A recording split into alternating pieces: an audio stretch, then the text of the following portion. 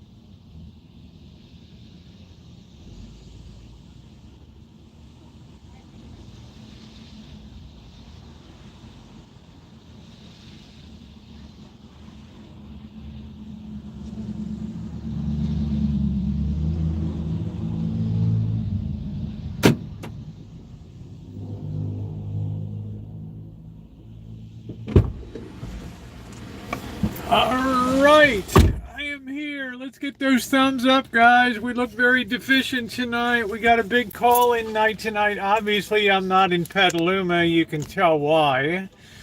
Looking outside. Welcome, my friends, to the rain that never ends. And I hope everybody's having a bueno Saturday. We got Amanda, Hug and Kiss, Callie Mo, Shimei. Good to see you. Alan Gentry and Shimei. I hope you're feeling better. Noreen, we got MR, the one and only, the legend, James Trimble in here tonight. Noreen, good to see you. Who else we got? I think we got Margie. Good to see you tonight. Rosemary Lopez, always an honor. Jerry Jones. We got Ronnie and Shimei. If I missed anybody, Maggie, hello to you. I'm scrolling up. Jerry Jones. All right, I think I might. If I got you, I apologize. Rio, good to see you tonight. It's gonna rain here tomorrow. It's it is what it is. We were going to be in Petaluma tonight, but what am I going to do? I got the umbrella. We could maybe try to walk around downtown. Hey, dudes, how you doing? A little bit. What's that? It got to 74 today. It got to about. It was, I don't know. It was rainy all day. It was just been a funky day today. Hey, GE, how are you? The one good thing when you go in, sometimes at 7-Eleven, you get the coffee's empty, so they go over and just start a fresh one. Right there. Nice fresh coffee today. So here's what I think is going to go on tonight. I think we're going to have a fun night tonight. Let's see what the weather does. We're not going to be in Petaluma, obviously, with it just coming down like this. It might lighten up a little bit enough we could walk around a little bit downtown tonight, which people seem to enjoy. I get requests for doing it. I've been watching some tech bros cry today. Well, it's we can talk about that for a couple minutes tonight, and then I'll be going to the Rancho. It's going to be call-in night tonight. I might be outside. It's not too cold tonight. I did put the computer back outside with the tarp over top of it, disturbing the cats who were sleeping under it and everything. They're like, yeah, what are you doing, right? And then I'm gonna make some tacos tonight. I'm gonna cook up some shrimp and have some shrimp tacos tonight. I think that's going to be tasty. Have a couple beers, and of course we have call-in night tonight, which is always a lot of fun. Yes, thumbs up are appreciated. Moderators, I always ask you to encourage people to give a thumbs up. Hey Trog, how are you doing tonight? It's gonna work a temporary hardship, and you'll have these people like Yang, who was running for mayor. I think he was running for mayor of New York City. He was on Yahoo Finance today, or CNBC website, and he was talking about the government's got to step in, and or else there's gonna be HE double to pay in the tech industry with layoffs and all that stuff. And I thought this is a perfect example how I talk about these days people's first inclination. Hey, how you doing, Jody Cookington? No problem, girl. Tell you, enjoy your night. The first inclination is that the government has to do something. Right, the government must step in and do something in this situation. This goes with the theme I've talked about the last 2 years of the privatization of profits. In other words, when they're making big profits, everybody's fat and happy in tech land and everything else. There's no inclination to not that we're in a socialist society, but share the wealth or anything like that, right? It's like we get all the profit, and then when the stuff hits the fan, we immediately want to socialize the loss. We want to take the loss of this bank and we want to spread it thin like a coating of peanut butter over everybody else. Now you must absorb the the bad mistakes, the bad management of this bank must be absorbed and must be accounted for and must be expiated by the spreading of that loss all over society. Just like it follows with the same thing is also, $400 billion of student loans, right? I mean, you make a bad decision, you borrow money, nobody has a gun to your head to go to college. And I know some people on here have student loans. They probably faithfully paid them off and things like that.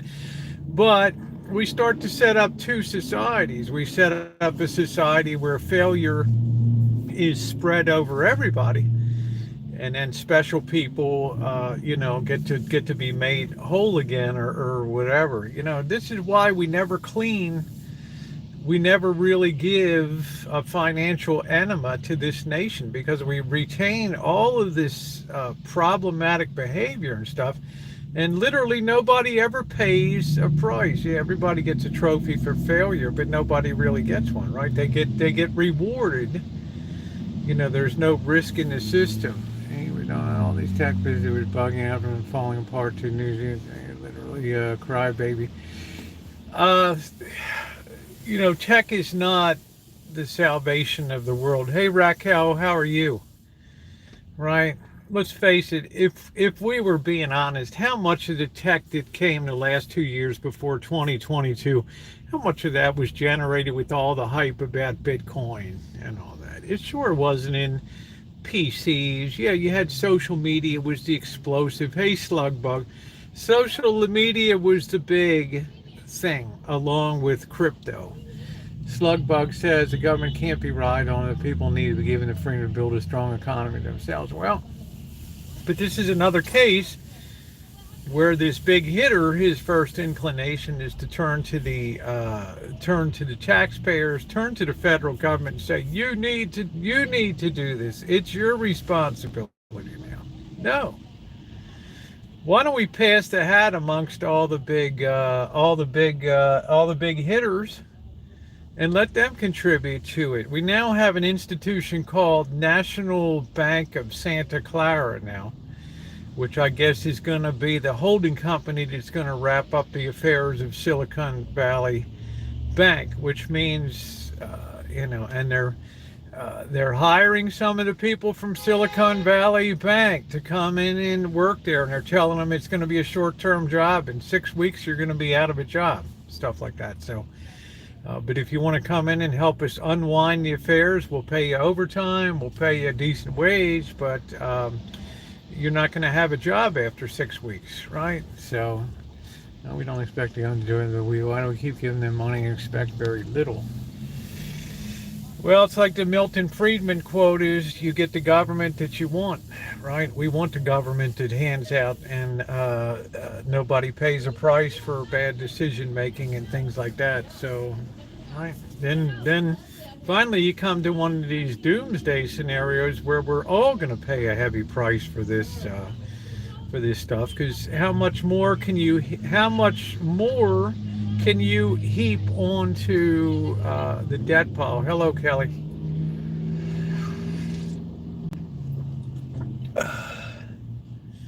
So there's the situation I talked. The privatization of profit and the socialization of loss. Truth be told, we're more of a socialist communist society than China is right now, truth be told, because we have the government in more and more aspects of the government's not in the higher education business in China and places like that. They're not into the banking system, and we're just, the government's hands are in everything here. Because we want them in there. We want their hands in there, right? So we've lost the will and the initiative and the brain power to think our way out of our own situations now. We need almost like a Moses on the mountain, the federal government, to come in and bail us out all the time. So I don't know how it's going to work out in the end, guys. I do know that where there's smoke, there's fire. where there's one cockroach, there's many cockroaches. I look at the come the digital can do away with the current currency. They can do away with the current currency, but they cannot elegantly do away with the debt mountain that's been created here. It's not possible. Okay, there could theoretically be bank runs next week because I told you, you're dealing with very intelligent people, maybe not fiscally in banking, but people that run big companies. 1/4 of Roku's money is, yeah, that's it, Ronnie. 1/4 of Roku's money is in these banks, and anything over 250,000 isn't you won't get remuneration for that. The other thing is this type of what I call desultory environment, this environment that psychologically hits the mind, is not conducive for taking on risk, right? People are feeling more inclined to, gee, I wonder if my money's safe in SoFi Bank, or I wonder if my money's safe in First Republic Bank or whatever, and let's not take a chance because we have super large deposits in there. We're XYZ tech company and we have $2.3 billion on deposit at the bank, right? So what does that do? It starts to act like a lever that puts additional pressure on those institutions as people want to withdraw capital, because this is not the Jimmy Stewart Bank of It's a Wonderful Life, right? The run on the Bailey Brothers building and loan. This is a big institution, right? This is the second biggest bank failure in history, so it's going to definitely have a effect. So as I said, you can bet that they're going to be working very hard. The midnight oil's burning for what they're going to put on the table before the markets open on Monday. But I will say that looking at the charts, which I haven't looked at for a while because there's really no point, because things are ongoing slowly. But it does look like we have completed the attempt to make new all-time highs in the market and been turned away, and now seem to be accelerating to the downside and in what looks like to be a wave, a wave 3 coming up, which could be a very powerful and cascading and very severe drop here, which itself will accelerate more pressure on banks. Plus, in the Silicon Valley, you have all these, in the Bay Area, you have tremendously overpriced homes. Tremendously, yes, Anton. Tremendously overpriced homes. Okay, and if you've lost your $300,000 a year job, right, and tech companies and startups can't get founding capital and they can't get venture capital, it just starts to be like a depressant. It becomes like a wet blanket on things. So we'll have to see how things play out. It's kind of, and then that band every 4 years they would change the name and then repeat every 4, called the rinse and repeat. Yeah. How you doing, CSM? We've had our taxpayers bailed out 5 times. I don't hear a lot of people bang. Isn't it amazing that the people that were banging the drum for President Trump have kind of disappeared into the woodwork here? It's kind of amazing that it's kind of been exposed that this guy just is. There's a lot of flim flam. There's a lot of puffery going on, and there may not be anything underneath of it. There goes my supplemental needs trust fund I got. I don't know what First Republic is. I saw their stock took a big hit on Friday. Hey Barry, how you doing? Analysts in the banking industry are going to be taking a hard look at every bank in every sector, and they're going to be examining and making some calculations of what who could potentially be in some kind of trouble. So yeah, I think that it's been pretty much proven that President Trump was really no kind of businessman. Hey Angus Kisses, how are you? And as far as Brandon concerned, I haven't seen a lot of issues with the presidency of Joe Biden. As a matter of fact, the criticisms have been lessened as time goes on, as Trump is just in a world of lawyers, a definite world of lawyers. That's his own little kind of hell of his own creation there, Elon Musk. So we'll see. But I've noticed he's disappeared into the, his backers and all the people that were really big rah, rah, rah about him just suddenly start to have their voices muted. And I think more people are coming over to Ron DeSantis.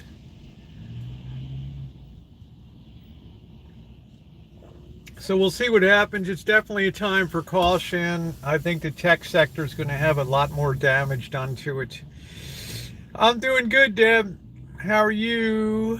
Geopolitics is very interesting and informative. It is, and I think geoeconomics is even more interesting because economics is the driver of politics. It's the driver of everything. It's the underlying tide that moves everything in the world.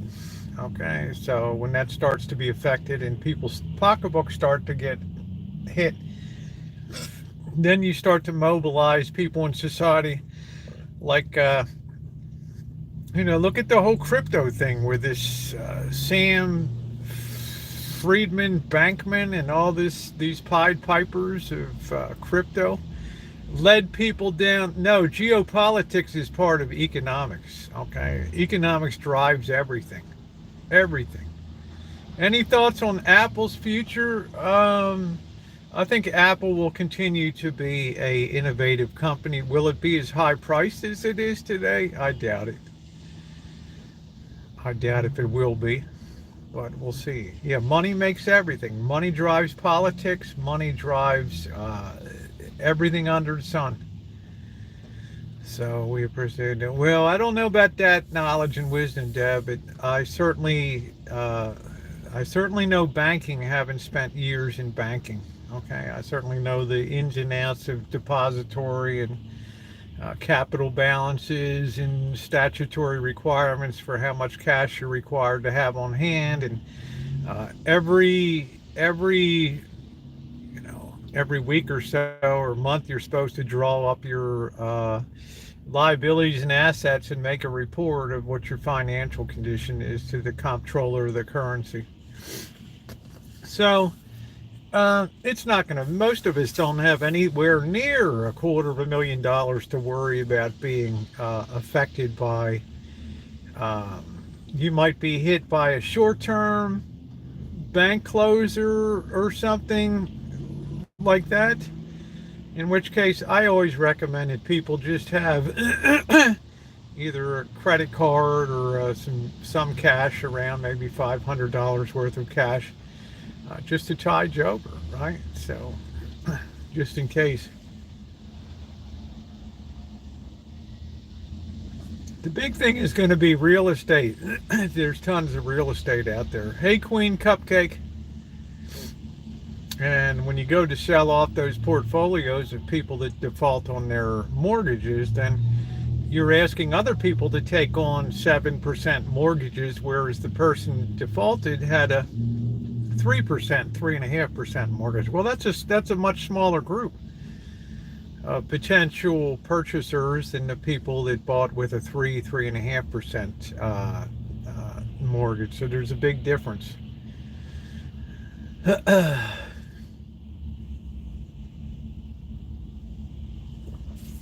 Yeah, I'm glad Shemai's doing better. So, hey, Mew Mew Swan, but this socialization of losses. I was just astounded today, but I should have seen it coming. When this guy on CNBC, this Yang, who ran for mayor of New York City or something, his first inclination is, the government's got to jump in and take care of this, or it's like, right? It's like, hey man, why don't you take care of it? Yeah, Andrew Yang, why don't you go in and take care of it, dude? Right? Why don't you jump in there and exert some leadership? Gets kind of crazy. Rain, rain, rain. So does anybody have any questions or anything? Or hey Terry, it's cold in Montana. It's just rainy here. I'm doing good, Mew. Just melting. Where do you find all this information? I read the New York Times, Bloomberg, the check CNBC, Yahoo Finance, quite a few CNN, Fox, MSNBC. I try to check as much stuff as South China Morning Post out of Hong Kong, the People's Daily out of Beijing, as many possible sources as I can get. Hey Catherine, how are you? Because most of the news is fictionalized anyway. So you need to have some balance on that. But I've always followed, just as a hobby, the financial stuff. Where's my not being back for about a year? Um, yeah, mortgages are going to be very problematic. There's going to be a lot of people in Silicon Valley. There's no new driver of, we had the explosion of social media. Google was hiring people left and right, and Facebook hiring people left and right, but now people are retrenching, right? People have, right? People have different alternative places, TikTok and places like that. Didn't Yang want to give every adult $1,000 a month? I think so.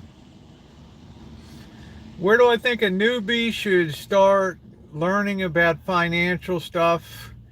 I would say read the number one source that I think is outstanding is Bloomberg, and you don't have to pay for you just read the headlines. That tells you all you need to know. Do you feel different? Yeah, Deb, I've been a little run down without meat. Sometimes my mood is pretty rugged, but it's okay. It's all right. So will the government send checks again?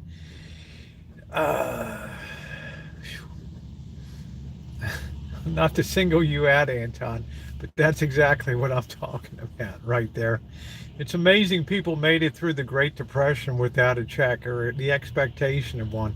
There were people that fought in World War I that were promised a bonus to be paid in 1945, right? The bonus. But by 1932, people were so desperate that they packed up their cars and families by the thousands, and they headed and clogged the road to get into Washington, D.C. to demand that the bonus be paid early. And you know what the Senate of the United States said? No.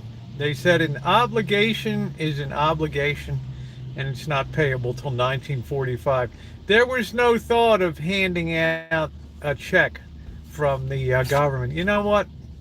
Douglas MacArthur and Dwight D. Eisenhower chased him out of town with the military forces, and they went home peacefully, got back on the railroads, the roads, and all that stuff, and it was over. Okay, there was no thought of, is the government gonna send me? Am I gonna get a check? Okay, what are you doing to earn a check?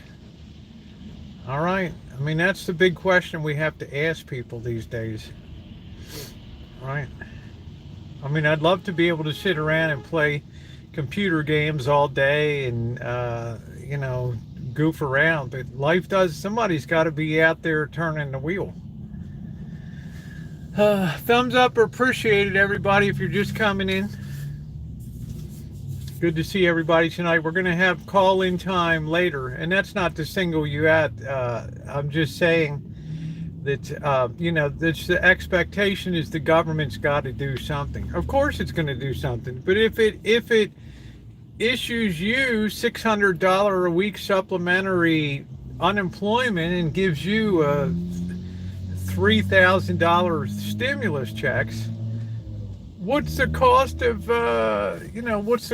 a dozen eggs going to be at that point, or a pound of beef, right? There's no free lunch. Yeah, we have to be more than a service economy. It's like the boss said when he came in. The first thing the boss says is, we've have high tech is high enough. It's time to produce some real stuff, and people are now leaving China at the speed of light. because they see the cold hand of communism descending again in China, and that's just sending people for the hills. Apple's moving a lot of their operations to India.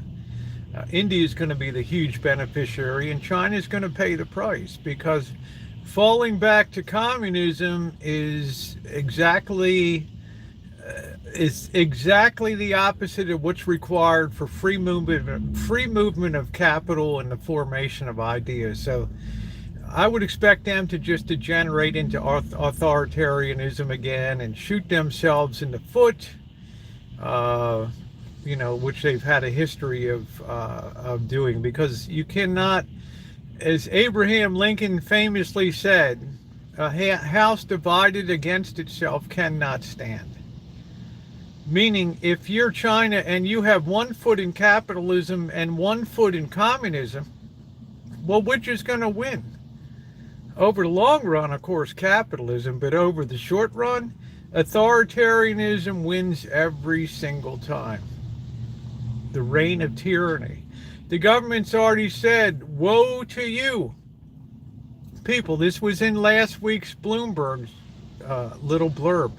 Woe to you who've lived the high life while your fellow countrymen have suffered in dire poverty, with no move on the part of you to help get your countrymen out of poverty and things like that. Whoa. That's like when I first went to China in 1991. I'm like, oh, geez, I heard the same thing. I mean, waking up in the morning with Chairman Mao speeches on the loudspeakers outside at the workers' compound. Whoa. Okay. So yeah, they've got some issues coming up. That's why I believe that they're working. They brokered that peace between Saudi Arabia and Iran. China did that because they want to get outside of the realm of economics now and exert some leadership in other areas to kind of show, hey, we're good guys, but anybody with half a brain is moving their operations out of China right now. So eventually I expect a remanufacturization of the United States, but it's not going to happen until we go down deep in the valley here. Right? This economy of fluff has to be blown up with dynamite. All right? This entitlement economy has to be destroyed. Right? I don't know, Madowix. I'm not sure.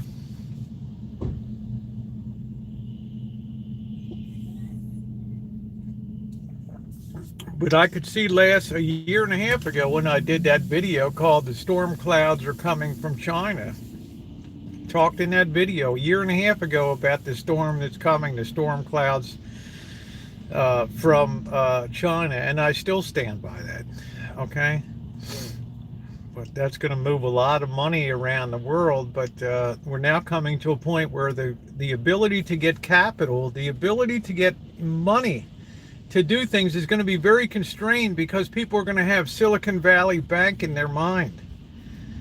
Right, bankers, and they have Jay Powell, the Federal Reserve Chairman. Be careful about the loans that you write, and you all better be cool about your capital. And interest rates are rising, and I've tried to tell people, in my mind, the easy money era is gone now. Gone.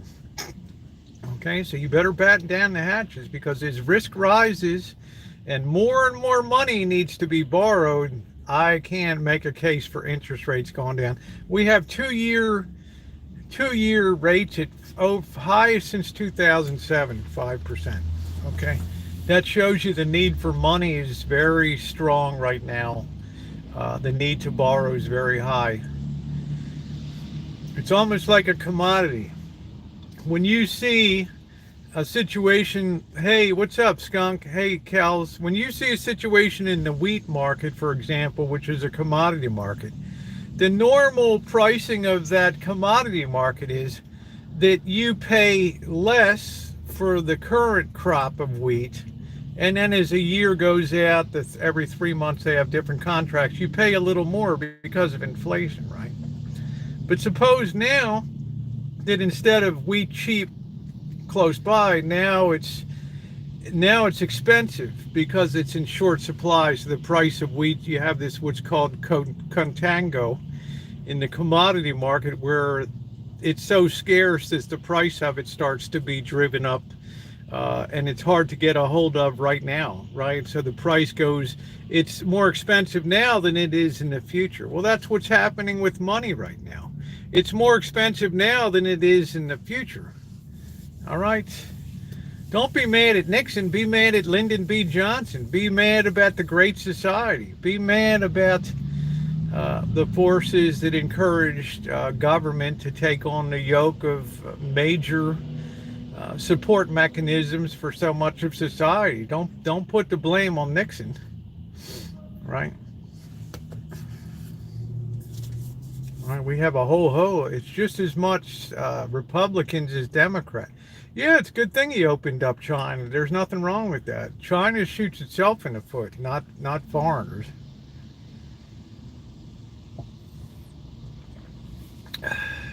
You just have to accept. You have to just accept one brutal fact for the future of the next 10 years, and that's that this nation is going to have a rapidly and accelerating decline in the standard of living in America. Okay, there's no getting around that. It's not going to. It's not going. There's nothing that's going to change that. All right, that's baked in the cake, and that is the major thing. Whether they inflate, whether they give you checks, it drives up the cost of stuff. Your feeling of wealth is going to be depreciating here. It's right in the headline there, Rio. Tacos, shrimp tacos tonight.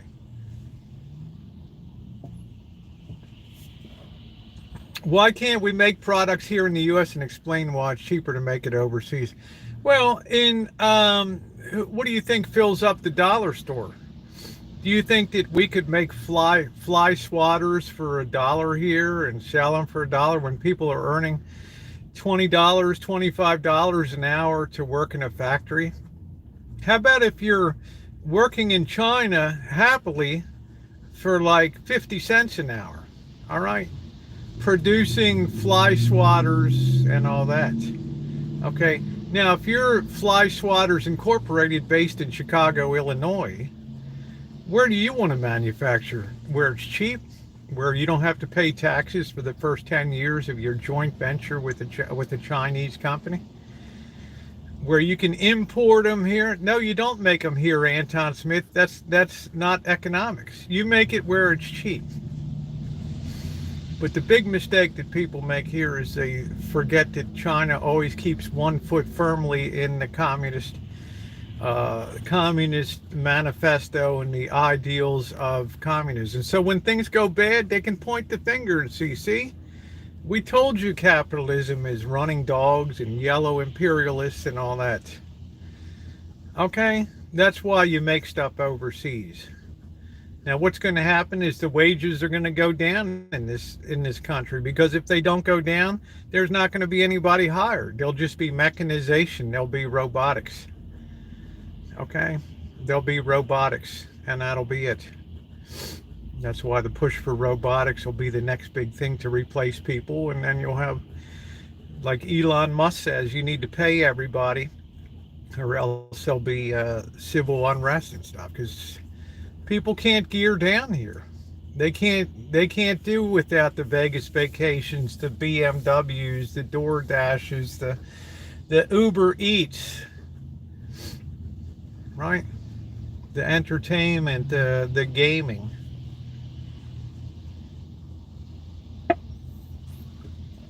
They'd go out of their minds. So now the big push will be into India, which has a very developed intelligentsia of engineering and software and all that. So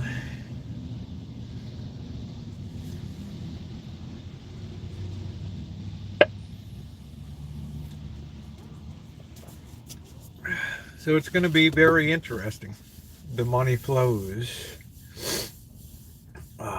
Kelly, I don't think anybody cares, honey. Alan Gentry said the thinking of entitlement is going to have to be changed. It's the only way that's going to be changed, Alan Gentry, is with social unrest. We don't live in a society where people want to give things up. Okay, it's not part of the makeup of our current generations these days is to sacrifice for others. It's not in the makeup of this nation. Okay, as much as I'd like to say it's possible, I just don't see it. When you have people whining about it's not me, Kelly, I'm just speaking for other people in the chat, honey. I don't think people really follow NHL hockey too much here, but if you enjoy it, I'm very happy that you love it and enjoy it. I give things up a lot. Well, tell me what you give up.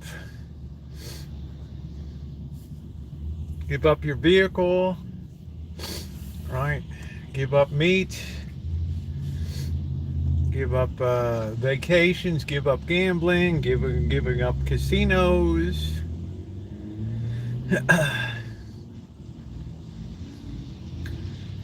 Yep, calling night will be tonight. Ooh, ooh, ooh, ooh, ooh. Yeah, well, I'm not a big hockey person. I'm excited that baseball season's coming up. I guess being born in the South, it's just hockey was never a big deal in life. Don't in a truck to DAV. Yeah, I mean, but what is that doing without? I'm sure you have another truck. I'm talking about people that'll have to do without for the first time in their lives. In a TV show, there's a line Americans don't share. Well, we're not a nation that's, we're roly-poly. We're soft. We're unable to, take the pain without whining. Without whining. Yeah, well, Luce, you're saying you got to give up stuff. Like what? I'm talking about people that are going to be giving up real. People are going to have to take the bus and ride bikes and do all that.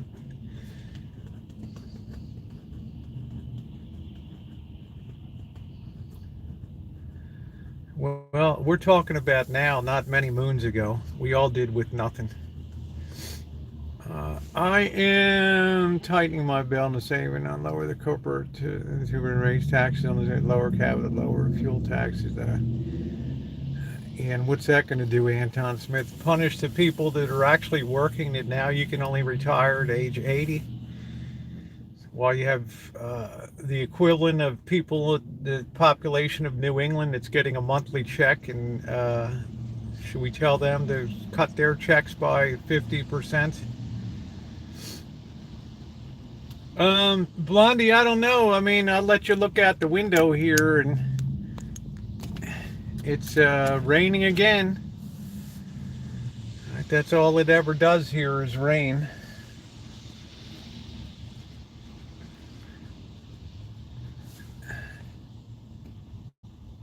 Well, that's Nikki Haley, right, Anton? That's not us that have actually worked.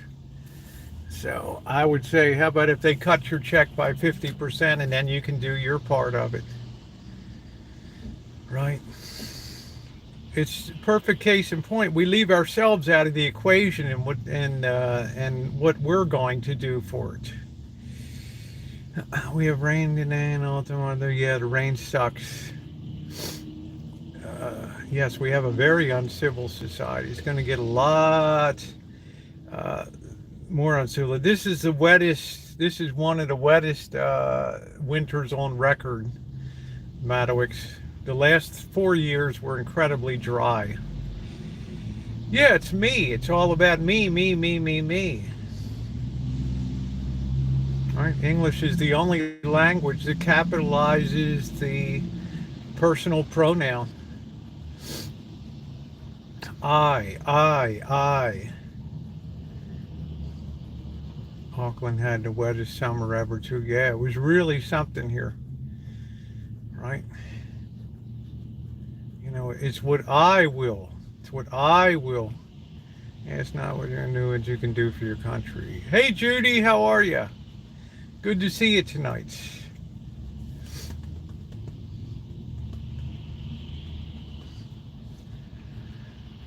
UK wants the retirement age at 68. Well, that's up to the United Kingdom. Hey, how you doing, community? I tried to make a you got your comments off, I'm sure, for a reason, but I wanted to pop over and comment on some of your videos. I realize it was all rain on your stream. Yeah, it just has been really bad. Lived in Peyton for a while. So I had McLean Avenue where my old house is.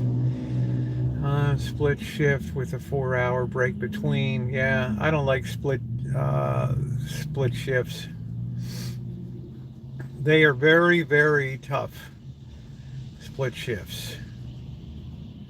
Yeah, I think those of us who are used to just living a downsized life will probably do just fine. Trolls and haters. I have 2 purple hearts, and more than really to tell you the truth, it wasn't for my country. Yeah, the sense of entitlement will have to be shaken. And many people are unemployed for longer till they reach 68. Where is the veterans home up there? Hey Cass, how are you? Good to see you tonight.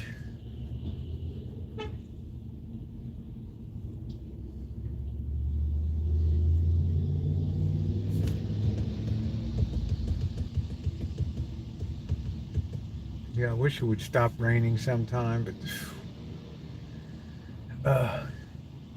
Hot Springs, South Dakota, cool. How many people were in that home? I lived in my car for 4 hours. Degree in accounting, she might fix it if Congress approves. Well, I don't think a degree in accounting imparts any special sense of financial prescience on anybody. I'm taking a day at a time and pinching my pennies.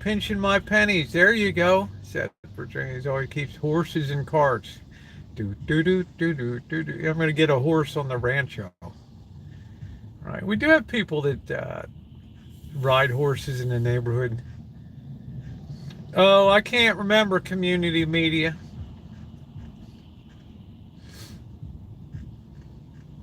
I can't remember. It was last week. I'm surprised you'd have problems with trolls. Yeah, the lawn's going to be green, but think about my allergies come May. Ooh. Ooh. Yeah, look at the turkeys, man. I couldn't believe there was like 25 turkeys on that lawn. I told you it was the wrong way toward me and moved to the other side of the street for that when I was there you go, GE.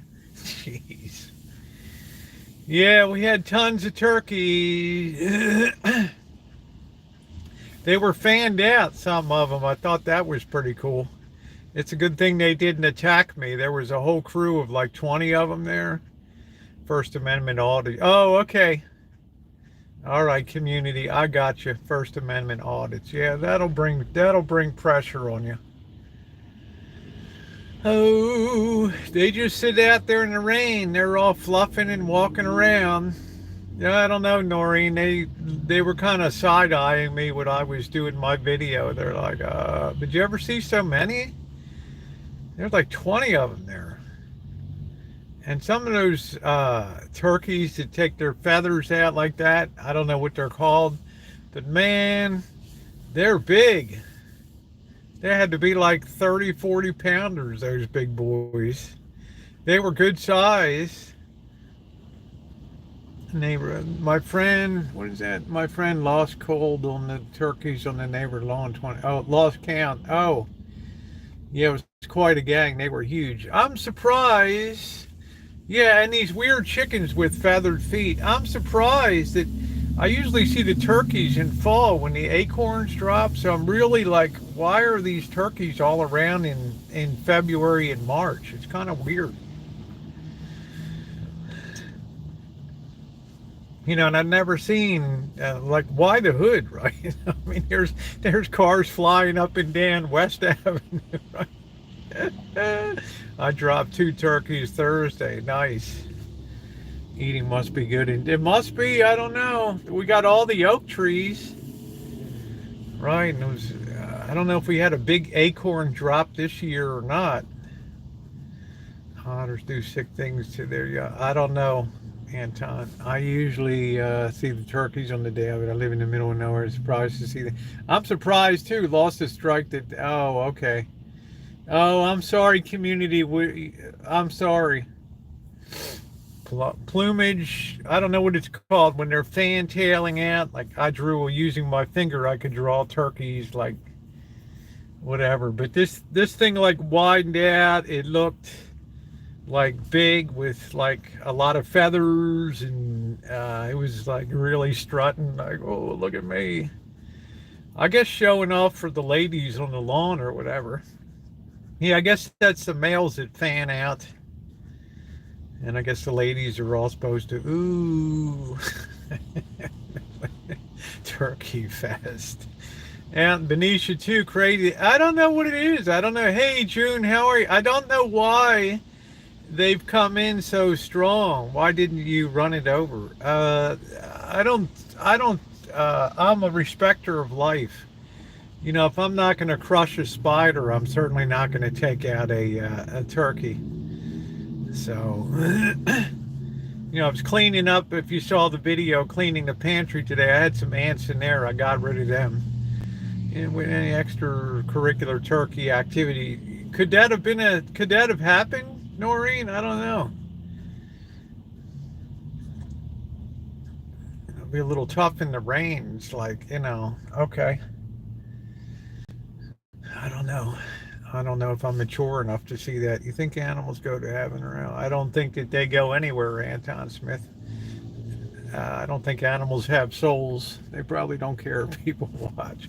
I told you one day up at the intersection, well, I'm not going to go into that. Saving ants is pushing it.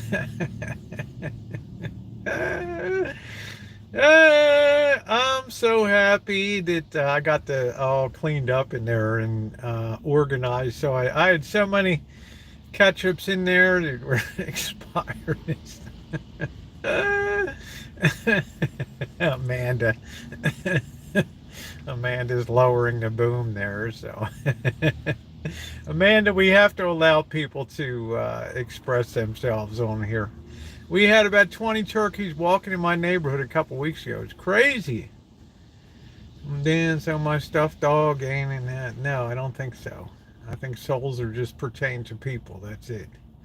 Yeah, the pantry cleaned up real nice, Raquel. I'm really happy. Got that cleaned up pretty much today and organized. And because I was depressed looking at that. Every time I'd go in, oh, I can't find this. Where's that? Big black clouds rolling. Look at Amanda. She's like, for you, Rosie. Okay. All right. As long as nobody's cursing or doing anything, no dust in your paint. Yeah, no dust. I need to paint the walls and put down some baseboards and some other stuff in there. I got to go under the house. I've not been under the house in like 6 years. I got to go down there and take a check the jacks that are jacking up under the wall of sound and all that. I don't like getting into trouble. It screws up my sleep. Better grow a 401k or save in another way, in your opinion? I don't know, Kels. I just think it's going to be hard to have growth coming up in the coming years. I think it's going to be very difficult. I think it's, I think we've reached the heyday in January of 2022. I think we reached the zenith of speculative investing with Bitcoin and with stocks and stuff like that. I think we have to manage the downside on, it's going to be, so I don't know if 401ks are going to be a time of enrichment coming up. I know that I think that deposits will be a better and surer way to grow, and I think interest rates will continue to rise as the need for cash grows ever more desperate. You'll see higher and higher short-term interest rates here and that'll really pop the bubble as companies scramble for cash and borrowing left, right, and center. Oh, ooh, ooh.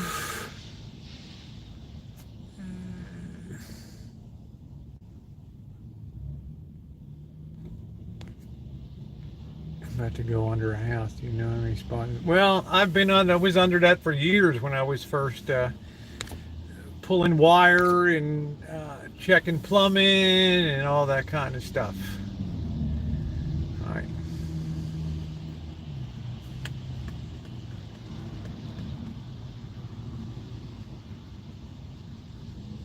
I had a brother-in-law that has a bank vault with all kinds of gemstones. He's stated his money when it. He stated that is his money when it hits. Oh, that's cool, Lois. I just hope people will be able to value them. You know what I mean? Silver is pretty easy to value. Sometimes gemstones can, be not as fungible or immediately transactable in the economy as, say, a silver quarter or silver dime, silver half dollar, something like that.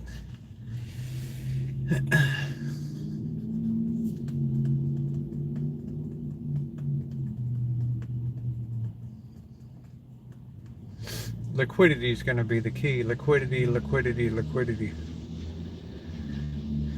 So I think always having some cash is a good thing.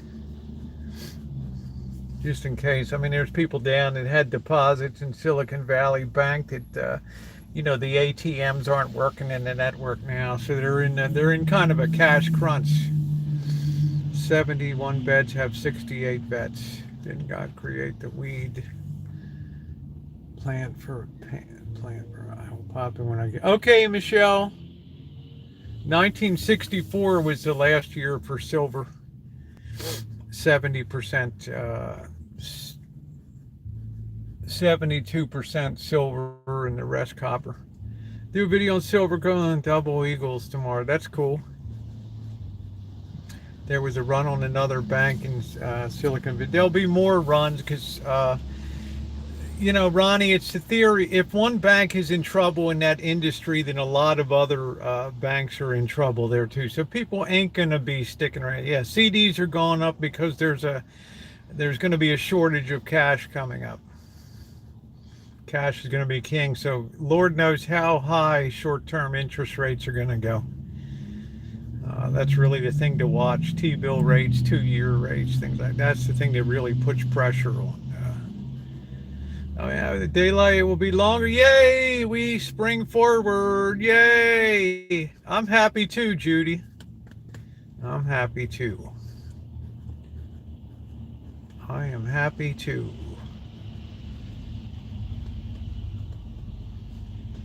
Very happy.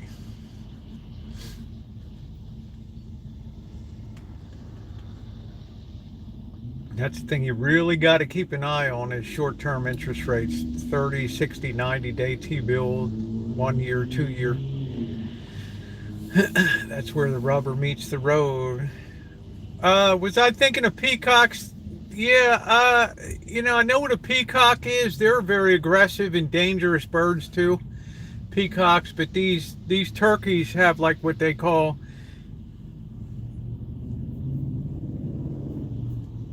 I think it's just like the following program is brought to you in living color on NBC, and it's like a fantail, right? That's what you call it. So, right. And I guess the turkeys were well fed because they weren't in a very aggressive frame of mind. Yeah, tail feathers, like something like that. And these things were big, man. These things were big. These were like small cars that were out there. I mean, these things were like, I mean, I don't even know. If you had to pick one of those things up, you'd probably herniate yourself on that. And I bet they probably tasted good, but that's all I could see was roasted turkey when right? Because I haven't had meat, so All I could see was roasted turkey. That's it. Hey, Bunky, how are you? How you doing? Hey, North, how are you? So does anybody have any other questions or anything? Yeah, they were. If you had to pick one of them up, you'd really you'd probably rupture yourself. The people eat them at Thanksgiving. I don't know. In coming years, I'd say the temptation's going to be very great to go out and snag one.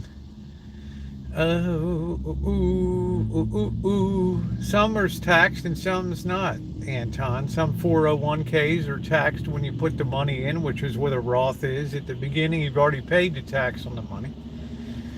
And some 401ks are taxed when you take it out. It's your choice.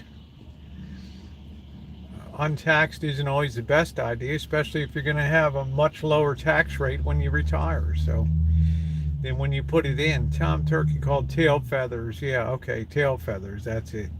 I'll bet that they taste pretty good. Maybe not in the hood. You never know what they're eating around there. Exploded possums and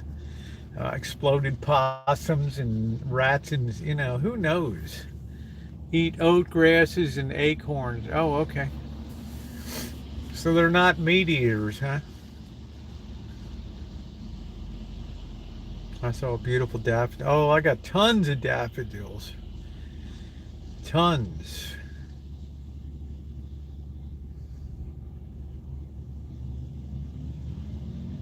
Yeah, not. Have you been to Slab? I haven't been to Slab City since a couple years ago, North. For me, it was kind of like a one and done deal. Is a true child support used to fund judicial? I have no idea, Anton Smith. I have no idea how the intricacies of what funds what. Yeah, it was on video. I have a whole series called Slab City. Interviewed Kaz down there. He cooked. Went around and interviewed Rabbit Side, and yeah, there's about 5 videos on the playlist there that you may enjoy. They're very watched. My back is hurting. Oh, I'm sorry, Jessica. No, I didn't think you did, Anton. Coyotes were eating turkeys Friday. Yes, I met Cornelius. You can see it on the video.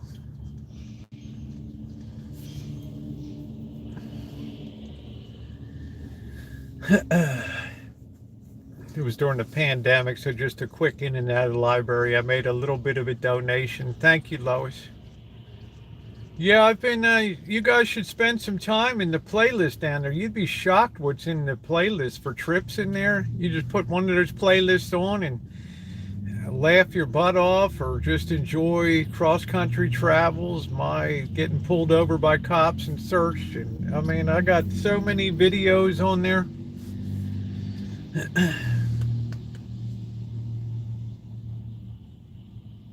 Yeah, did I feel RN?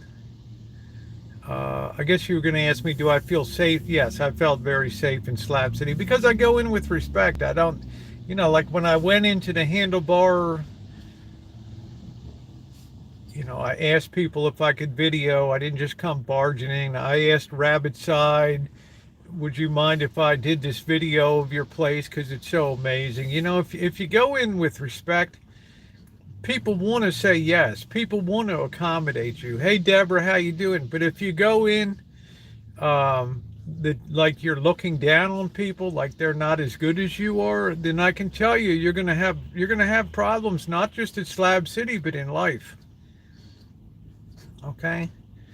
Honor everybody's lifestyle, and it's the choices that they make. Thank you, Nino. And I had nothing but goodwill when I went into Slab City. I mean, Kaz took me around. I met lots of people and dined with people at the community tables. And I'm a sociable person, so I enjoy meeting people and nosing around. Yeah, I think I did okay. I mean, I feel like if I went back again, I wouldn't have any problem. But you've had some people rolling in RVs that are just trying to, kind of belittle people for content. And like they're half-wits and stuff like that.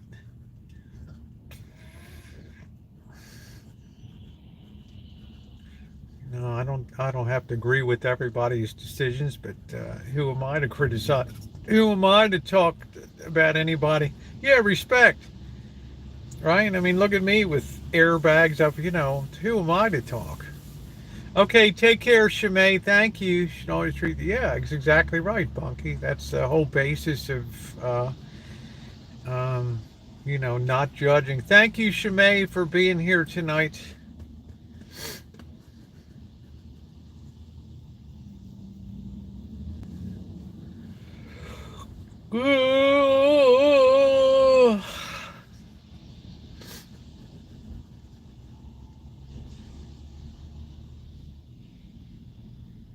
Well, I'm trying to see if it's still raining here. I don't know. Let's try to look around. Hey, Joni, let's try to go downtown and look around a little bit tonight.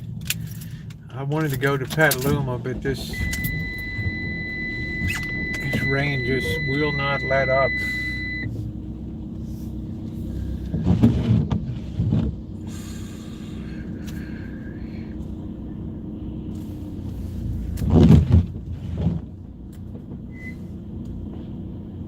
I guess you are. You're kind of calling her by her last name.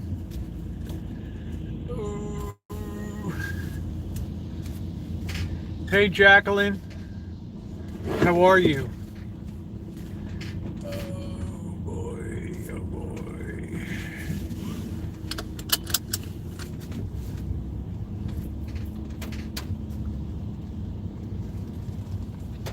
No, I think I'll go see. It's a mist. I have my umbrella. We could at least do a little, see if anything's going on downtown, and then we'll go home.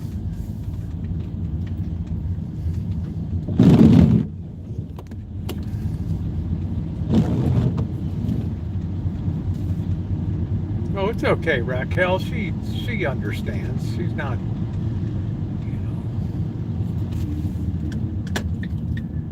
Let's see what's going on. Is anybody down here tonight?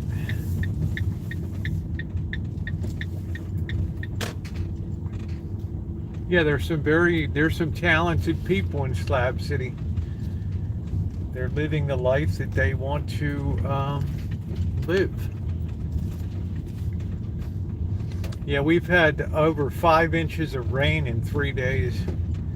That's the equivalent of 50 inches of snow, which is over 4 feet.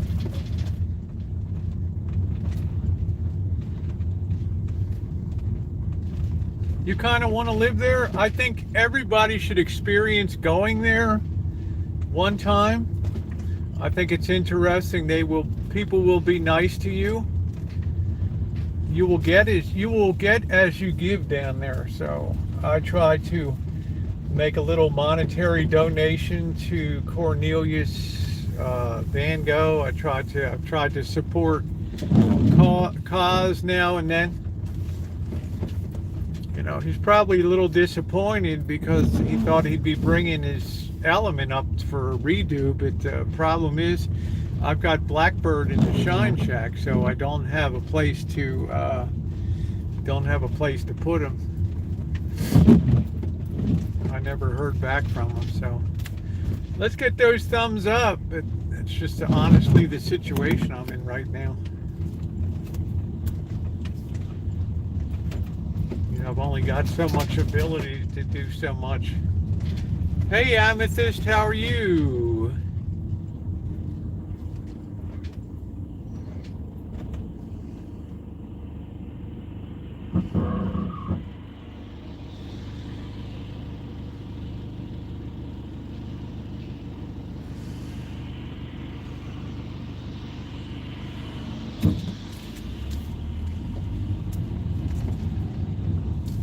Nobody was down there camping or anything. That's pretty amazing. Yep, thumbs up are definitely appreciated. We're closing in on 100 tonight.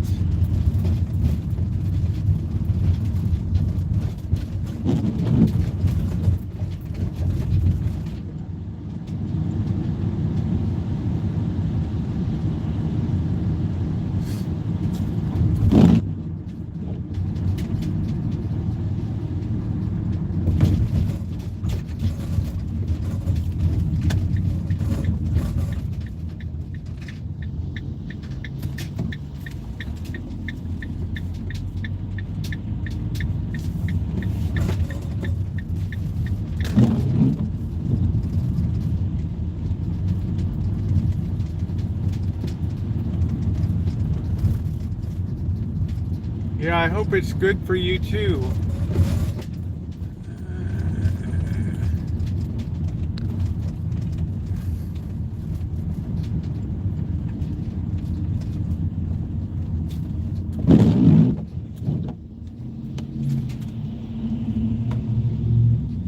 Yeah, the Easter outfits. Boy, good luck putting Easter outfits on with those murder mitts. Oof. You know, when you're feeding them, they don't care if you're petting them, baby socks, and bam. But if you went to pick one up, forget about it. I'm not that bold.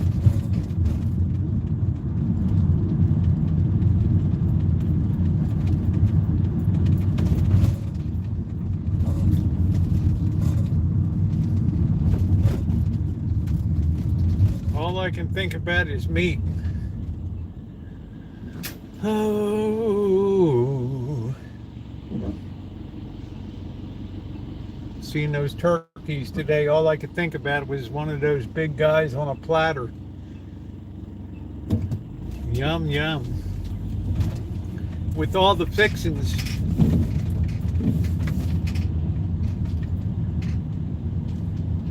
Oh, they love me? Oh, that's cool. Yeah, they, yeah,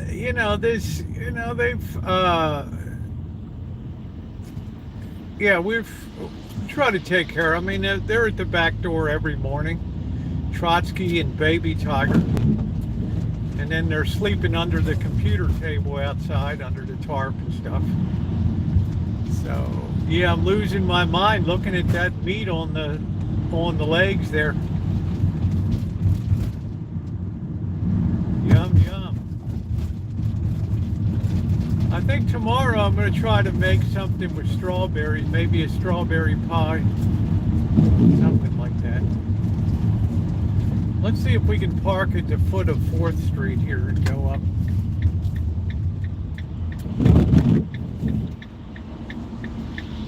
I'd like to make a glazed strawberry pie. I don't tell dirty jokes, Anton. What meat will you eat first? I don't know.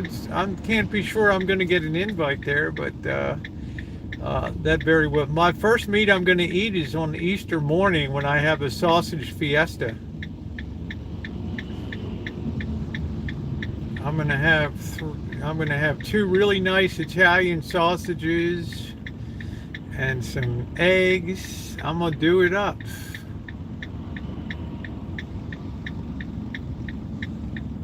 Yeah, I'd like to see what a wild turkey. They cost a fortune. Hello, Cheryl. How are you? Cheryl, do you know what my number is to post later? I don't. Shimei had to go early, so I don't have Nightbot in here tonight. So once we get back, Amanda. Oh, okay, that's cool. Okay, Jody, I thought you were getting your dinner. Okay, cool.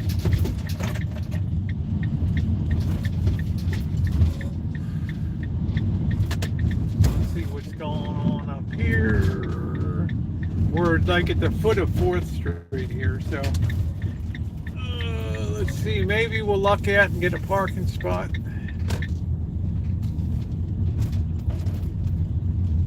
Maybe not. Maybe not.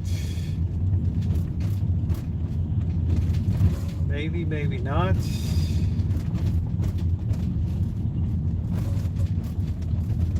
I could park at the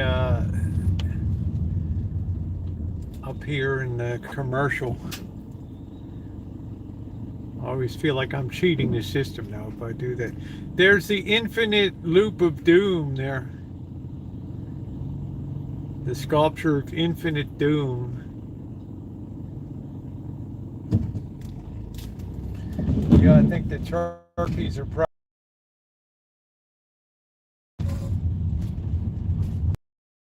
Hey, Green Thumb, how are you?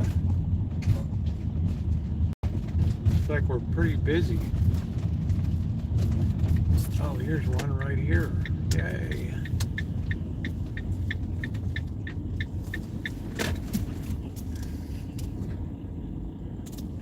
could just glide right into this baby. Oh.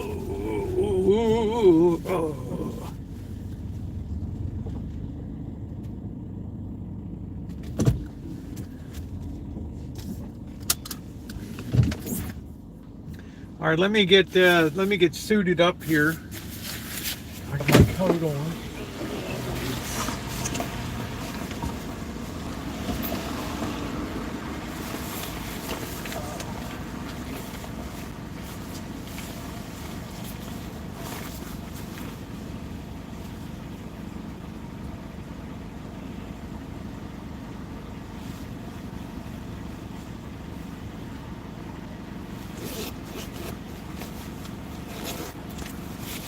It's like a misty rain. I'm going to try to get away without taking the umbrella here. It's a lot to balance with the camera.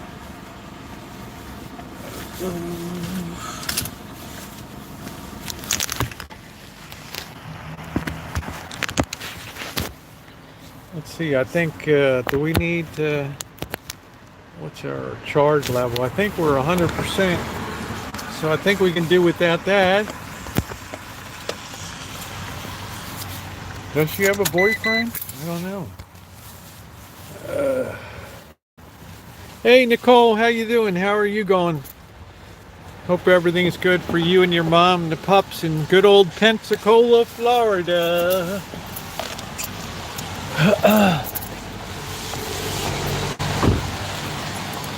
Nice, we got a good parking spot.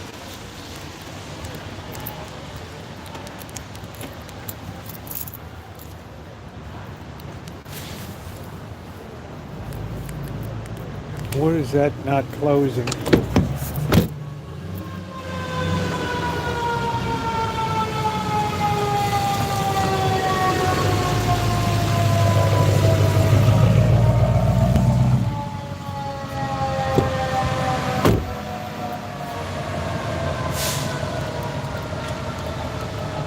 Why that's not locking?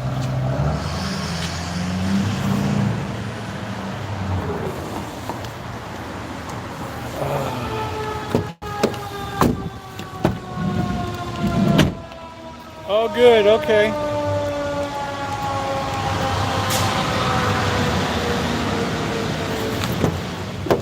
Wonder why we're not locking here. I don't know.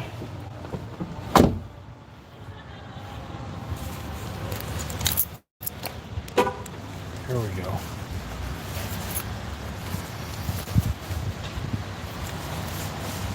Attention. Ooh. The screaming need for individuality.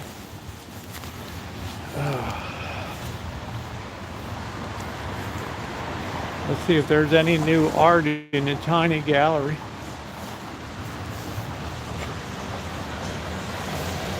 I've been doing good, Nicole. Beautiful. I hope you are, sweetie.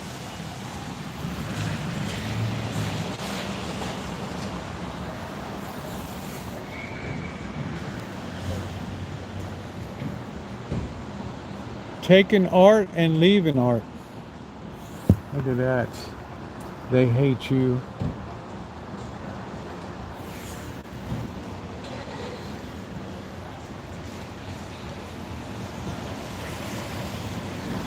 Ooh, ooh, ooh, ooh, ooh, ooh.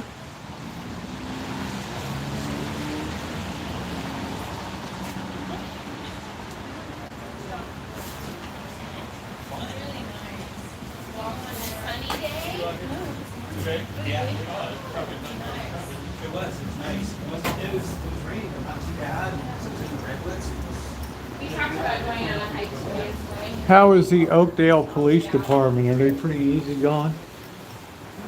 Santa Rosa usually lets a lot of minor stuff go. Sebastopol is really tough on minor stuff.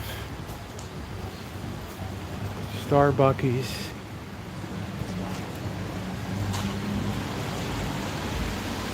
Doing cleanup.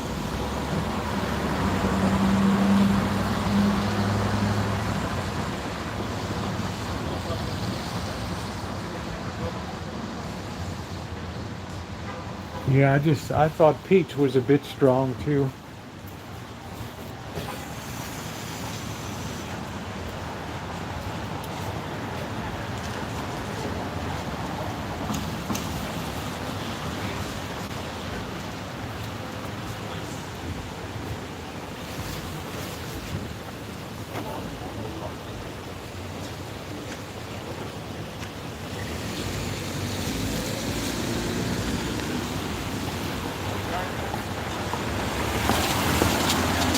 Yeah, the umbrella hat. I'm okay. I'm just taking a chance here that I'm not going to get too much rain. Jerry will be along, I'm sure.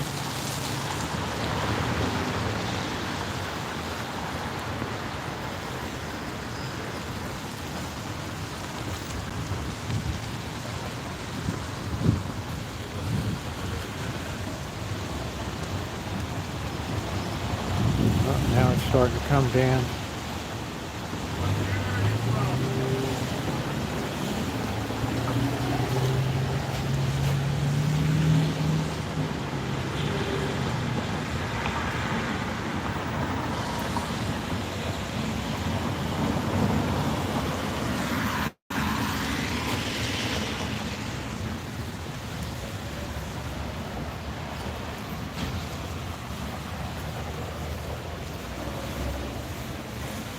That Prince Harry book, Spare.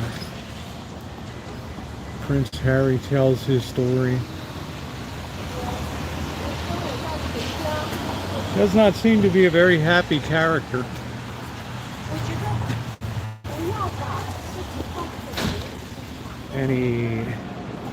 Anything there on it? Oh, okay.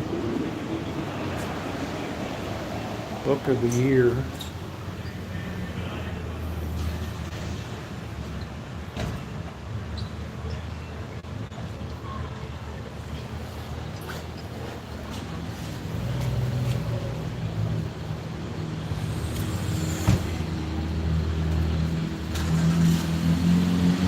Cheryl, does Canada do the same thing?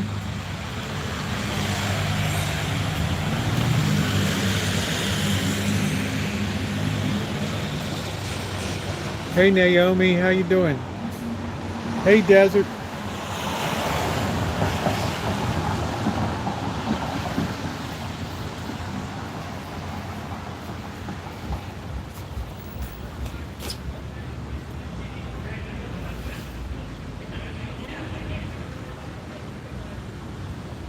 Heart bones. Heart bones.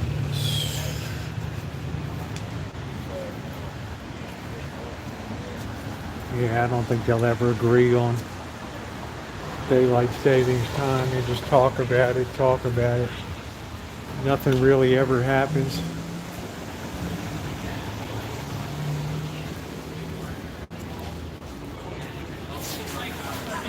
Busy night at the Russian River.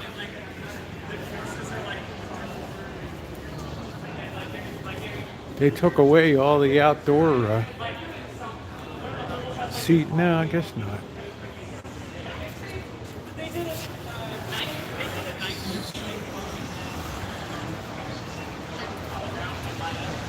Yeah, I saw it still hadn't passed yet though.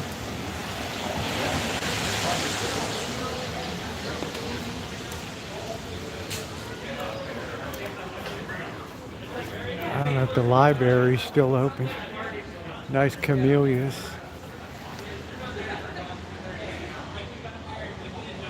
I don't know. I guess I would say craft pint is a craft 16-ounce beer would probably be about $8 to $10, something like that, U.S.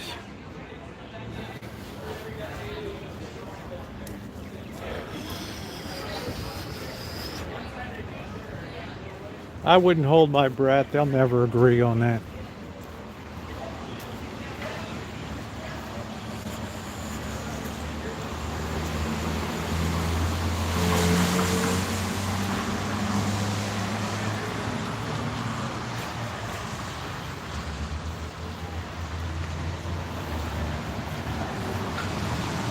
I often ask myself the same question, Madowicks, but they keep showing up, so they must be making money.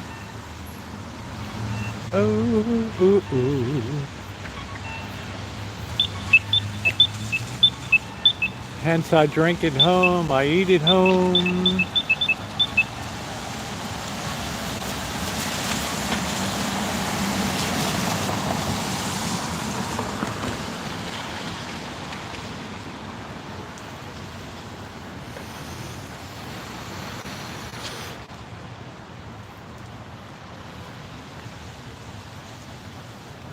The black Denellis. Walk sign is on. Across E Street. Walk sign is on.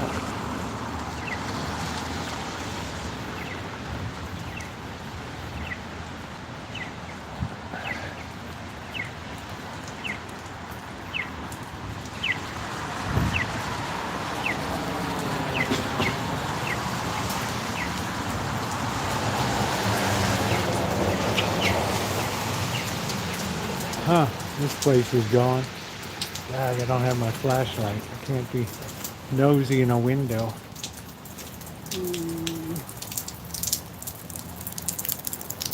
Let's see, what is this? Berkshire Hathaway. Drysdale Properties.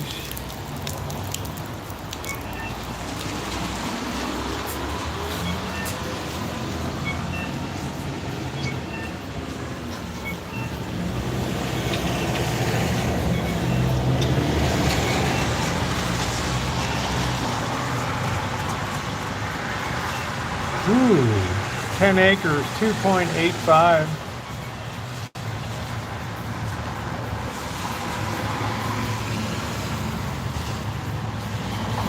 Fountain Grove.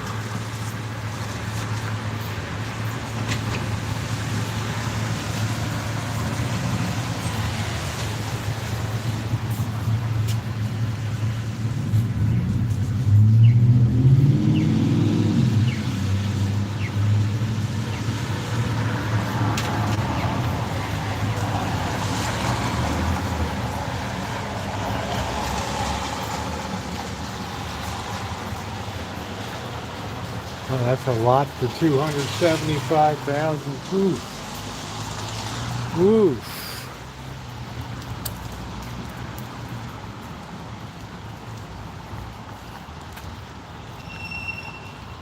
Do do do do do do. Yeah, this weather, it's a good way of putting it, Naomi. That's a perfect word.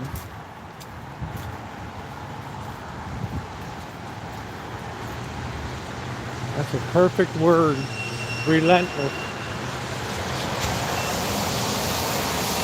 It's almost like walking in the mist is like sun's out. But I have had a couple sunny days thrown in or I would have lost my mind.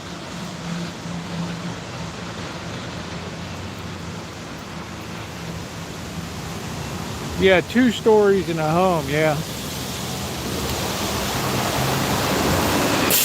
Sometimes I feel so pinched for room.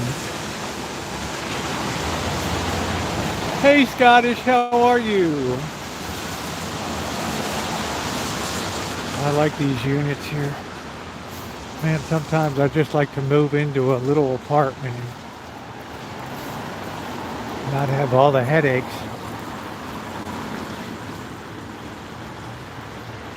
That's wide open up there.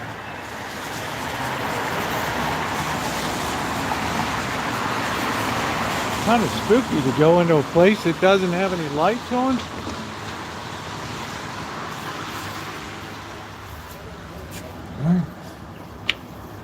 I wonder if anybody's even in there. That's weird.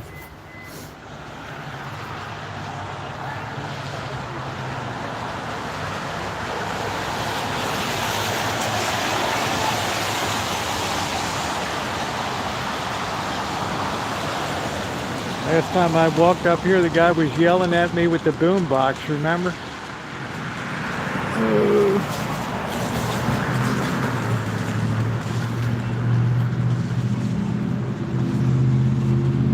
That's another beauty salon went up.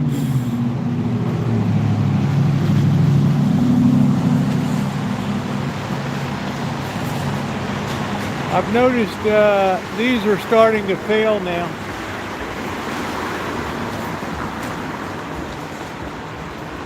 I don't know, that yard work.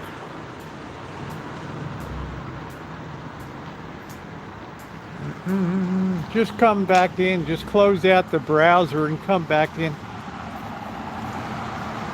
Here's the Verizon store. You better have an appointment. Like, oh, you gotta wait, what was it, an hour and a half or something? I'm like, oh, forget it.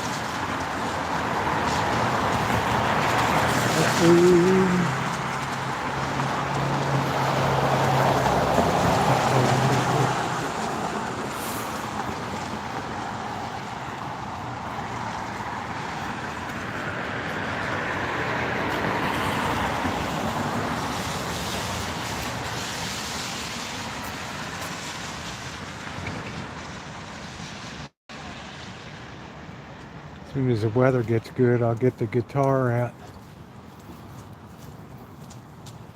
Music. Hello.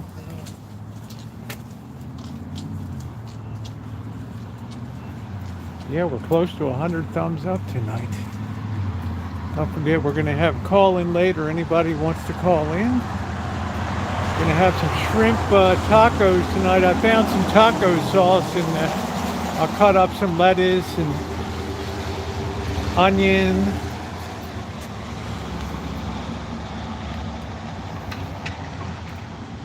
Sewing just for you, alterations.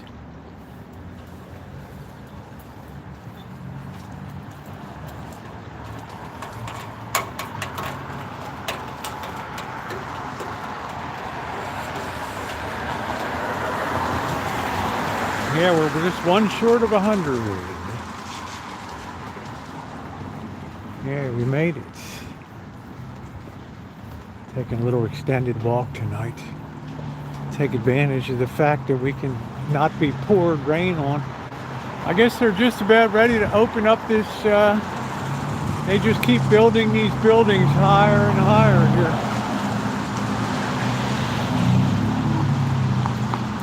Now they want to put up 10-story. And if I wanted to, I guess I'll be just throwing the corn tortillas in just to heat them up. It's going to be very simple.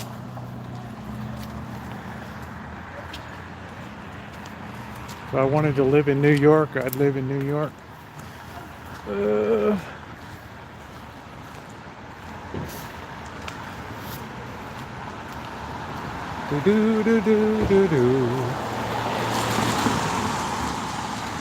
Looks like I ran out of sidewalk here. I don't know.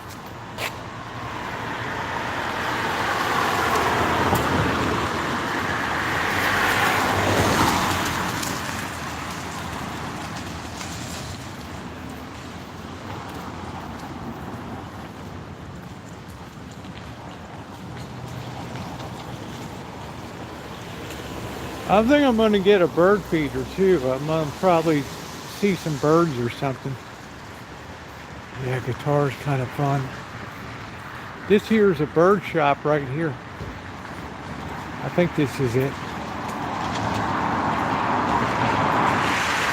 But you mainly have just bully crows, but we do have some bluebirds around.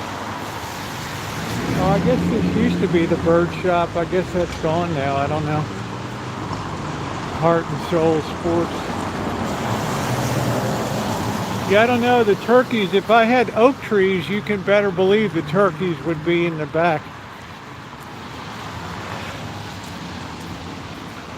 I thought oh, there it is. Wild Birds Unlimited. That's it. They could probably help me set something up here. Right? Heineken and the bird feeder. Man, look at all these things. These are some really fancy feeders. Bird food. Oh, that's a big store. Black sunflower seeds. Well, any help you guys can give and tell me what to get's appreciated. That's a cool looking feeder there. because I haven't seen a hummingbird yet, so I guess that's going to be a fail.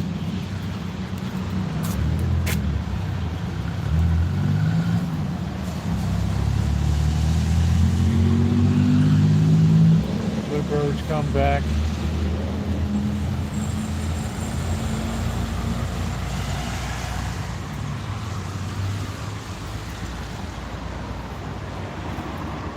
A weird looking place. Ah, I wish I had my flashlight. It's on the seat.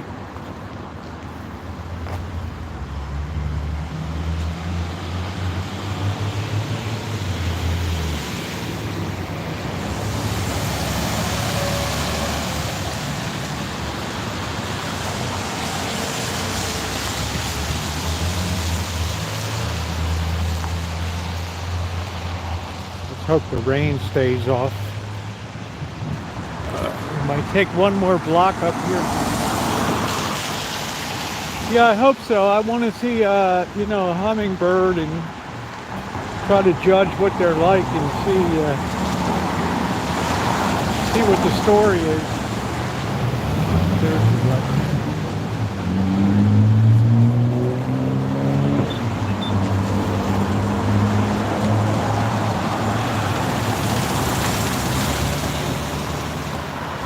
Starting to rain a little bit. Yeah. I think I just made it worse.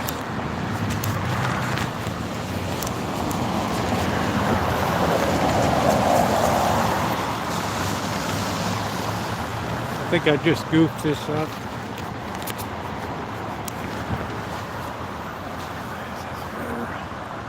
Hey, Health, how are you doing?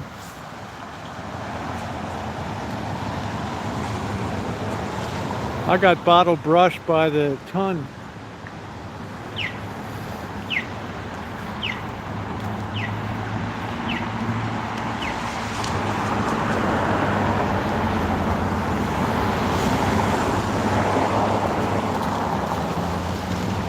We haven't really walked up here. $4.99.9 cash.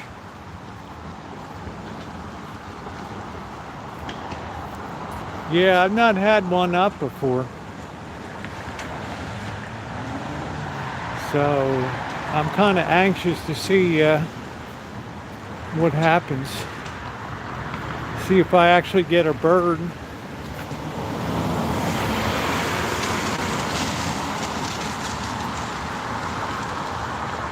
Kelly's mad at me tonight. I have a cherry tree. I have a Stella variety cherry tree.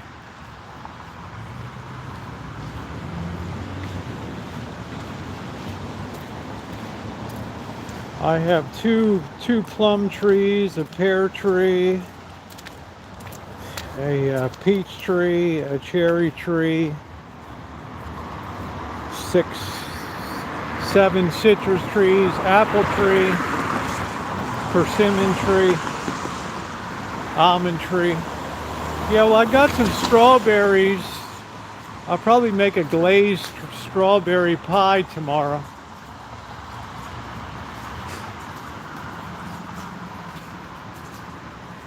No, I don't have a palm tree. I have a weeping flowering cherry. I don't really want a palm tree.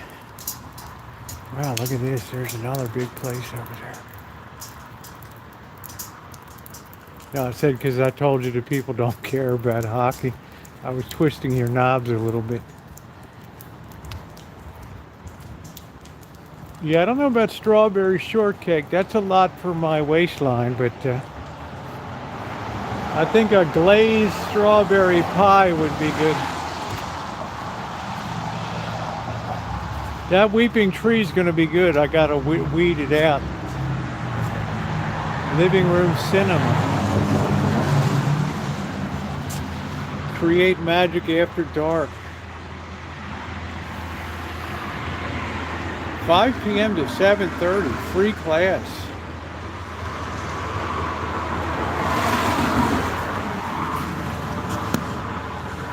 Yeah, I can't wait to see.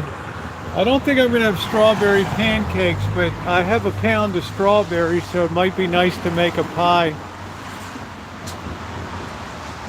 This is all this high end, but it's not as cool as Rancho stuff.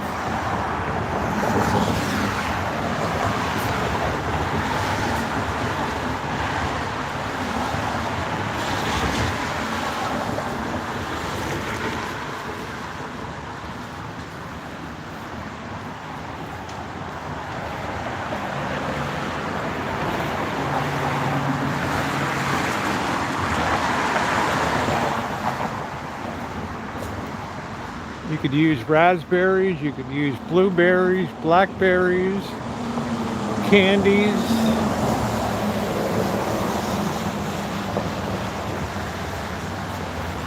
The well, what a cool looking place that is. Look at that big, beautiful glass window.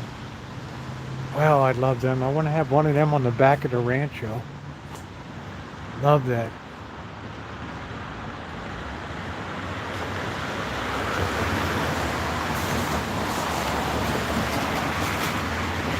No, it's like a misty rain. So I'm able to walk a little further than I've walked before. I'm in no real hurry tonight, so once I get back, we'll open up the phone line. Maybe Cheryl S. will call and yell at me. Hey, we're at Grocery Outlet. Grocery Outlet, bargain market. Monkey wrench tattoos.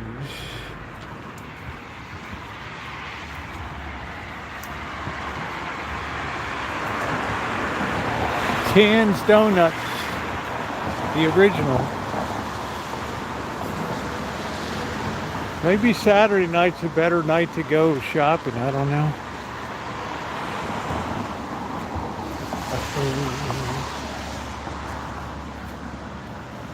Hey, Pete Carver.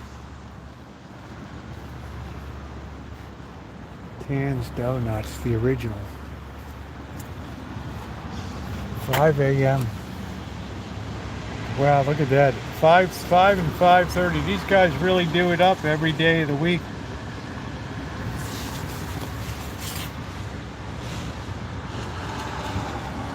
No, I have not. We reviewed like the Flamingo Resort. A few times we've been over there. The rack rates are very expensive here. This is a very expensive town. Maybe I should start pushing a shopping cart around. What do you guys think?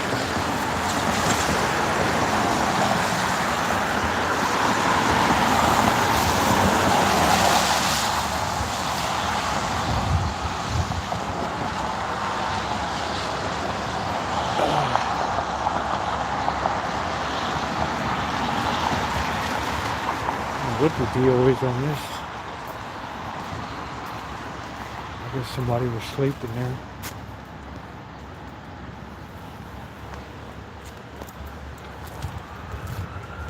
We got little fake torches out front.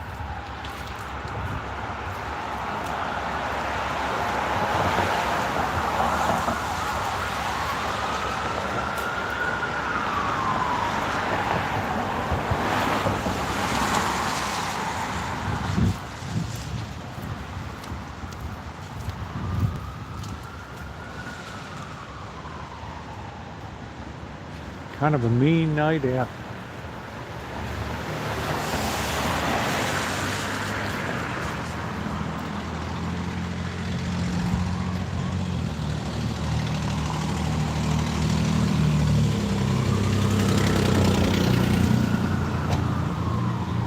I gotta wait till prices come down for Vegas. They exploded, I guess, because of March Madness. Look at this restaurant.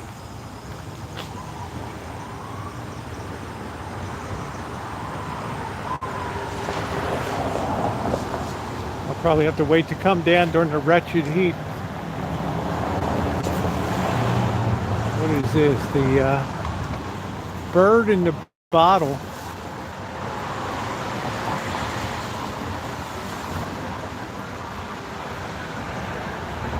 I've never really been a big donut person.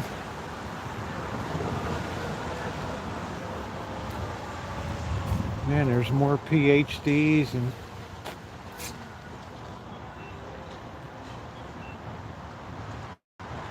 Super Sugar Shack.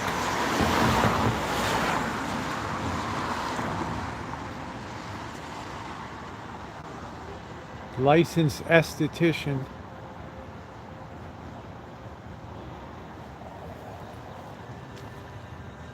Pretty quiet at the Bird in the Bottle tonight.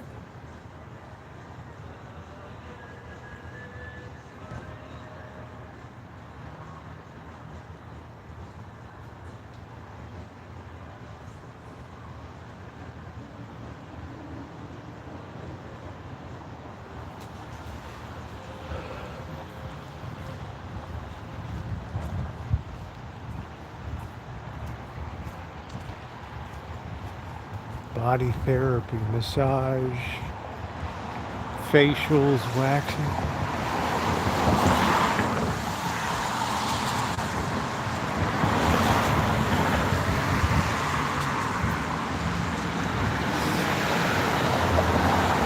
Podiatry.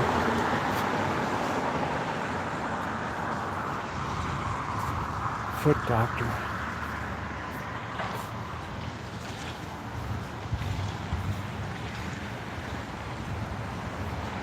Kind of gloomy around here, huh?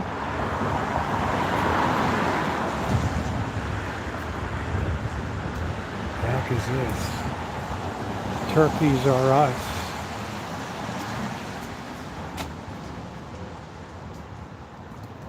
What's this? Interlink self-help.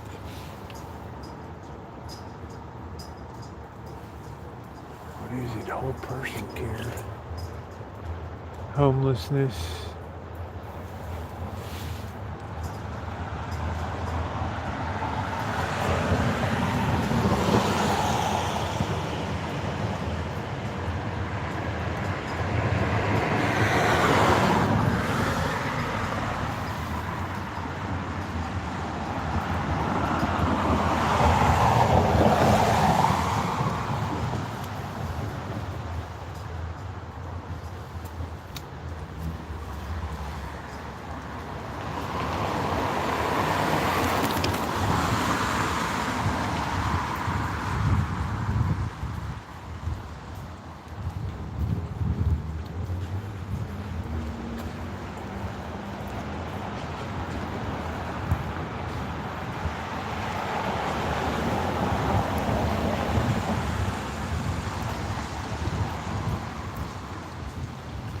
Story on this place.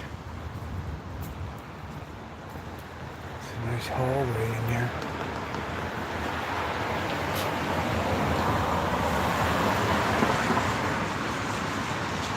Family therapy, certified massage therapy. Peek in.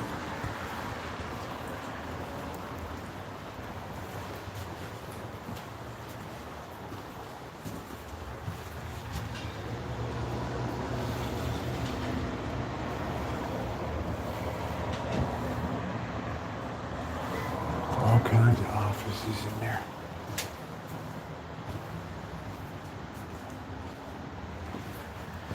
Family therapy.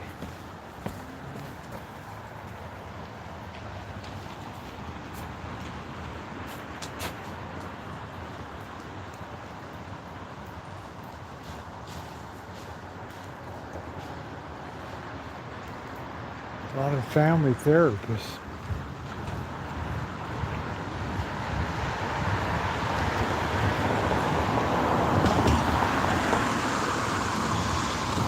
Hang up my shingle NBA.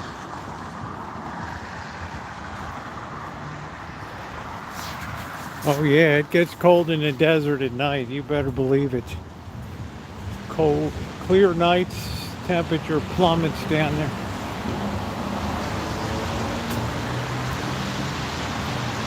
SoCo coffee.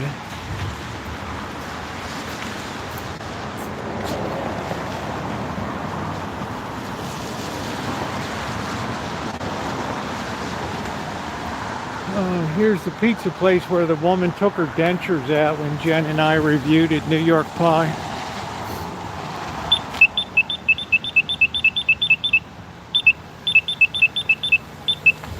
Just look at New York Pie. It's got a funny thing on it with it. I had a thumbnail like pizza and dentures.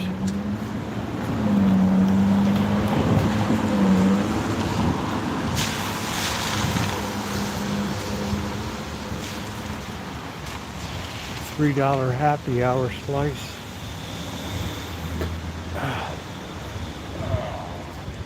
It's a good review.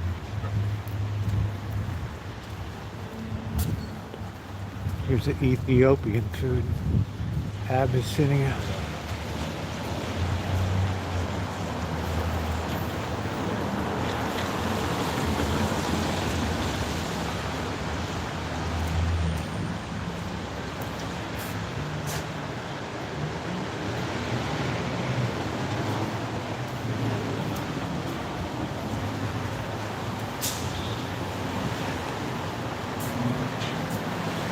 Place always seems popular, but you can't really read the menu.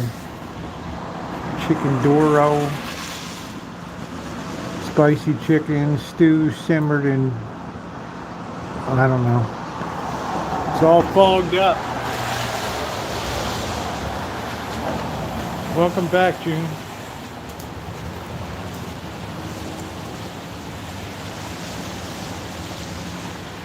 Christian Science reading room.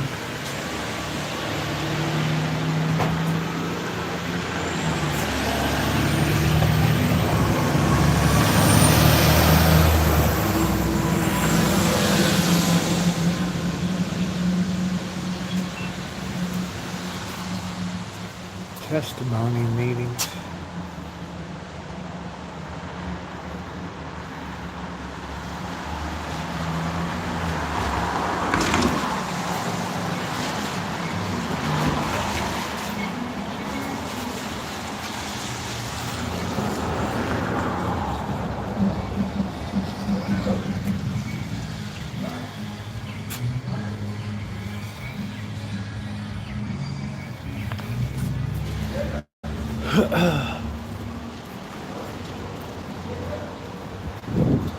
Mexican food. What is this place behind here?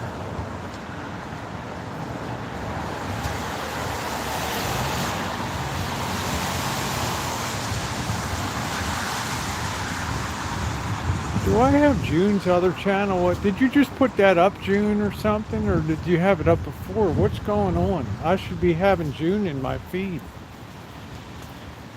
Maybe one of my moderators, because maybe I didn't get that link or something. First Church of, what is this? Scientists? I don't know. Yeah, I don't think I don't know. I thought I got it. Maybe I did. Would you mind, I hate to ask you, Cheryl, would you mind popping that to me again? Working a 68 Fisher 400T. Wow, that's nice. The 400T has the push button, right? Isn't that, is that the Tune-o-matic? Thank you, Cheryl. Is that the Tune-o-matic? That's like one of the famous Fishers, like one of the early transistorized jobs. 10 a.m.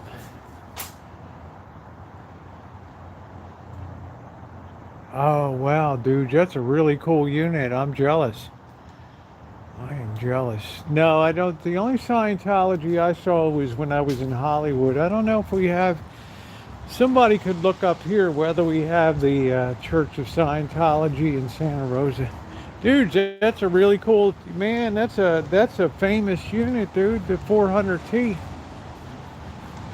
That's a valuable unit, the Tune-o-matic. I have my 4 Fishers, and I have a Fisher KM60 tuner. So I have 5 Fishers. None of mine are transistorized, they're all vacuum tubed. Man, I love that unit, the 400T, what a legend. Executive. Man, that's the real deal right there. That's the real deal. Fisher consoles were really expensive.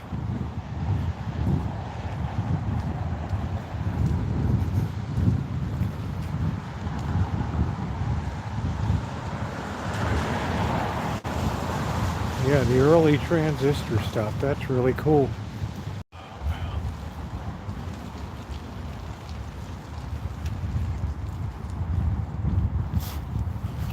This has been a good walk tonight. Hey Vern, how you doing tonight? That's really wild. Thank you. I want both of June's channels. I don't know what happened. It's my own fault. Sorry, June. Because if you're putting up content, I'm missing it. And I don't want to miss anything that you're putting up. I saw the stew you made with the pork bone in it and the stew. Was that on the other channel?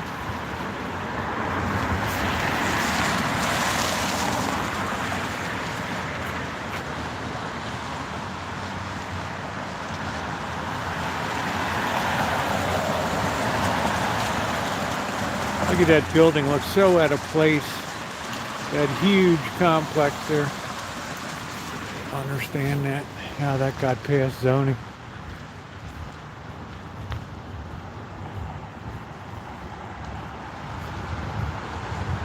Would you believe I haven't taken a nap since kindergarten? Yeah, great snapshot, huh? It's just really gloomy looking, you know?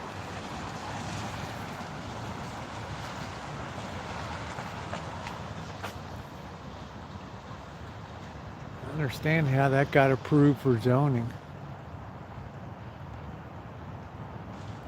James, I hope you're doing well.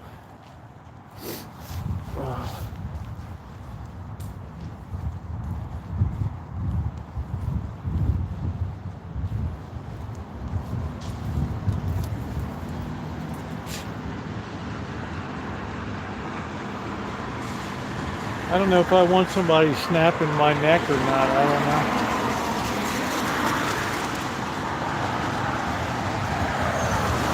Boom!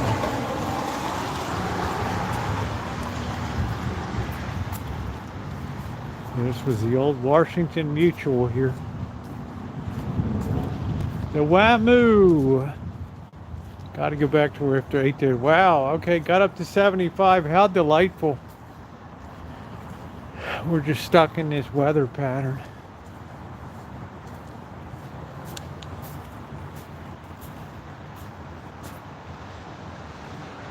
Imperial Russia, 1812. Argentine insurrection, 1818. California Republic, 1846. Mexico, 1822. United States of America, 1846. England, 1579. Spain, 1542.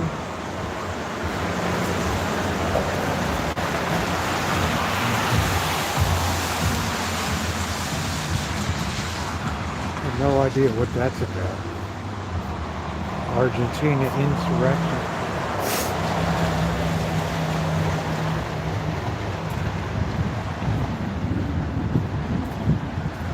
Scientology's over on 2nd Street. Okay.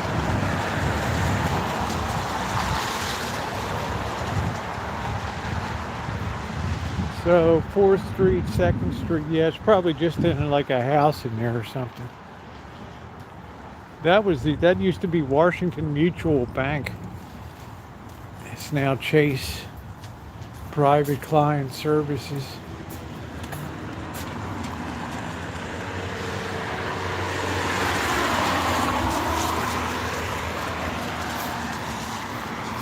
Wonder if people will be lined up to take money out of other banks on Monday. I don't know. People have this tendency to not want to lose their money. Umpqua Bank, here this thing is again. Umpqua.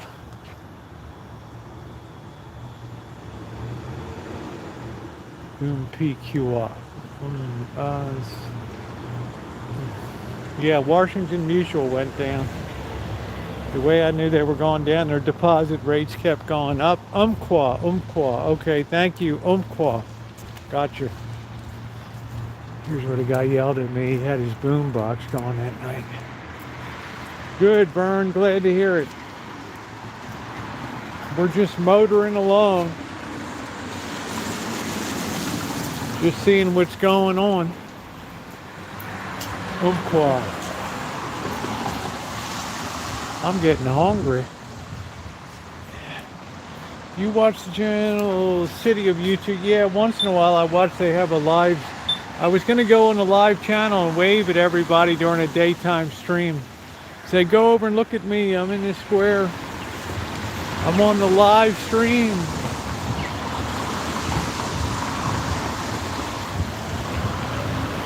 Yeah, if you ever need something to help you go to sleep at night, look at one of the city council meetings.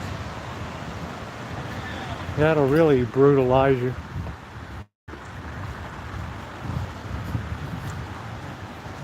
That's a real snooze fest. Yeah, James, it's kind of nice you had that time off. Good for you.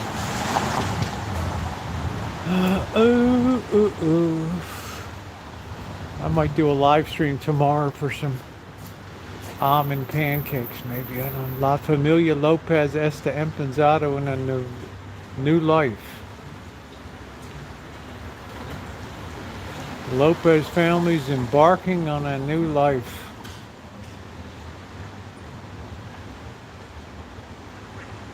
Empezando una new life.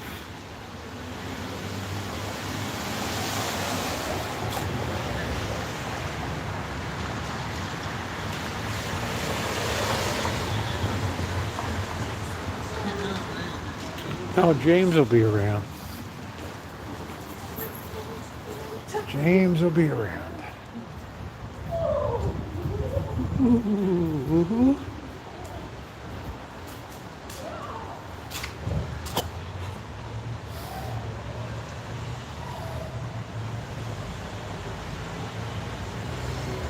I think the only thing moving now in housing is cockroaches.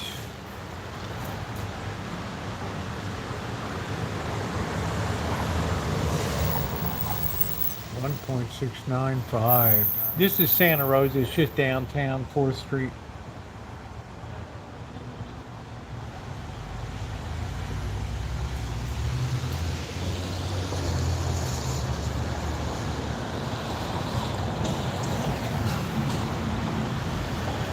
Yeah, James is one of our family here.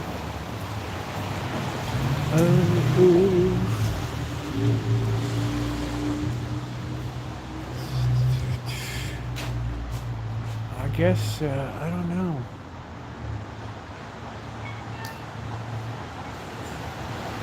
I think was this might have been the,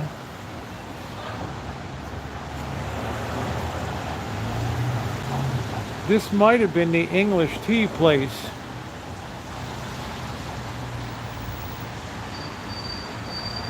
I'm thinking this is where the tea place was. Can anybody look up what that English tea place was in Santa Rosa? The English tea. They had like a British phone booth sitting outside or something. Was this it?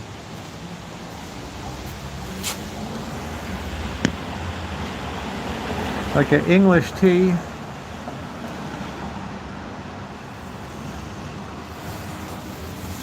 think this is probably it, isn't it?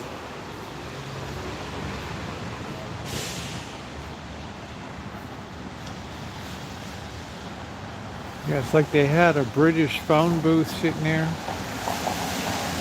And like one of those guards for Buckingham Palace with the furry hat standing there.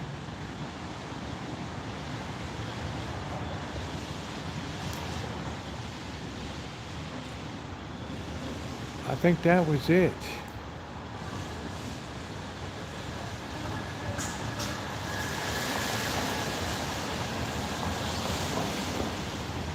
Oh wow, they're gone. 7:33, closed up before I had a chance. I'll have to go to the Muir tea tasting room. It's just too hard to make it in business these days. You know, it's too specialized, the tea company. Yeah, we love you being here, James. We absolutely adore you.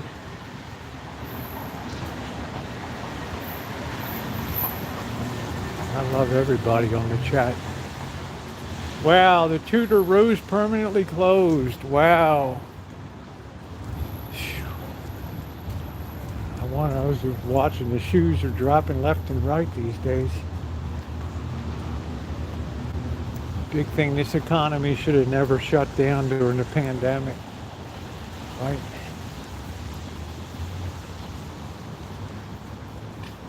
Had too much time for people to change habits. Ooh.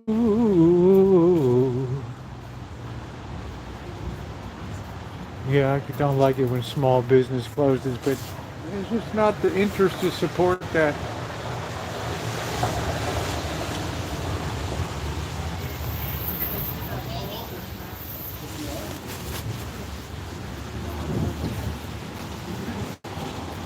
Yeah, I thought that was the place where the tea room was.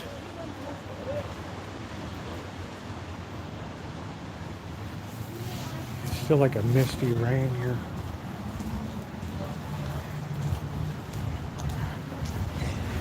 It's a shame. This used to be the parish restaurant where they had the beignets. Now it's Mi Pueblo. Here's the falafel place.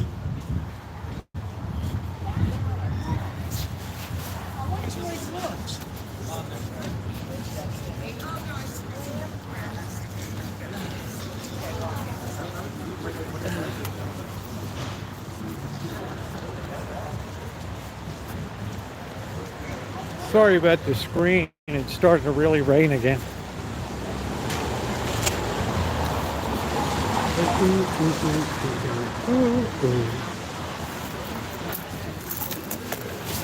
Here's the sushi place.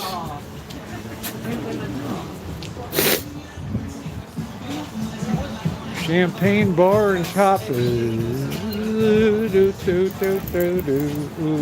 Cupcake is moved to Montgomery Village.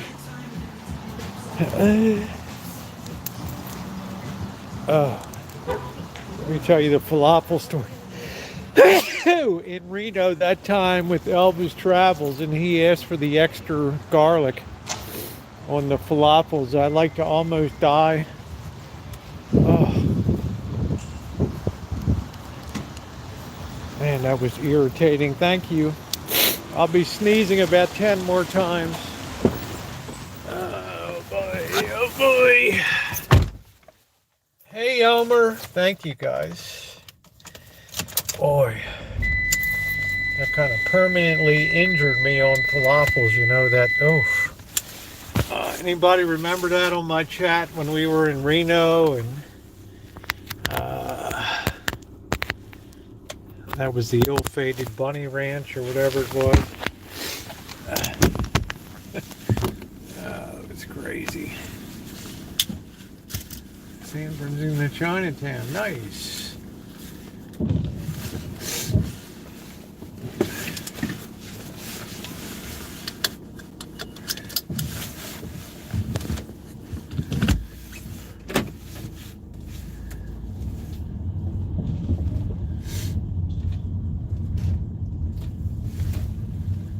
Still pretty lively tonight. There's people on the streets. I bet Petaluma is a lot more crowded.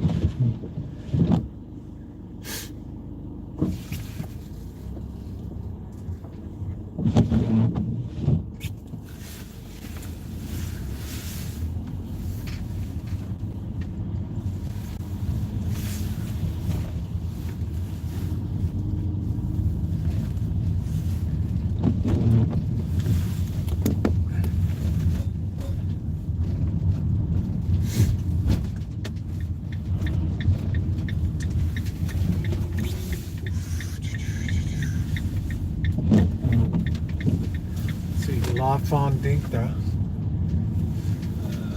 Not many people in there tonight. Yeah, I don't want a ton of garlic in a falafel.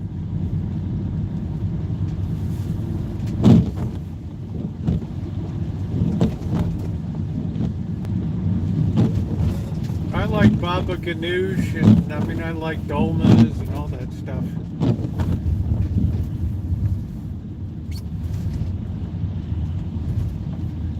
a good chicken shawarma.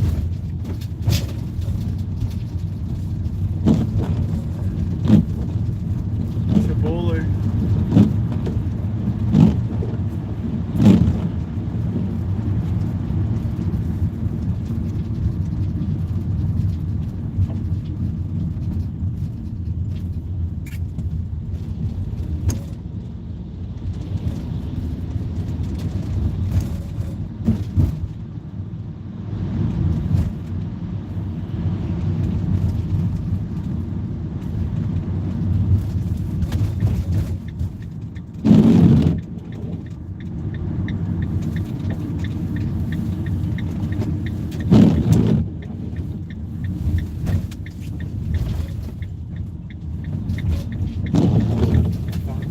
That cop might pull me over for a minute. 15 in Bismarck.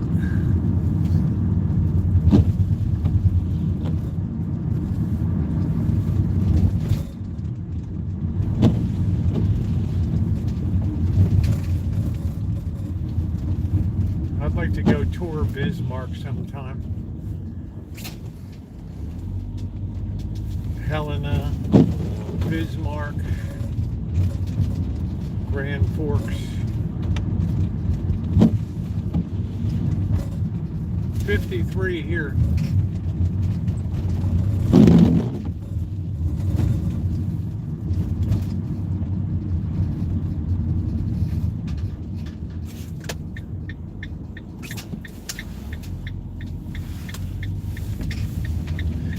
Where's the meat?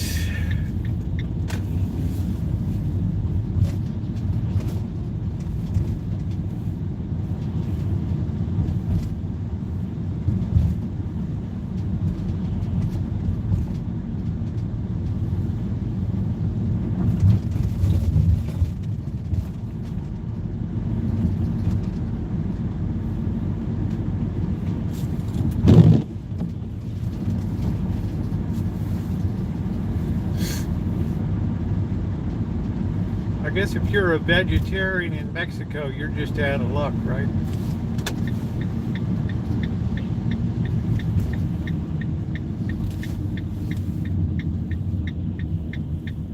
Yeah, it's all this town has is really spooky looking skies, weird looking trees.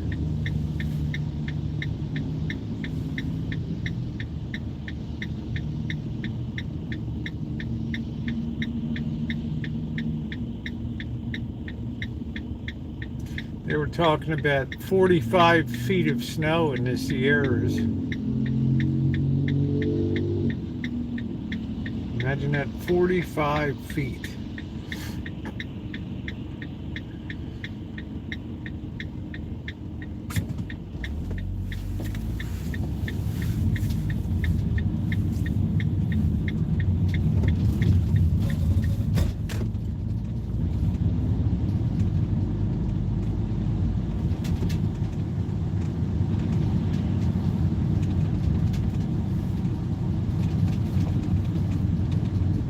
Yeah, thank you. Keep popping that thumbs up. It's appreciated. The like button. All right, here we go. Back on the Rancho again.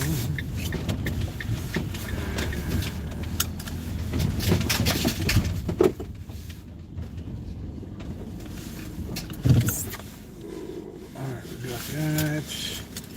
Let's see, we got to take some stuff in. Yeah, how many ketchups I need? What an embarrassing. A lot of memories. A lot of memories. I'm going to have to take a cupcake for a run tomorrow. Bastard slip, go into the mud.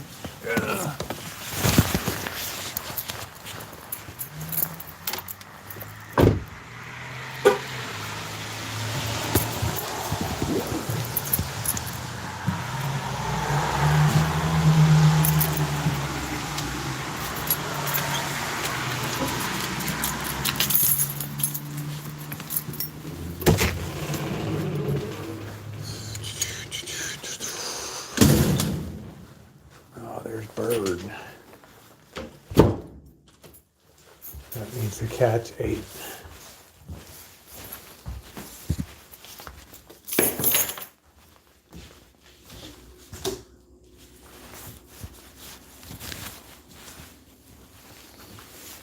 Yeah, see, I got these really nice strawberries here.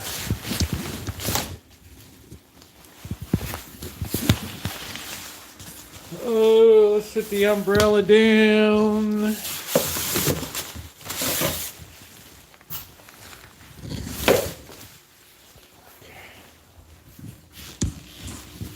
Let's look at this beautiful, beautiful. Look at this.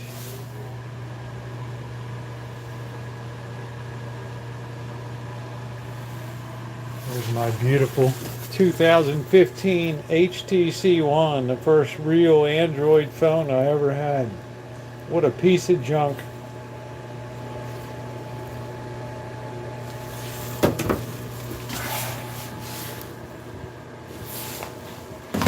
Nice, clean, organized, very non-rosy like. So let's get some, let's see, we got the chili beans. Let's see, we got the Joan of Arc chili beans here. Spicy, that'll be blowing the covers off.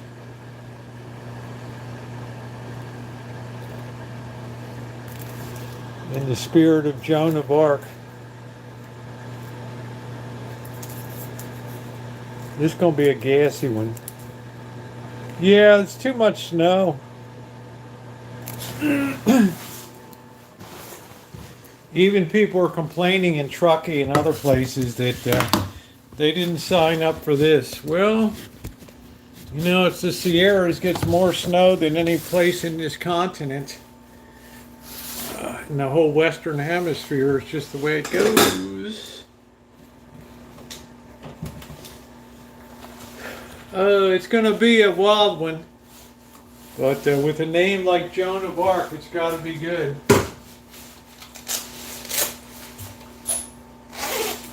Ooh, you're blowing the covers off the bed.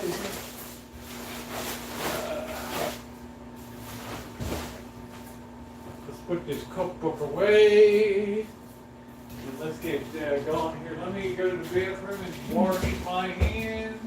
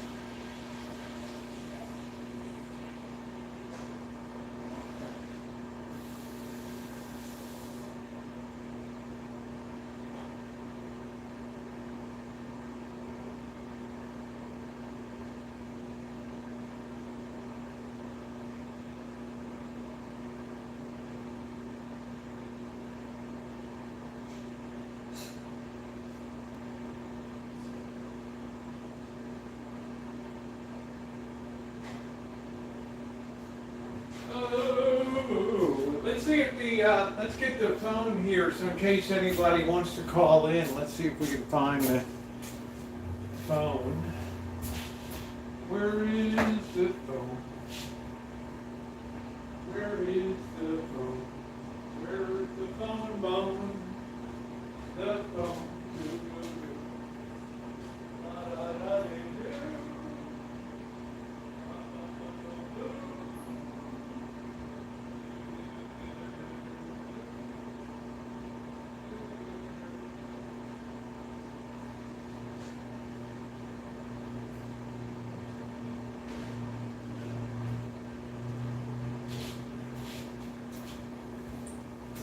Let's see, hang on for a second. Do. Let's get the Bluetooth set up here. How much power I got? I still got three on that. Let's see, what are we going to use for the Bluetooth? Let's see if we can get the JBL into action. Let's see.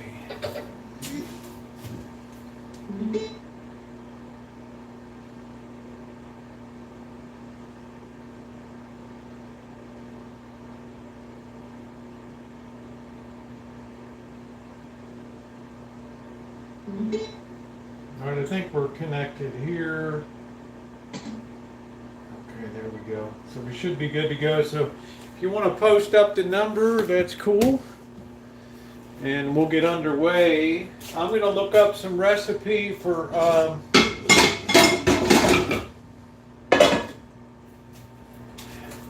let's see, we got Joan of Arc, we got some shrimp.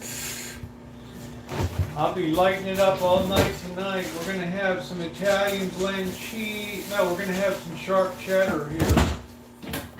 Oh, sharp cheddar. That's going to be good on it. Oh, I'm looking at that meat. I'm looking at that meat in there. And meat. I don't know if cheese goes with shrimp. I don't think so. I don't think so. That seems like a no-go to me. I think that's a no bueno. Yeah, we still got this heavy whipping cream I got to use, so I'll probably top the strawberry glazed strawberry pie with some whipped cream. I don't know. We do have some mushrooms. We got some lettuce, no cheese. Right. No cheese. Let's see. We got some lettuce, and we got this Ortega Joy Juice taco stuff. Thick and smooth. Ortega, March 24th, 2025. So we're good on that. Right. We are good on that. I don't want to open a can of tomatoes on here. I don't know. Cheryl, you needn't curse. Let's see. And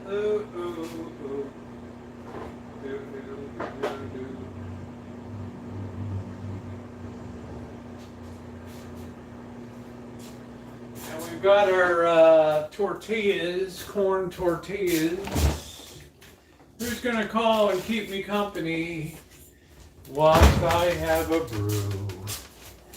Yellow corn tortillas here.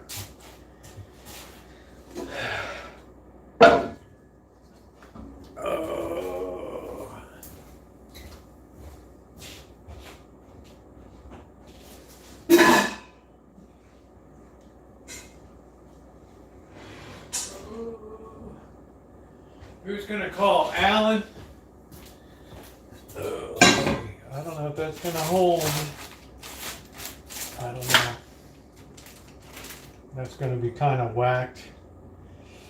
I think the first thing we're going to do is we're going to cook our shrimp up here. I think that's going to be first. Hi. Hey, it's me, Naomi. Hey, hold on a minute, Naomi. I'm going to try to put you on the Bluetooth. Let's see. Hold on 1 second, okay? Uh-huh. Let's stop. Hold on. I don't know what I'm doing. Hold on.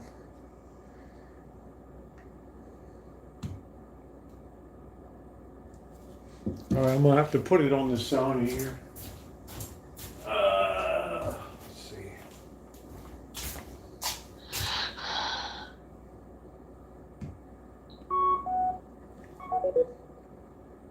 Is that connected? What's going on? Okay, are you there? I don't know why. Keep talking for a minute. Can you hear me now? Yeah, hold on a minute. I wonder why this thing is not. Yeah, I can hear you. Sweet. Yeah, I'm trying to get you on the Bluetooth. I don't know why this thing's not working. Oh well, I think you guys can hear her okay on there, right? You hear Naomi? Hey, everybody. Yeah, it's kind of disappointing. Let me try this one more time. Okay. I keep forgetting how to do this properly. It's like we're in a Verizon. Well, Naomi, she likes me. She's patient, so she's cool, right? Yeah. All right, let's see if this. Now what happened? Are you still there? Yes. Oh, it was on it. Okay, keep talking. Hello, hello. All right, there we go. She's on the speaker now. Okay. Hey, what's going on, girl? Not a whole lot right now. All right. First thing I'm going to do is I'm gonna cook up the shrimp here. Awesome. So what did you What are you have? gonna put in it? I'm going to have shrimp and lettuce and mushrooms and onion and some Ortega original taco sauce here. How's that sound? That sounds good. I wish I had some tomatoes, but I don't want to open a whole can for I don't want to open a big can of diced tomatoes for that. So what did you have for dinner tonight? I had loaded tater tots. Tater tots and what else? I had cheese on it, bacon bits, sour cream, all that kind of good stuff. Anything else? Nope, just that. Just tater tots. That's it? Yep. Seems kind of light. No, they were loaded tater tots. They had toppings on them. Oh, okay. Are you having some beer tonight? No, I don't drink. She's a good girl. She doesn't drink. She's a good girl. Let me clean some shrimp here. So is it, did you guys get rain or was it sunny today? We had severe thunderstorms in the area. Some what? Severe thunderstorms? Oh, Lord. We didn't have any thunderstorms up here. And there was like tornadoes in Sonora. Wow. It seems like a weird place to have tornadoes. I know. Sonora. Like, totally weird. Really weird. That's where Alan Gentry's properties are down there in Sonora over there. I hope nobody's stuff was destroyed. I hope not either.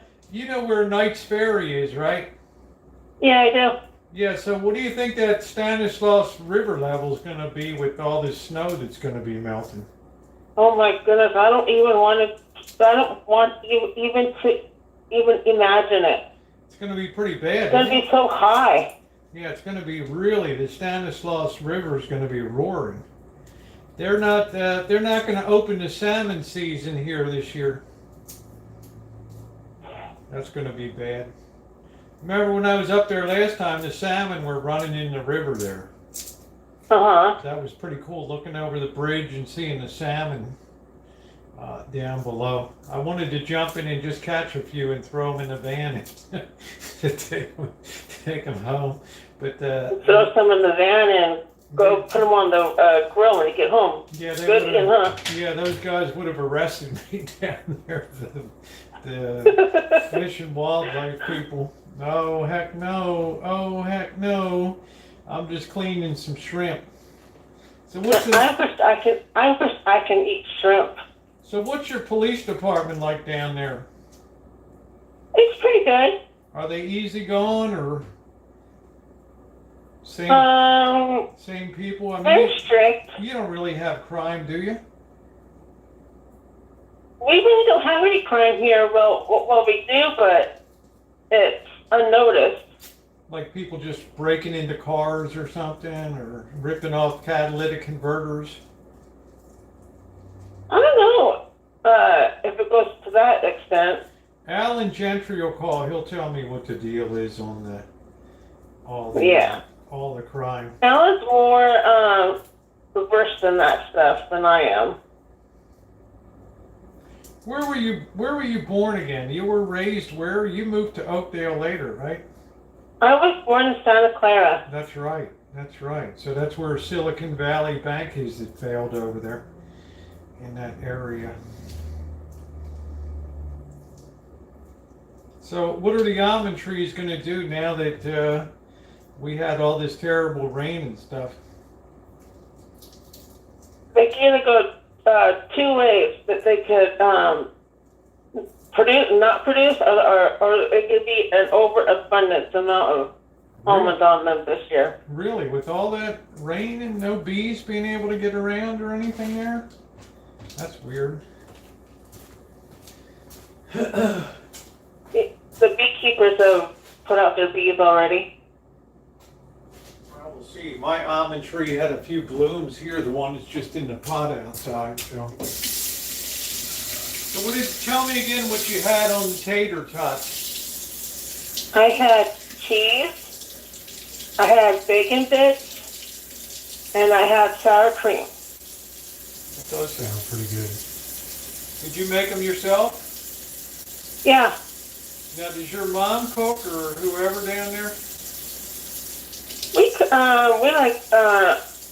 share the cooking. That's cool. So what do you like to have for breakfast down there? I'm not a big breakfast eater. Never have been. How about lunch? I like to have like a big lunch, or like a salad, or a burger, or some, stuff like that. Yeah. Pizza. So you're not a big breakfast. I gotta have some breakfast, but I'm not a lunch person. I don't really eat lunch.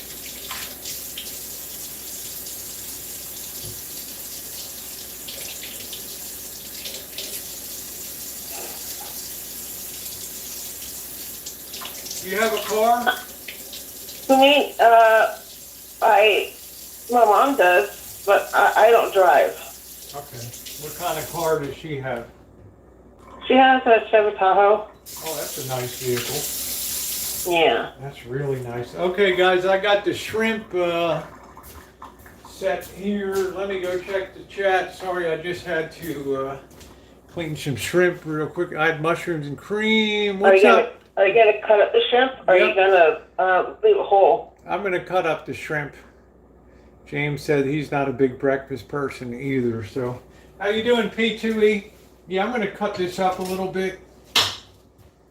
It just makes it easier to manage on the taco, I think. I would cut up if you have like onion, cut that up too, and then cut up the mushroom and cook it all together.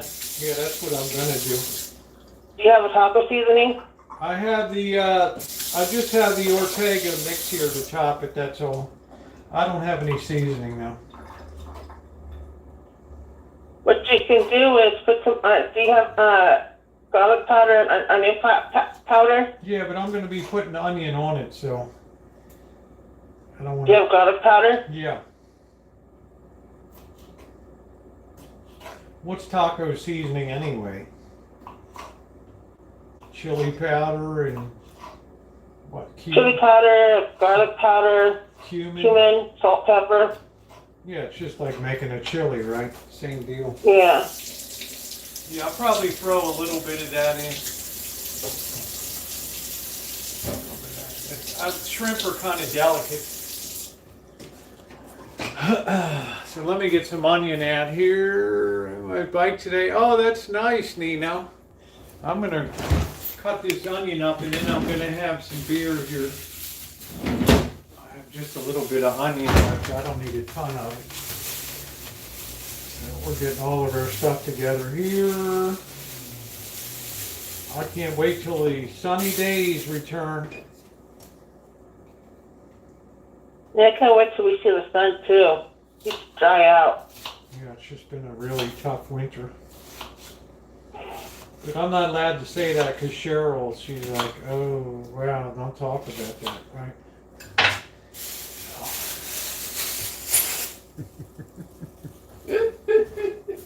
Ooh, yes, yes, yes, yes, yes. Yeah, we're going to throw this all in together. We're going to cut some mushrooms here. I don't know what I'm going to have tomorrow night. I might do a pizza or something. I like my onion chopper that I have that I use to cut onions with. Yeah. All I do is just cut an onion in half and bam, it's done. What are you talking about? I have like a mandolin I use. Oh, yeah. I almost took my finger off one time with one of them. Oof. It went a little faster than I thought it would, and wow, it just sliced right into my finger. Oof. Ouch. I'm looking at part of my finger laying on the mandolin, you know. Oof. Really crazy. Boy, that's something you don't forget. It's like when I cut the tip of my finger off with the hedge trimmer. That was a day to remember too. Does it have stitches? No, but it's like a hot dog. It was put together with a butterfly bandage, but you can still see the end. It was hanging down like a hot dog. It was like sliced into 3 pieces. Whew. Oh my goodness. Ooh. That was a mind blower. Oh, that's the worst pain. You know how many nerve endings are in the finger? It's like the most Years and years ago, I was chopping up tortillas and I sliced 2 of my fingertips right off. Yeah, that's why I've got like a weird angle up here. It's just part of the. You can see where the indentations are there, where it was cut like a hot dog, just hanging down. You have a scar there? Yeah. Yeah. But, Oh, I see the scar now. yeah, you live and you learn not to be stupid. So Yep. that was it. And don't look away when you're talking either. Yeah, I've never had any accidents with knives, but I do a lot of restoration, and all the renovation work I did and stuff like that.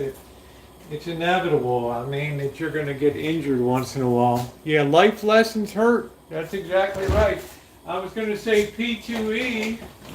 He's probably had a couple voltages sneaking up on him before, so. But, him being an electrician, you got to be a lot more careful because you're talking about, 20, 30, 40, 50,000, 100,000 volts.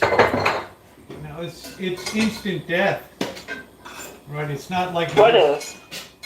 when you're handling high voltages and stuff. Oh, yeah. As an electrician, because when the voltage is high enough, it seizes your muscle and you can't let go. So you're welded to that wire till you die. So until somebody comes along and pulls your charred body off of that.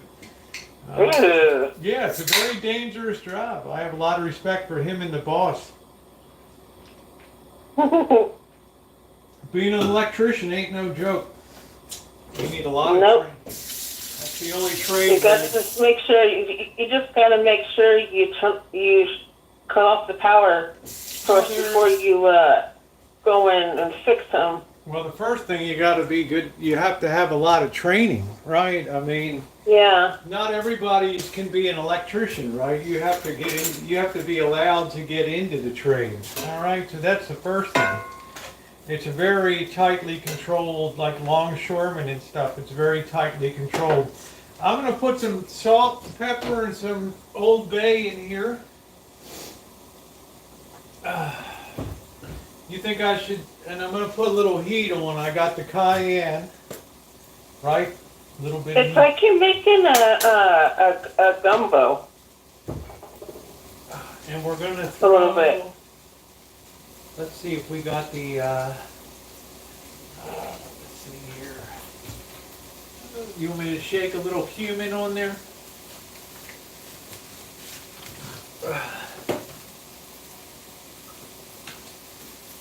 We got a little bit, a teeny bit of garlic powder, right? Ooh, that was a lot. Oh, shoot. Man, Hi, Jennifer. that No, was this is Naomi that Rosie's talking to. I'm not her mom. we're going to put a little beer in there to kind of steam it up a little bit too. Cook that up. What else do we got here? Let's throw a little salt down. Oh, you see my cleanup job at the pantry today? Yeah, I did. Man, I'm so happy that slobby place is all cleaned up. Woo! Is that a washing machine and a dryer? It's a in one? Yeah, it's a washer dryer combo. So how does it switch over to the dryer? How does that work? It runs through the wash cycle first, and then when it's done the wash, it spins out very aggressively and gets every bit of water out. And then the heater comes on, and it heats it up till it's dry. So you put dirty clothes in and you pull dry clothes out. Oh, that's cool. Yeah, it's really cool. I've had that for like 10 years. All right, so we're putting a little cumin in there too, right? Yeah. Yeah, so Naomi's helping us tonight. Oh, Just a little bit. That's enough. Enough. now it's starting to smell like a little bit of Mexico here. I'm liking it. Yeah. Oh, that's going to be good. That's going to be good, guys, right there. All right, point that down. And we got the Joan of Arc chili beans, too. You could probably put the beans in with that too once the shrimp's all cooked. Yeah. And the veggies. You think chili beans or pinto beans? Or it doesn't matter? What do you have? Do you have pinto beans?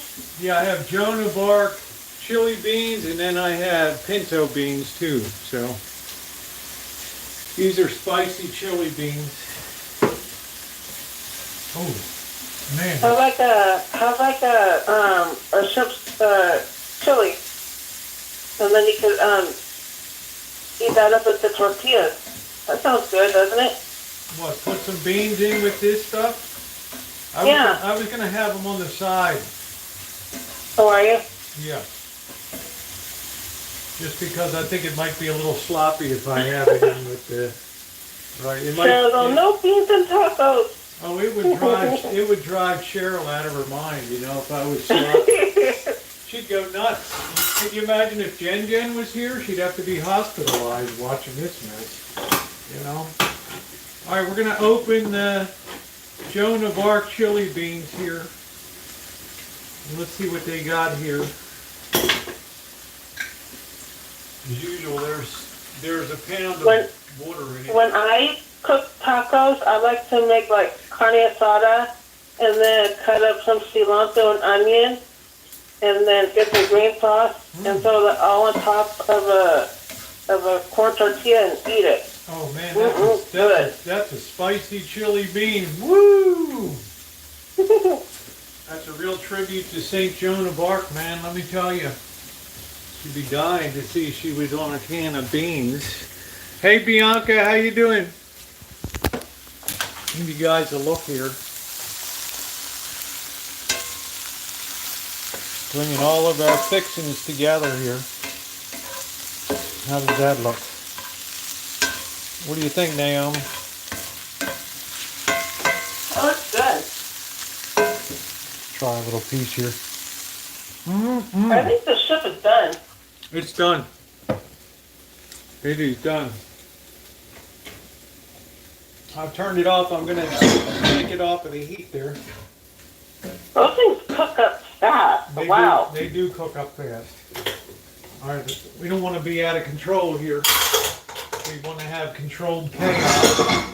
We've got our little pan. I guess we'll make one taco at a time here. We're going to have some lettuce that we slice up.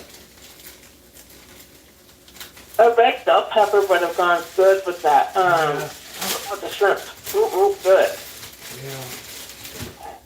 I'm not much of a bell pepper person myself, but all right. There we go. Fine. I don't know. So how are you going to warm up the tortillas? I'm going to throw it in that little pan there. I'm going to do. I'm going to probably have 3 of these babies tonight. So, do you think that's a good idea to just warm it up right in the little skillet there, right? Yeah, that's what I do. There we go. All right. I'm doing it up tonight. Oh, yeah. Bianca, what says it's oh, Bianca isn't good. I'm sorry. Yeah, I'm sure with your mom's situation, I'm sorry. Her mom's battling late stage cancer, so very brutal. That's really hard. Yeah, my thoughts and prayers. Well, Bianca, I will say a prayer for your mom. Or for you. Yeah, for everybody. Or for both of you. Everybody. Oh, that's gonna be good. That's gonna be good.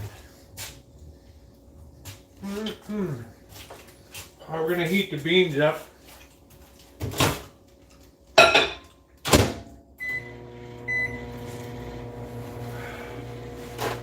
You're not going to have any shrimp left if you keep on eating it. Yeah, I'm snitching some out of there as I go along.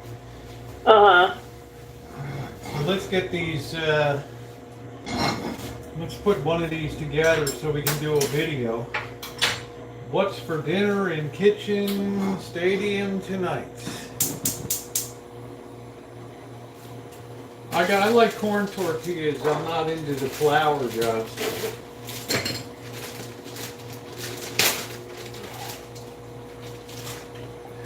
Mission tortilla. I guess that's all right. Pass the old El Paso.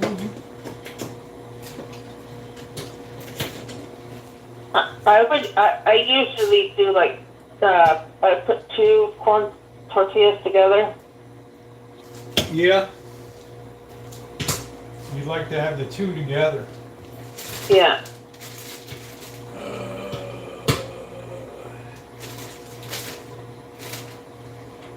I like to just do the single. This is going to be some good eating tonight, folks. This is going to be some good eating.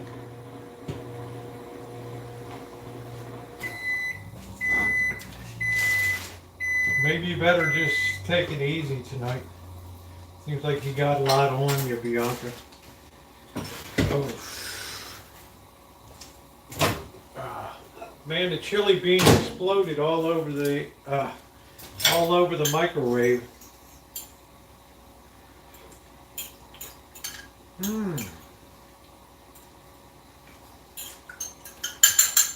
That's not going to make a very attractive presentation.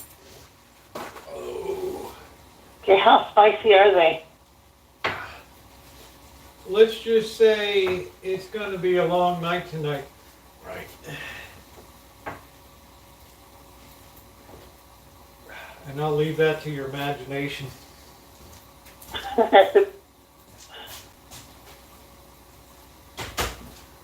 Past the old El Paso. Oh. Yeah, we got the tortilla here. Flip that baby over. Then I think we're ready to assemble and eat. I'm gonna be gassed up. Literally, the beans shot all over the microwave. I hate that when that happens. Just shat all over it. I hate that. I think I'm gonna have some more beans here. In for When I had my chili, man, I was gassy for days. Yeah, it makes you know you're alive, you know. Yep. I still have some in the refrigerator too. I think I'm gonna finish it off tomorrow. Finish it off so you can be gassy going into the new week. You know, it's always nice. Yeah. Right, always a good thing. Let's get a plate here. We'll attempt to make this look a little less vicious here. Let's see what we can do. All right. Let's turn that off for a second. I think that baby, yeah, that's looking good right there. Then we're gonna put some. You know. We're gonna put some of our filling in there. Oh my goodness. We'll put a little bit of shredded lettuce on there. That's not bad, right? I mean, I've had worse looking street tacos. We'll put a little of this joy juice on it. That'll probably be good to go. Uh-huh. Show the guys here. There it is. It's like a... Go ahead, put some cheese on it. I don't think cheese with shrimp. Really? Yeah. How's that look? All right, let's see what we got here. We'll put that on the side. That looks pretty good. Yeah, it looks darn good, doesn't it? I'll put the chili beans on the side here. And then we'll do a video. Let's see, we'll call that What's for Dinner in Kitchen Stadium Tonight. All right, let me get this. Well, I gotta wait till you're off the phone to you. I don't know.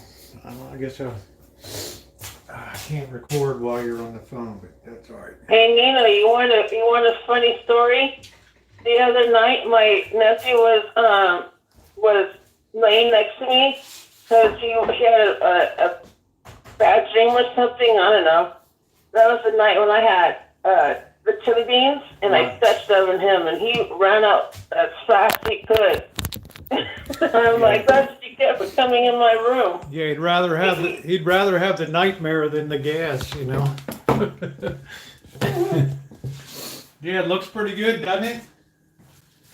Looks pretty doggone good. So let's fire one in. Let me get the side chat on here. Let me get this over here. I think it's a pretty good. All right, honey, could we disconnect now? I want to do a quick video using this thing.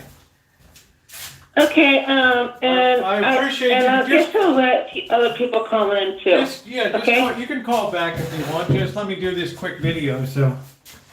Okay. All right. Talk to you in a bit. Bye.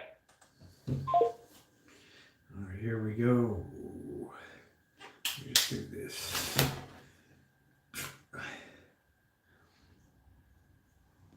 What is for dinner in Kitchen Stadium tonight? Spicy chili beans and shrimp street tacos.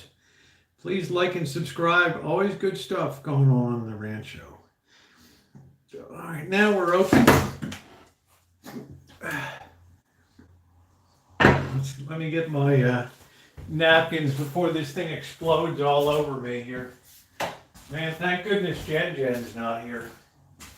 Could you imagine? She would absolutely blow a tube to be here. Okay, the phone line is open. Phone line is open. Let's see what else I need. My beer. Let's give this baby a try.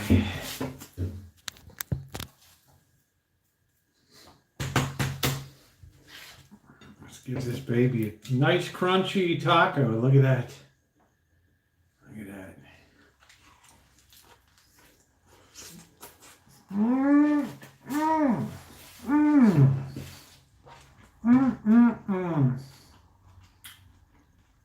Now that is good.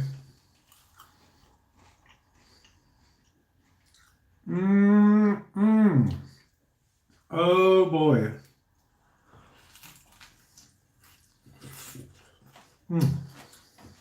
Delicious. No, it's a shrimp taco. I'm not eating meat. Woo! Man, that is spicy. Ooh, I hit that cayenne. I like it though, but it's spicy as a mofo. Oh, wow. Ooh, wow. It's really good. Yo, are you still trying to lose weight with exercise alone? Guys, it ain't gonna happen without the right diet. That's why there's nutrition. Who cares?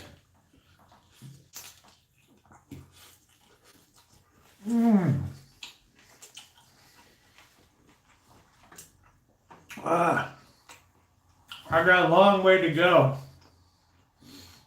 What's going on? Why isn't this showing up here? What's going on? Why isn't this showing up here? There it is. All right. I'm enjoying. So the phone line's open.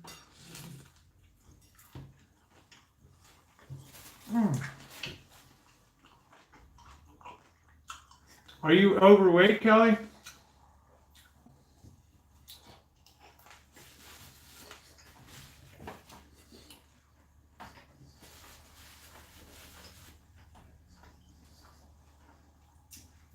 I think the echoing is done.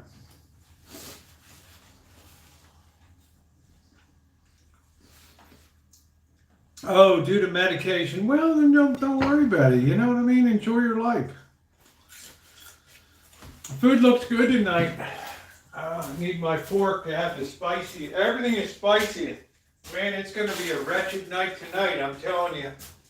It is going to be like the Titanic, a night to remember. Ugh. Damn, there goes the chili bean on the floor. Man, it's a good thing Jen's not here. My fat. Oh, Kelly. Good Lord.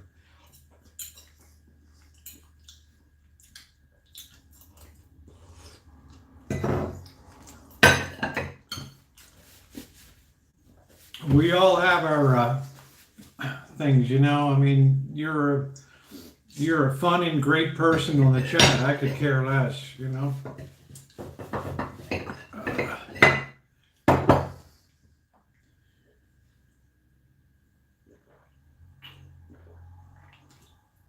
How do you stop eating for 3 weeks? Come on, man.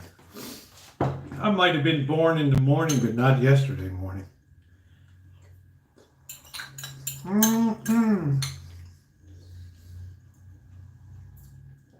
Going to voicemail. What the heck? It shouldn't go to voicemail. Did I?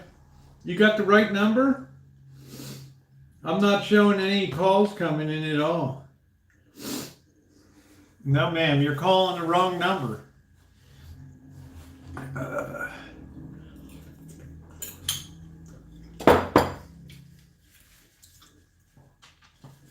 There we go. All right, while you guys are figuring that out, I'm going to make another one over here. Oh, that was delicious. I think one tortilla at a time. It was very nice. Very nice. Make another one over here.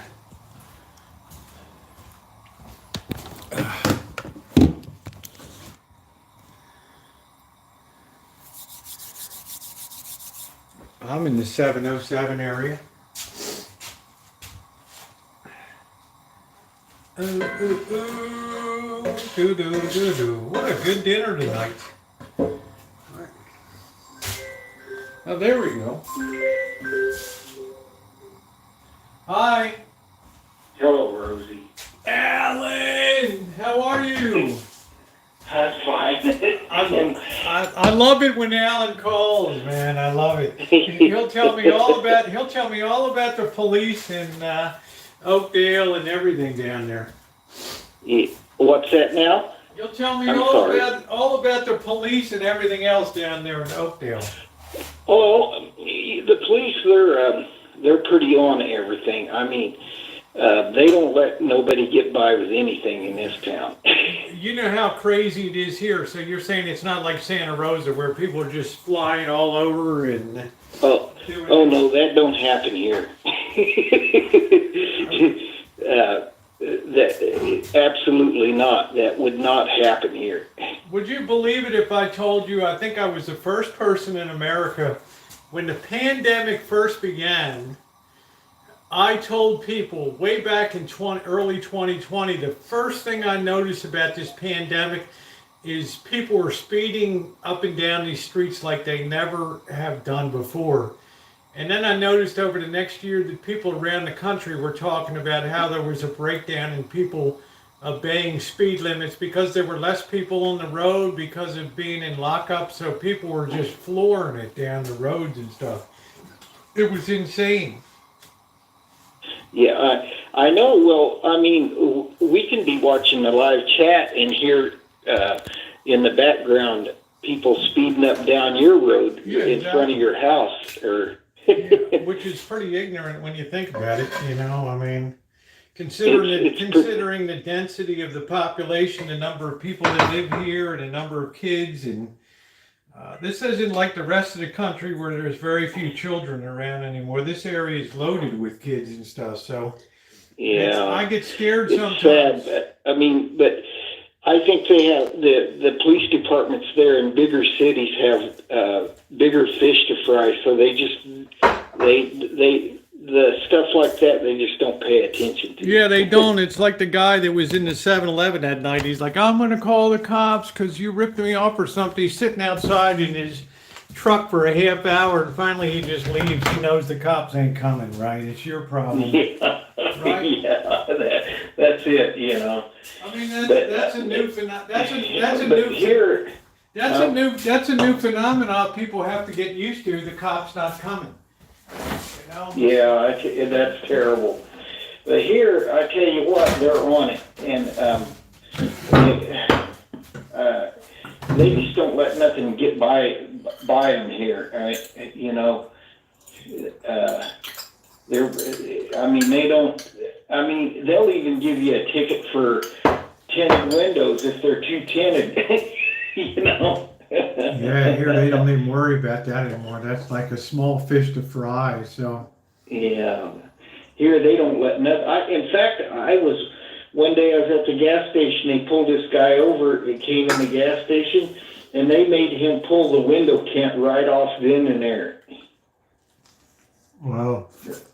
Yeah, they told him you got a choice. You either get a ticket or pull the window tint off right now. Yeah. So, well, I mean, it's dangerous for the police to walk up on a vehicle that has tinted windows. They have no idea if the guy has a pistol or something. He's going to get shot as soon as the cop gets close enough. Yeah, I don't blame them because there's too many crazy people out there. I mean, you just never know. So I don't blame them. You know, but. So were you down in Sonora? Pardon? Were you in Sonora? When? Last week I was. Yeah, how was it? Oh, beautiful. I mean, I was just there, you know, like I said, doing business and checking out my property and but you know, it's always nice up there. Man, I love that place. I love that. Yeah. I can't wait to get back to Sonora and spend a couple nights this time down there. And, yeah. Well, I can't wait until you get in this area so I can meet you and we'll take you around Oakdale. Yeah, we're waiting until it gets a little bit better weather, right? So this stuff is crap. Right. This is crap. It won't be that far away. Yeah, all of a sudden it'll break, and then before you know it, I'll be complaining about how hot it is and all that. So. Yeah. You know. Yeah. So anyway, yeah, it was warm today here. It was 74 degrees at one point here. Yeah, I saw they opened the spillway on Oroville Dam. Oh wow! But here, you know, Santa Rosa River is never going to it's never going to go up to flood stage here because of Maloney's is only 67% full right now, so they can hold out a lot of water still back. Yeah. Yeah, it's up, but it's not up to where it's dangerous or anything, you know, and it'll probably stay that way. And they got a lot of outlets to let water out, but now Don Pedro's a different story. It's full. Let me ask you a question, Alan. How did where does this snowpack go when it melts? Does it come down to the Stanislaus River, the Russian River? Where does this stuff go?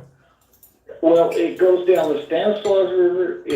Well, first it goes to, of course, I was telling you, it goes to the New Malone, and then it goes to Lake Tulloch, and then it spills off into the reservoir out here, 10 miles out of town here in Oakdale, and then they've got two canals they can water down to that comes off of the Tulloch deal.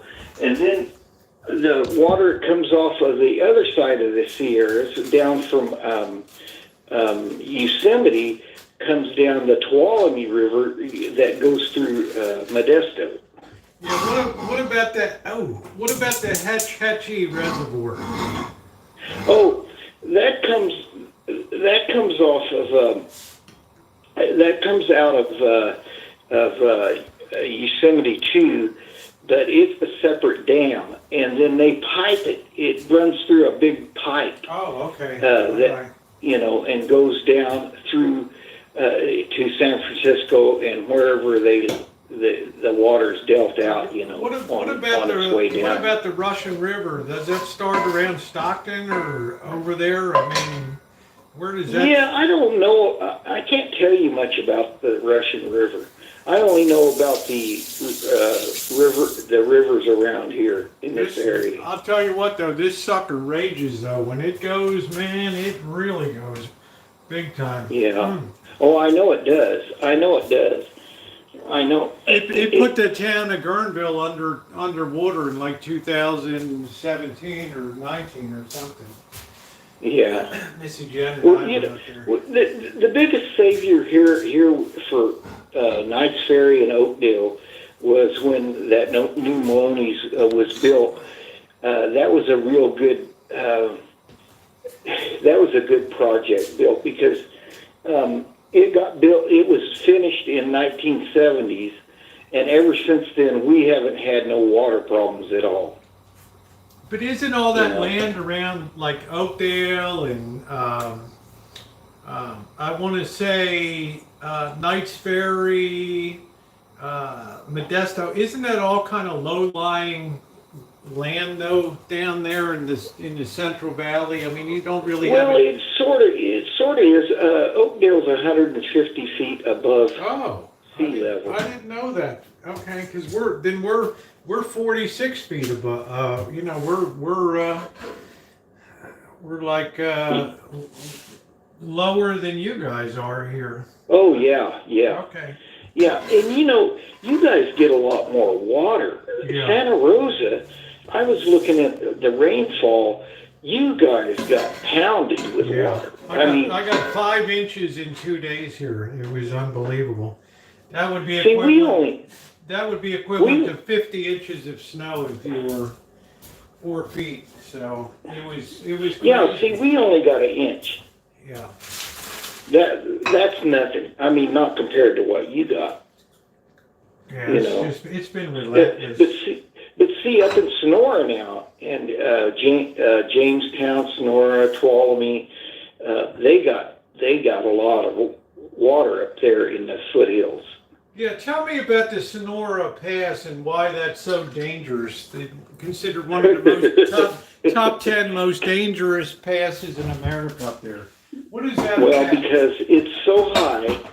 For one thing, it's really steep and really curvy, and the road's narrow, and you know, it's just got a hell of a grade to it. I can't remember what the grade is, but I mean, that's, you know, I mean, you better have good brakes. You better have a good car. But what I'm saying is, you wouldn't like run an 18-wheeler or something over that, would you? Oh, no, definitely, Okay. definitely not. And me, myself, a lot of people don't think of it, but if I go to somewhere like that, I check all my brakes. Yeah. I make sure my car is running mechanically good if I'm going to go somewhere like that, you know. Yeah. Because that Sonora Pass is one of the worst passes.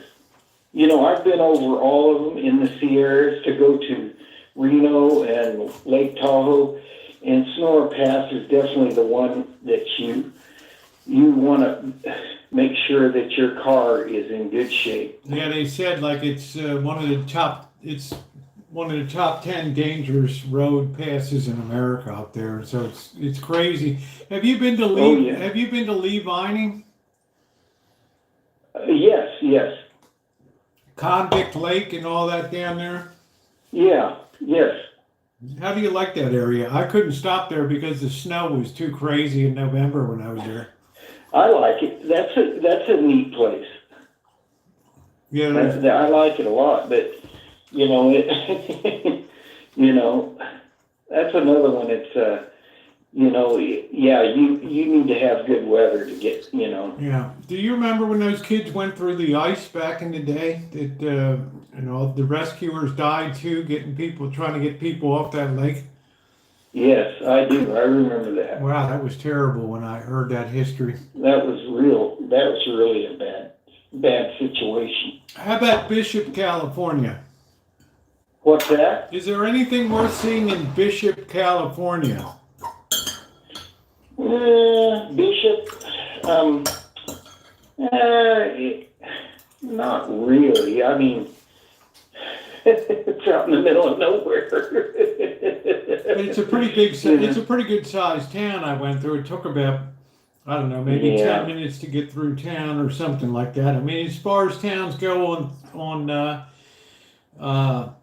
that 301 or whatever that route is, 395 or whatever it is. 395, yeah. Yeah, that was one of the bigger towns on that, because 395 is pretty empty. I mean, there's not a ton of traffic over there. No, there's not. There's not. It's nice to drive on because it don't have a lot of traffic on it, you know, but I really didn't think Bishop had too much going on for it, you know. But yeah, I'm glad I didn't stop then, because I really liked Lone Pine because of all the Western movies that were shot. Lone Pine's a cool place. It's really a cool place. That's a cool place. Really a wild place.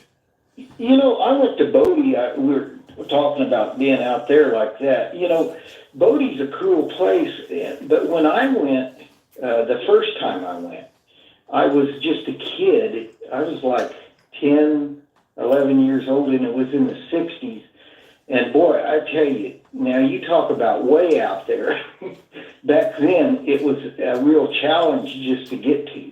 When I was coming up 395, I saw the turnoff for Bodie, but it was 13 miles off of 395, and it was all snow all over the road. And I thought, oh heck no, yeah. I'm not going up here. No. Yeah, that snow's what's preserved Bodie. Yeah. You know. But I couldn't believe the elevation coming up out of Lee Vining. Man, I'm climbing up mountains like I can't believe over there. Until I finally roll into Carson City. You know, wow, I wasn't expecting that. That was a little bit of white knuckle with no guardrails and looking down like. Oh, I know. Oh, you haven't been over Sonora Pass then, huh? No, I don't have the guts to go over it. It was closed when I was there. Hey, Mew Mew Swan, how you doing? It was already closed for the season. Yeah. Well, it'll give you white knuckles. It's just, you know, you just got to make sure that you have a good vehicle. That's all, in good shape. Right. And I'm sure after you being over the passes you have experience driving over grades. Yeah, I hate it. You know, I Yeah. I'm a good I flatland. think. I'm a good Kansas, Nebraska driver. I don't like mountains. You know, the worst grade though for, I think, and it's a small grade, it isn't very long, but it sure seems like it, is Priest grade going up to Yosemite. Not the new one. The new one's real curvy and everything, but if you go up the old Priest grade, that is dangerous. Yeah, there's a lot of dangerous stuff in California for sure in the way of roads. Well, I mean, Priest grade, the old one is only like 8 miles, but it's the farthest 8 miles you'll ever drive uphill. Yeah. Or downhill. Well, that climb around Lee Vining was pretty wild. Yeah, that's pretty wild. That'll break you in. I mean, I'm looking over the side at like 1,800 feet straight down on no guardrail on this road. I'm like, yeah. This is good. Well, see, Priest grade's that way, but it's even a more narrow road. Yeah. And it's even steeper. I mean, you don't want to go down it in the wintertime because if there's ice, it forms on it. Oh, man, I don't want to do that. I'll be right back, Alan. Entertain the chat. Okay.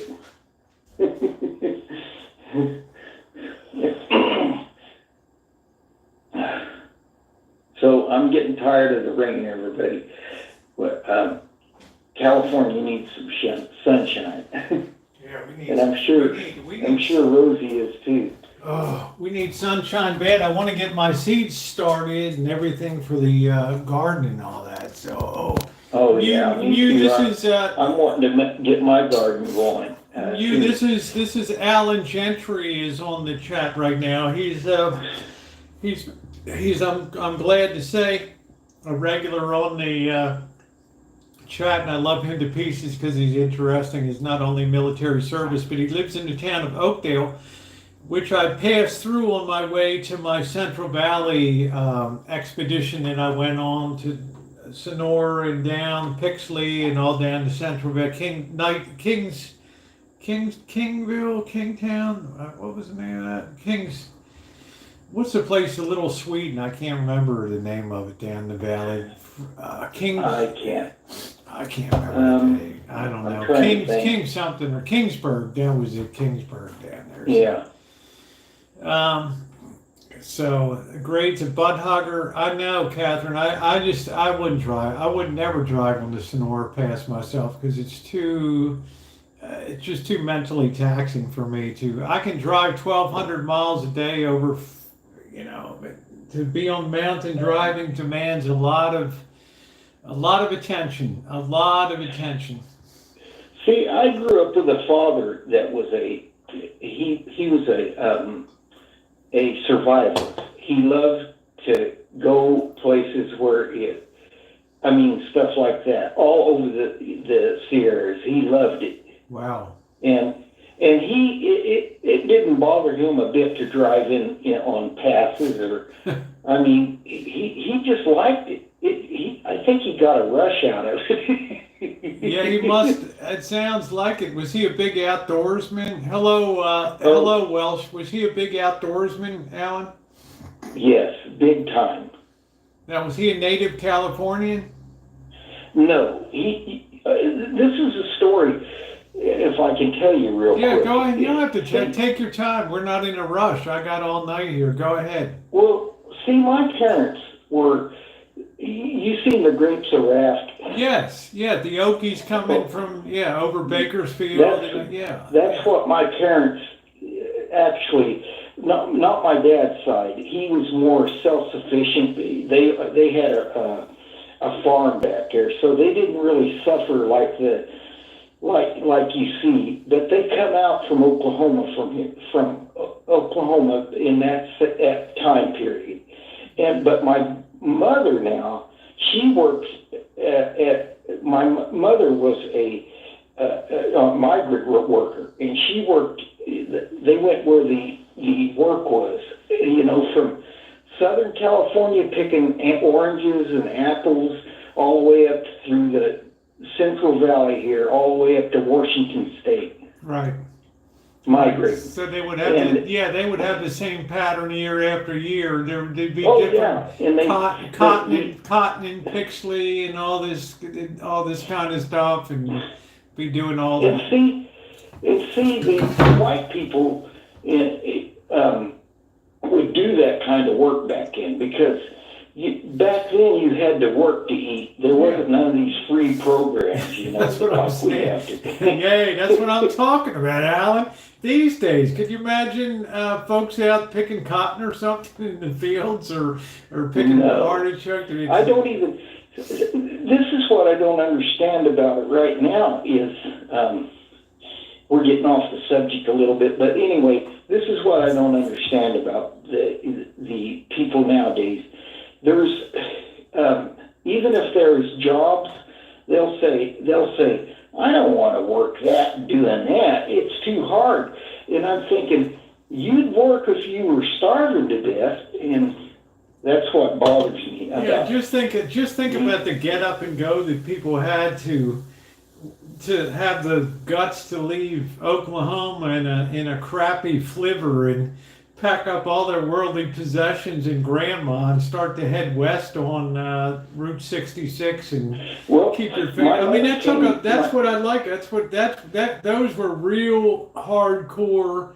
Those people with get up and go that took the risks and did it. Because my mother came out here in a Model A Ford that had, just like you see the whole house on the Model A Ford. Yeah, with grandma up in a rocking chair on top. Yeah, exactly. Yeah, I mean, it really happened. It wasn't, if people watch that, they think it's just BS, but it's not. It really happened. Did they come in through the Bakersfield area into that? Yes. Okay. Yeah. Exactly. Okay. They came up through Barstow and that way and worked their way up. Yeah, that's amazing. Well, But see, my father, his family now, they were all self-sufficient. They just come out here because the Dust Bowl and all that, and they wanted better times. Right. So they just came out here, and first they came out here and just to see if everything, they could find a job, and then they brought the rest of the family. Yeah. Some people just packed up the whole crew and just left, right? I mean, they didn't even go. Oh, yeah. Yeah. Oh, yeah, that's what my mom did. My mother's side of the family, that's what they did. They just packed up. I think that's what makes California such a great place, is that it's the most meltingest pot place in America. There's just nobody really ever feels like they own. Like you go up to New England, you have the blue bloods, or if you didn't come over on the Mayflower or something, you're kind of a second class citizen. Right. Whereas if you come in California, you got people from Laos and you got people from everywhere under the sun that have come over here. See, my dad was big. My dad was big on. That's where I get not being racist or judge people by how they look or how they are, is because my dad always said, listen, the Okies come from Oklahoma and they were scorned, looked down upon, and he goes, I'd be damned if my family's going to do it to other people that come into the state, and if you're color or whatever, he just didn't allow that in the household. Yeah, and that's why I don't see a lot of prejudice out in California, because we don't have this "we were here first" kind of mentality of that pervades a lot of New England and stuff sometimes, in places like the provincialism. There's no real provincialism in California. It still does happen though. I mean, I have people come to, and they'll be talking, I'll be in a group, and they'll say, them damn Mexicans are taking all our work, and I look at them and I tell them, you know what, you're speaking out of turn right there, because are you going to do the work then? They'll say no. And I said, well, you got your answer right there then. There you go. you're saying they're taking our work away. Well, they're not taking nobody's work away. They're doing jobs that you won't do. You know. Yeah, that's exactly so it makes me mad when somebody says that because it's absolutely nonsense. It's to me, they're not very deep thinkers when they say that, because they don't know the realities of doing this kind of work. I always tell somebody, if you want to really know what hard work is, take your car down Route 99 in the Central Valley and look at some of these fields to your left and your right, and look at these people working in these, hauling around these things with, if they're lucky, they have an umbrella over the top of it. They're sorting tomatoes all day, or pulling carrots, or doing whatever, and tending the fields and all that. It's you're really earning your pay with real physical labor. And there's not one overweight person in the Central Valley that's working on the farm. They all look like skinny and wiry and strong and muscular that are working out in these you know. And you know what? I tell you, some of the people that work in those places are the nicest people you could ever meet. Oh, I know. I mean, they really are. It just amazes me that people will put people like that down, and they don't realize what they're saying. Even the farmers know it. The farmers know that they couldn't get by without them people, Yeah. It's anyway. I think that'll be reversing. I think in 4 years you'll see people falling all over themselves to get that kind of work. And I think so too. I hate to say it. I think it's a good lesson for. I'm thinking maybe it might be a good lesson for America. Well, I think it will be. I mean, what's the negative of it? I don't have the cushy lifestyle of, No, I don't. Right? Got the latest BMW or the latest iPhone. Yeah. Yeah. But it's going to be interesting. I mean, it's just got to be too much. And I think another thing is people aren't happy that go by thinking that material things makes them happy. Yeah, I think it doesn't seem like people are happy. It's not, because they're totally missing the spiritual side of existence. That's right. Instead of, like me, I can go outside and look up at the stars and say, wow, I'm glad I'm here. Thank God. I'm glad I'm here. I can enjoy that fresh air. A lot of people, they don't ever even look up at the sky. They don't even pay attention to what their surroundings are. They're so involved in their material world that they don't even look around, But you have to also figure that your time in, like, Vietnam made you acutely aware of how blessed we are in basic, geography and things in the United States of America, and clean air and clean water. Well, that's probably true too, because when I tell you what, when I come back from over there, it was so, like I told you before, when you see American flag, it means a whole different thing to you than most people. Right. That's what I meant. So when you go outside and look at the stars, you have all your past of service and everything, and you look at that and say, this is a pretty doggone good place. I'm pretty darn fortunate, to survive that, to be here and look up at the sky and say, this is a great place to be. In other words, you look at the glass half full and not half empty. So. That's right. Well, we're blessed to be living the way. Oops. He'll call back in a minute. I don't know what happened. We got to kind of rinse this off before they get. Guys, I have to tell you, these shrimp tacos were definitely unbelievably good tonight. I would classify this as a 10 out of 10 meal tonight. Hi.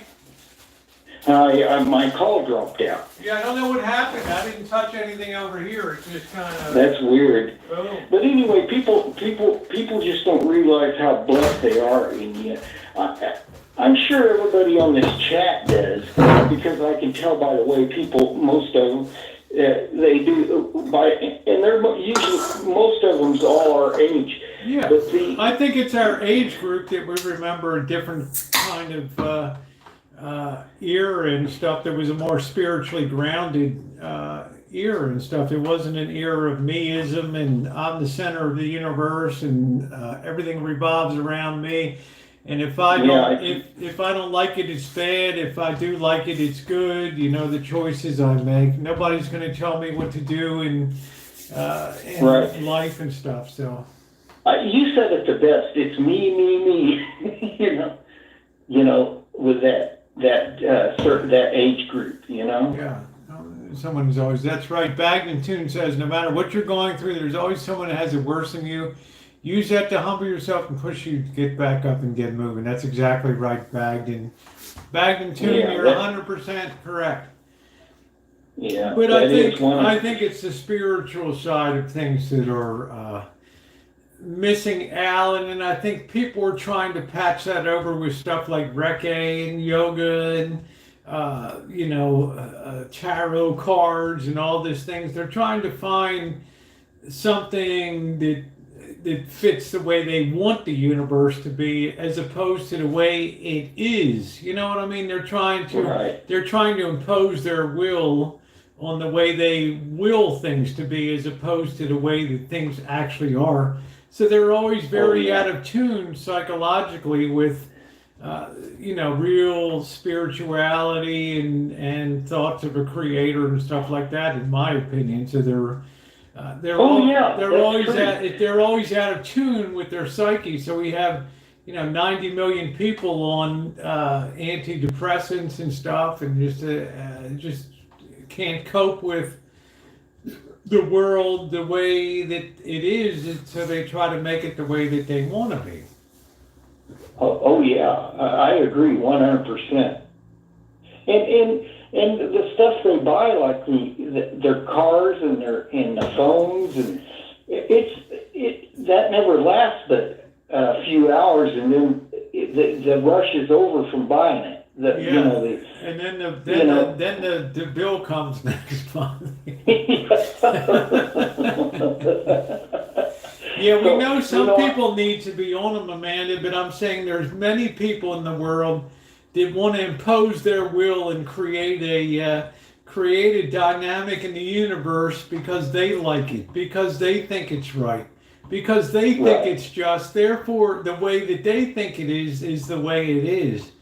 And I'm trying to say, oftentimes people are out of tune with the real reality of things, and that's why we have a society that's so screwed up today. So with murders, you're definitely. I mean, you're right on the mark. I mean, that's so true. I've thought that many times. Yeah, we're in a culture of death, right? Where it doesn't matter if you off somebody anymore. Who cares, right? It's just like it's me. It's all about me. Yeah, right? It's all about. It's just like when people's driving, you can tell it's all about them because the way they cut you off and they don't care. Nowadays I watch going into restaurants, people don't open doors up for older women or people with handicaps. They just, they don't care. It's like they don't exist. Yeah. Because we just don't spare a thought for other people, and because the universe revolves around us. That's the way it is, and rest of you better get with the program. So. But like I say, I think there's going to be a big eye opener in the next few years. I might be wrong, but I think things are going to change dramatically. I think they are too, because I think that the free ride is coming to an end here. Oh yeah, they have to. It absolutely has to stop. But anyway, that's my thinking. And some people, anyway, there's people that say, oh no, they think the government's going to fix everything. Well, the government's beyond fixing everything. They're broke too. That's what I'm saying. It's like, some people are going to be the last to realize that the money tree doesn't have any more money. Yeah, there you go. Like we plucked the last of the fruit off of that baby. Yeah, I mean it's picked clean. You know, there's not even a leaf on it. So, what's the Chinese curse, Alan? May you live in interesting times. Anyway, we're certainly going to live in interesting times coming up. I mean, that's for sure. So hopefully it pounds out a better society. I hope so. I have a feeling though that we're going to go the other way and become more of a an age of barbarism and vandalism. I hope not. And the dark. I think we're embarking really. I hate to say this, but I've said this for a year and a half, as people in the chat will attest to, that I think that we're entering a new dark ages here of mankind. It might be. I mean, it's either going to go one way or the other. Well, tell me what happens when civil authority breaks down and police don't care to police anymore, right? I have, right. Where were we recently? And where was I? And the cops were set. At the River Cats Stadium there in Sacramento, and the Stockton police were recruiting there. They had a recruiting booth up at the stadium, and I thought to myself, holy smokes, who wants to be a policeman in Stockton and stuff, right? I mean, so things can get so bad, you can't force people to be police, right? So you can't. Then what do you have, military police on the streets and stuff? I mean, it's like, I know, then that could start martial law, you know? That's what I'm saying. So you tell me which way we're going to go. Are we going to become more civilized? Or are we going to degrade down to where police don't want to be police anymore? Well, I'll tell you right now, it don't look like we're getting civilized. It looks like we're getting less civilized. Yeah, that's what I'm saying. So that's why I say, as the dark ages, so. Yeah. Well, it's sad to see a country that had good ideas, Christian ideas, when it started, to see it crumble. That's a sad thing. Well, when you start to have a culture of death and things like that, the next thing is there's never been a country that survived the culture of death that we have in this nation, and I'm just sad to see, but it is what it is. Cheryl says it's because of gunned by the general public. It's not gunned. It's just a general. It's just a lack of general teaching of morals or ethics and things in education and all that. So it's right. You dare not talk about that these days. So Right. I'm glad my father's not still alive, because it would have I think it would have killed him. I don't know, or my grandfather or anything. Yeah, it's like Ronnie said, morality on life support. It's like I said a month and a half ago, that conscience today is on life support in the world. So it's the meism. But anyway, we can certainly hope and pray, Alan, that we have that it falls the other way towards a better world. But I think that you need to have a certain chastisement and a certain fall before things start to build up on the right side again. So we'll just have to see. Well, I'm just hoping we can all just hope. Yep, that's the deal.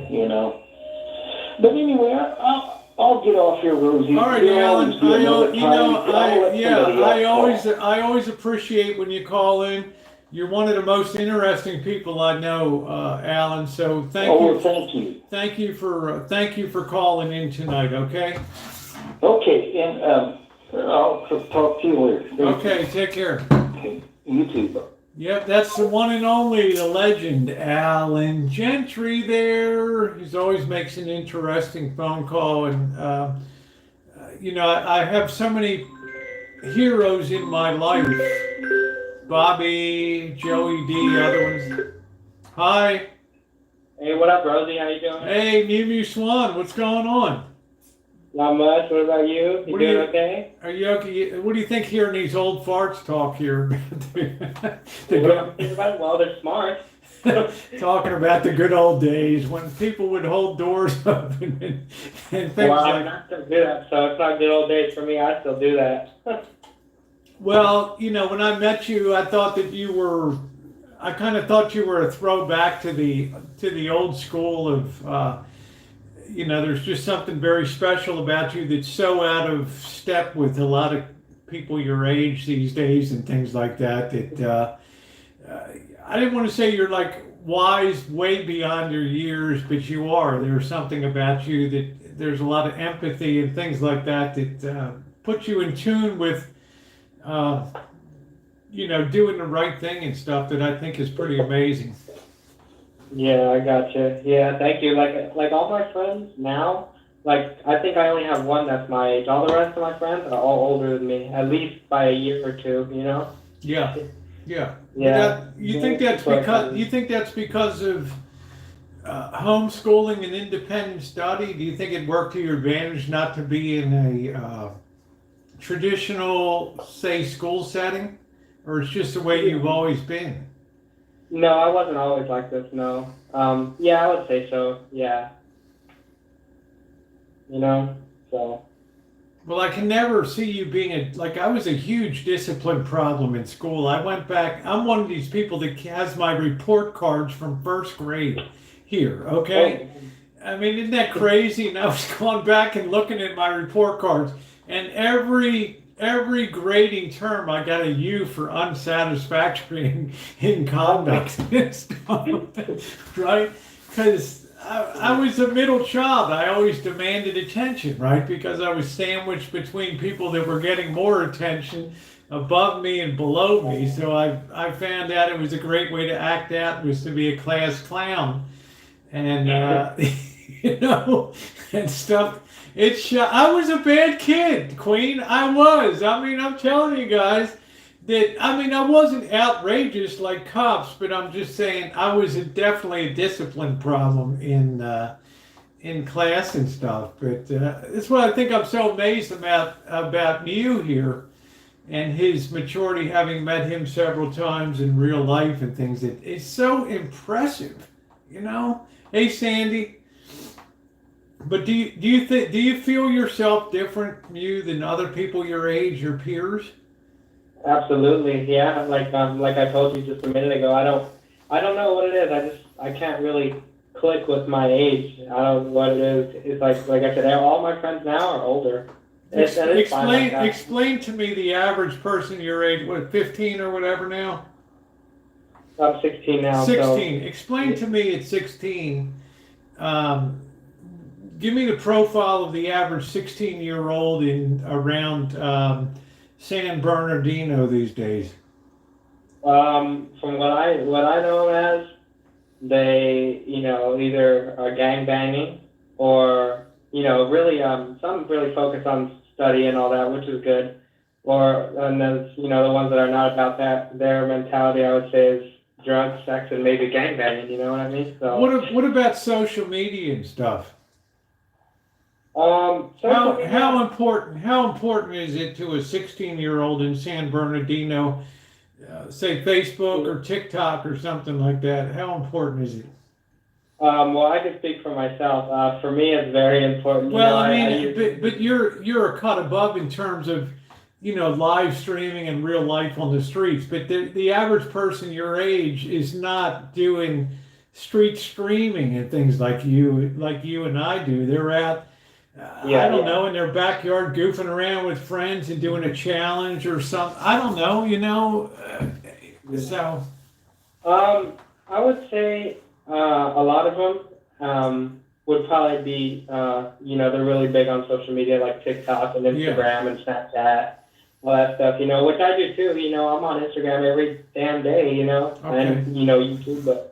I would say it's a big deal in their life, what do people want to be at 16 these days? Like when I grew up, people were, the stare. I want to be an astronaut, or I want to be a fireman, or I want to be a doctor, or I want to be a lawyer.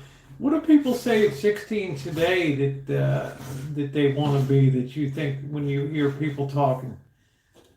A lot of them, I would say, the ones that aren't like on the streets gangbanging and doing whatever like on the streets.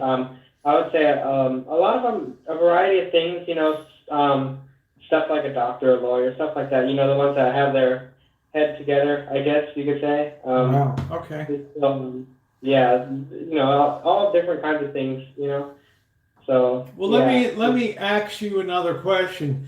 What about like I'm in Santa Rosa, which is a gang town. It's a gang city too. Yeah.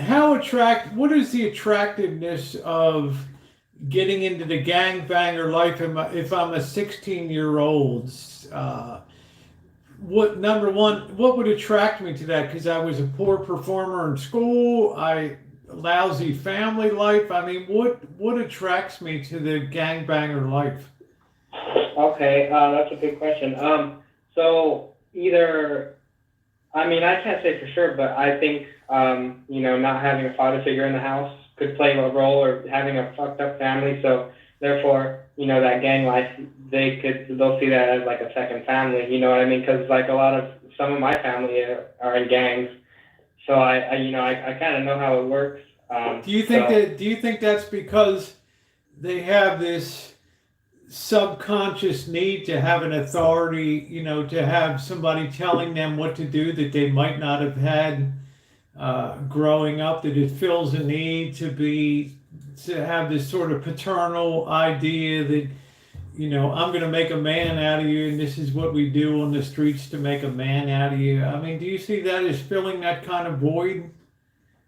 It could be that, but I think mostly is either, like I said, to have this like a family.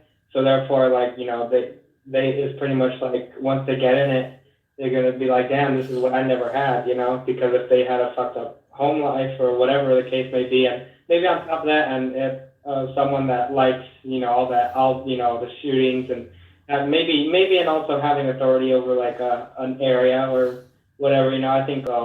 What about Yeah. do you think 16-year-olds have the idea of invincibility, like, like a bullet will never hit me, or, nothing's ever going to I ain't going to jail, or they just don't care if they're in a gangbang life?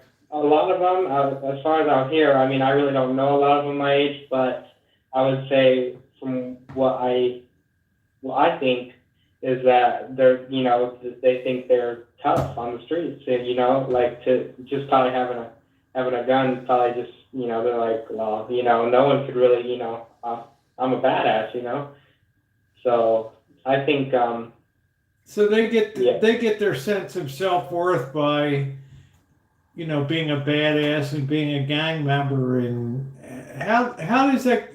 Tell me about females your age group then. Did they look up to the gangbang thing, or I mean, how do they fit into the picture? It depends. Like I said, if they really don't want to follow that kind of mentality, no, definitely not. But the ones that like are part of the streets, I would say yeah. But yeah, I really don't know honestly about that. I don't know. Okay, I was curious about that. Let's see. Bagged and Tune said they take advantage of kids that don't know any better. What really cool is finishing school, having a great job, and having a nice house and a nice car. Gangs don't care about you; they only use you. But do you see that, Bagged and Tune, that sometimes that's the only wanting that kids are ever going to feel is we want you in the gang, or that kids might have that need to feel wanted that they may not have in a home life? Yeah, I think so, because like that's, I would say, a reason someone would get jumped in, because they treat them like family, and once you're in, they either will see it as like, oh damn, maybe this wasn't the right choice, or they'll just they'll put in work. You know what I mean? Yeah. So, yeah. Well, I think it's amazing to talk to you, because you're really the only glimmer of vantage point I have into, young people that are growing up in an arguably tough place like Santa Rosa or San Bernardino that, has gangs and, you've had to dodge a lot of stuff in your life so far, and I hope that you continue to do so. I would be a fool if I told you I didn't worry sometimes about you being in San Bernardino and things, and being your age group it's scary to me. It really is. Yeah. Yeah, exactly. And like I think where I live about 20 minutes from San Bernardino, so my city is called Fontana. Out here, I Yeah, think, Fontana. That's a big trucking center. Yeah, yeah. yeah. So like out here, because I got a bike now, so I do I do all my street stuff that I do as far as filming and all that, and just is on the bike. So like now that I can get around quicker, I'll be out there a little longer. So I think out here, especially at nighttime, it's kind of like I could, and I'm not trying to blend in, but it's like I could disguise myself as like a street person because my body, just the way I look, But still, you don't want people to take advantage of you or something, because you're 16. I mean, there's some really hardcore, some really hard bitten people out there that are, that have no conscience or anything. Cheryl, would you do me a favor and post Muse link? I want to ask my chat to please subscribe him up. He's like what I should have been at 16. He is, which is a person that does a lot of street streaming in California and other places. So please check him out. Check out his live streams. He's got a lot of guts, and I pray nothing ever happens to you, with the stuff that you do. But same to you too. Same to you. Well, I'm an old bird. This old horse has run its race. But you got your whole life ahead of you. So I'm naturally a little more worried about things. But yeah, I worry about. I have a CCW. I have a gun permit now, so I'm not totally worried about stuff. But because you're you're younger, you have your whole life ahead of you, and I'm sure your mother. I've met your mom and stuff, and I'm sure she has the same kind of ideas too in life that And like she grew up in a hood like for about 7 years, so she knows all that. She knows what that's like, and she knows how people could be. Right. Yeah, she knows. So Yeah, I'm sure she probably worries about you sometimes She too. does. My dad too. They definitely worry about me on the street. Yeah, of course. I mean, you would absolutely be a fool today if you had a child and you did not worry about them and the pitfalls that you can fall into these days and potentially lose your life, especially in some cities in California and stuff. So it's yeah. Like San Bernardino is a very rough place. Like there's nothing nice about it, honestly. I think one thing that's cool though is that it's where the first McDonald's was. So yeah. The McDonald brothers started right there in San Bernardino. The very first McDonald's. I went there. There the other day. It's really cool.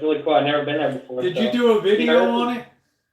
Yeah, I haven't, but I haven't uploaded it. Oh, anything. I can't wait to see it. That's really cool. Yeah, the first McDonald's that the McDonald brothers started, and then Ray Kroc was the serviceman selling Mixmaster shake machines. He's the one that noticed how great the business was that the McDonald brothers were doing. And look at it, man. It's a big company. Like you got them everywhere. Oh, it's like a $50 billion company there. So I can't wait to see your video on that. That's going to be wild. Yeah, but as far as San Bernardino, it's no joke. There's a lot of gangs there. Is it getting better or is it getting rougher? I mean, which way are we going here? In San Bernardino, I would say it's kind of the same, but a lot of the times, like with certain streets I'll go down, you'll see less homeless people, but like it's the city's bankrupt, so like there's just hell out there. I'm gonna predict to you I'm gonna say in 2.5 to 3 years the state of California is gonna be bankrupt. Yeah. How's that gonna grab you? Okay, because high tech has already had a huge hole blown in it here with Silicon Valley and all that stuff. So, Yeah. and we have too many obligations here for the taxes that are going to come in. This is Alan was on the phone. I have Mew now. Mew, who is a streamer like I was. I met him. How many times did I meet you? Twice now, or? Yeah, twice. Twice. We went to dinner. You can see our dinner down in LA, and then we had a great time at the Cecil, didn't we, over there and stuff? Yeah. And I met Great his mom and the crew, and we just. So I can't wait till we meet up again and do. He actually got inside to the Cecil. You know, I never got inside, so. 3 times. 3 times. I mean, I got rebuffed and turned away each and every time. So he accomplished a lot more than I ever did down there. Yeah, I might have had some more interesting people behind the place, but he actually got into the Cecil and everything. It wasn't easy. I was trying for like a year, and finally it worked out. It was crazy. Yeah, remember the stream with his mom? Yeah, we met up. The first time I met him down there, and then the second time we met him. Did we take we took the subway or something over there, didn't we, or something like that? Yeah, the second time we took it back to downtown. Yeah. So. Yeah, that was a great time. I can't wait to do it again. That'll be great. Yeah, it's going to be good. I can't wait to get over there and see what's going on. They're actually renting it out for like visitors, aren't they, or something like that? Don't they have a hotel part now or something? The Cecil? Yeah. Yeah. So it's right now. It's like it's housing for like the homeless and stuff. So yeah, it's the company that owns it. Pretty sure anyway. Skid Row Housing Trust. So yeah, they got it's yeah, it's like it was when Lisa Lamb ended up in the water tank on the roof. They were housing visitors, plus they had long-term tenants in there. That's where Richard Ramirez, the Night Stalker, who I swear, and I'm going to tell you guys, my hand to God, was the very worst mass murderer of all time, because from 8 years old to 80 years old, he had no distinction whatsoever. He had no hesitancy to take out old people, young people, and he lived on the 14th floor at the Cecil down there. Yeah. See, like now, like back when Elisa Lam when she was found dead in there, it was like half hotel, half. Yeah, that's what I'm saying. So they've almost gotten back to that now, right? Yeah. So. The only difference now is that it's like a complete like apartment building, you know. So like you can't stay there, but like someone like us could just go and rent a room. Unfortunately. Yeah. But do you remember during the pandemic? I don't know how bad it was with the tents across the street. Oh my God! It was bad. Yeah. You don't even know how bad it can be in LA until you're down. Yeah. So like I even told my dad. I don't know who else I told, but like if you go out to downtown LA, you got to know where you're going, because if you want to avoid like a rough area, which most people would. Yeah, well, you look down around 6th Skid Row and all that stuff. I mean, but I thought the cut of people was a little wilder on Main Street down at the Cecil than other places. They were a little more militant around there. This is Mimi Swan. He is a good kid. I've met him in person. I met his mom, who was kind enough. Pretty amazing. She went out with him and would hey, okay, you want to do some live streaming? They'd go out, she'd be there, and I met her, and it was like, people were like, oh, Rosie's hanging around with a 15-year-old. I said, oh, well, his mom's right here. Oh, never mind, oh, never mind, okay, it's all good. Right? Like, and people jump to conclusions sometimes, huh? Yeah, oh yeah, they want to imagine all kinds of things, and then here's his mom, and it's like, oh, okay. Normalized. Well, but yeah, I think what's cool about his mom is she understands that there's a developmental aspect to when you live stream too, when you see like maybe what you don't want to be one day, maybe where you don't want to end up, and Yeah. maybe more kids should see this down around Sixth Street and Fifth Street in L.A. Yeah. and Main Street and stuff like that. Maybe that's a good thing that kids see that. So she was an amazing person, and we got along pretty good, right? And Yeah, yeah. definitely. No Yeah. issues. Yeah, Yeah. they actually have tours down in Skid Row for like the teenagers to show them like, look at this is where you're gonna end up if you choose a route Good. path, which is pretty cool. They need to do that. They need to stick kids in a tent for a night down there. And, I They hate won't to come say to that Sunday. because there's a lot of perverts down, but I'm just saying, boy, you spend a night down there and put them down there on a rainy night and miserable, have a few rats running around the street, they'll be like, ooh, their eyes will be like, ooh, no, thank you. Mm. Hey, Judy. Yeah, show you where Oh. you don't want to be. Showed me that when I first saw it. I'm like, damn, this is hell. Like hell on earth, pretty much. Sad. Yeah, it's pretty wild. So, what's on your bucket list now? What do you want to do? How about Vegas? Are you guys gonna head to Vegas? I want to go to Vegas. Hopefully, if it all works out, I would like to go in the summertime. And now that I got my bike, yes, I'm going to be doing some filming around there. for Yeah, sure. I'd like to meet you up down there because it gets cheap in June, Yeah. July, August because nobody wants to be in Vegas when it's like 107 or whatever. So Yeah. stuff gets cheap. I mean, there's some really cool churches. There's some, Naked City and some other places down there are Yeah. really wild. And you have Twain and Swenson. There's some pretty, we were down in, maybe you saw it, we were down in Naked City. And even though I had Monkey Boy and Mr. Z, we even turned around on that thing down there. 'Cause it's like, Yeah, that's crazy. woo, Well, I'm going to do some filming out in Vegas. Duncan and friends, don't worry about it. We don't even know you, dude. So, first time you've ever been on the chat. So, I don't need a troll here tonight. So, So where you live, there's a lot of gangs in your area? oh yeah, huge. We have Serrano, Norteños. That's why I never wear red on the street.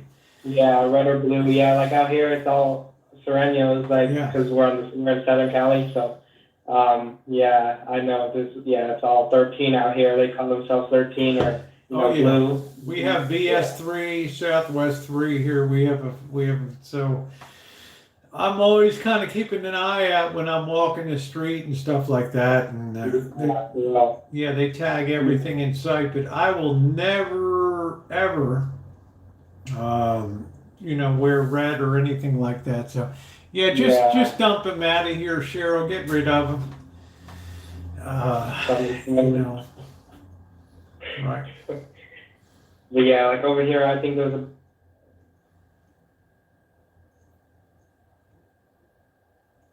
You still there? I guess we lost the call there. So, are you still there? Yeah. Oh, I don't know. I don't know what the heck happened. Yeah, I got you now. It just cut out for half a minute or so. So. Okay. Oh yeah, we have a huge gang problem up here. Yeah. Okay. Yeah. Like it's where I live in Fontana. It's not as bad as San Bernardino, but it's not good. Like there's about 4 or 5 gangs, I would say, in my area and where my great grandma lives and all that, and where my mom lives. We all live in the kind of worst part of Fontana because there's a nicer part, but I don't, Isn't that a big trucking center there in Fontana? I think so. Yeah, definitely. It's Actually, it's a huge freight loading area and changing freight to different directions and stuff like that. So that's kind of rough to deal with right there. And when you have a big transient population, do you have a lot of prostitution and stuff there that you see? No, not in Fontana, but in San Bernardino. Oh yeah, real bad in San Bernardino, especially on a street they call G Street. Oh yeah, it's rough. Okay. It's like Figueroa. Oh, like Figueroa, same kind of deal as down there. Yeah. Yeah, it's So a yeah, shame. over in San Bernardino, yeah. Yeah, that's a shame. Racetrack and the show Cops. When I think of Fontana, yeah, I mean Santa Rosa Yeah, was featured on Cops. Yeah. We just did the NASCAR race the 26th of February. So yeah, that was cool. I was all over that. I was filming. Like I didn't go in there, but you know, Yeah. like my mom lives down the street from that. Like you could see the speedway from there. So I made sure I was all over that because that's the only time you'll see tourists out here. Shit.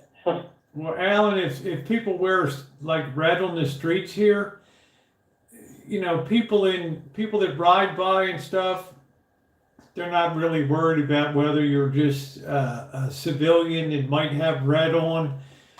You're just at a lot of risk if you have that. I mean, I know it seems strange kill somebody over color, but you know the word goes out. You don't wear red on the streets. That's just the way it goes. So I don't have any red gear. So yeah, like out here, if good night, James.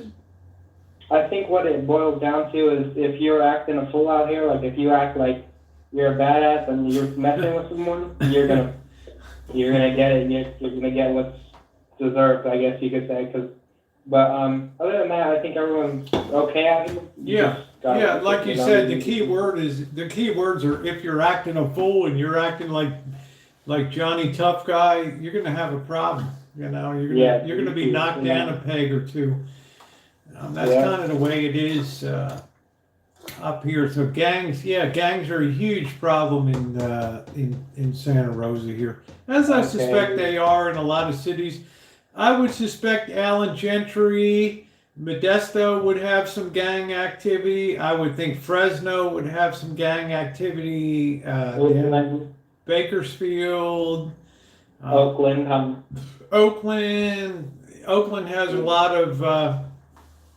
I got pinned once when I was live streaming in Oakland. I ran afoul of I had blue on and I was a Cambodian gang and a guy pinched me between a wall and his car with a 66 Chevy Impala, and I thought, okay, I'm going to die today down here. And he let me go, but it was a Cambodian gang area. You never know, man. You never know. You never know. Well, Mew, it was great to talk to you. I can't wait to see what you got coming up next. Make sure you guys subscribe. Could you pop Mew's link one more time?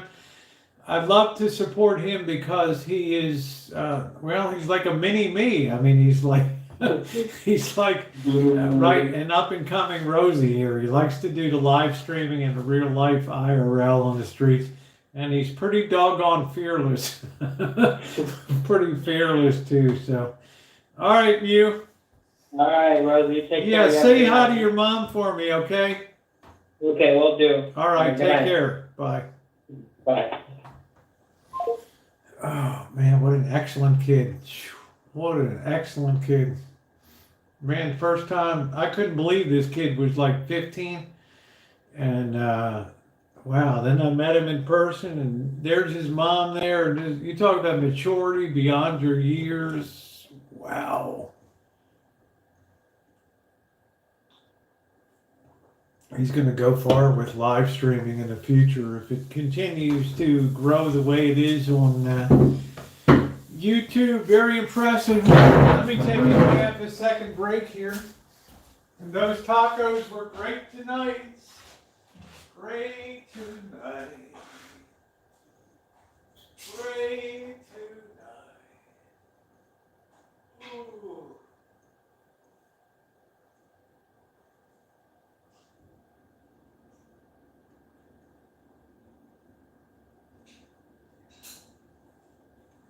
I always like the calls.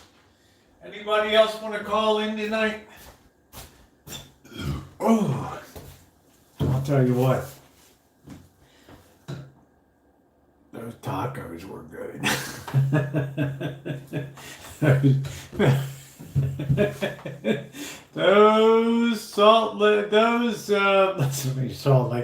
Those shrimp tacos were amazing. Come on, Joni, when are you gonna call in? Hey, turn down your sound. Canine 5716. Who? The heck happened? The heck happened?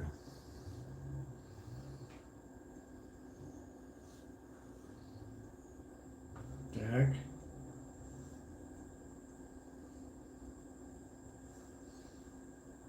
I don't know what the heck happened. I don't know.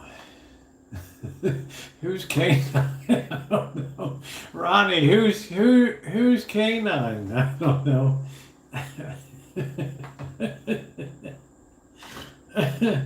Who's canine? I don't know.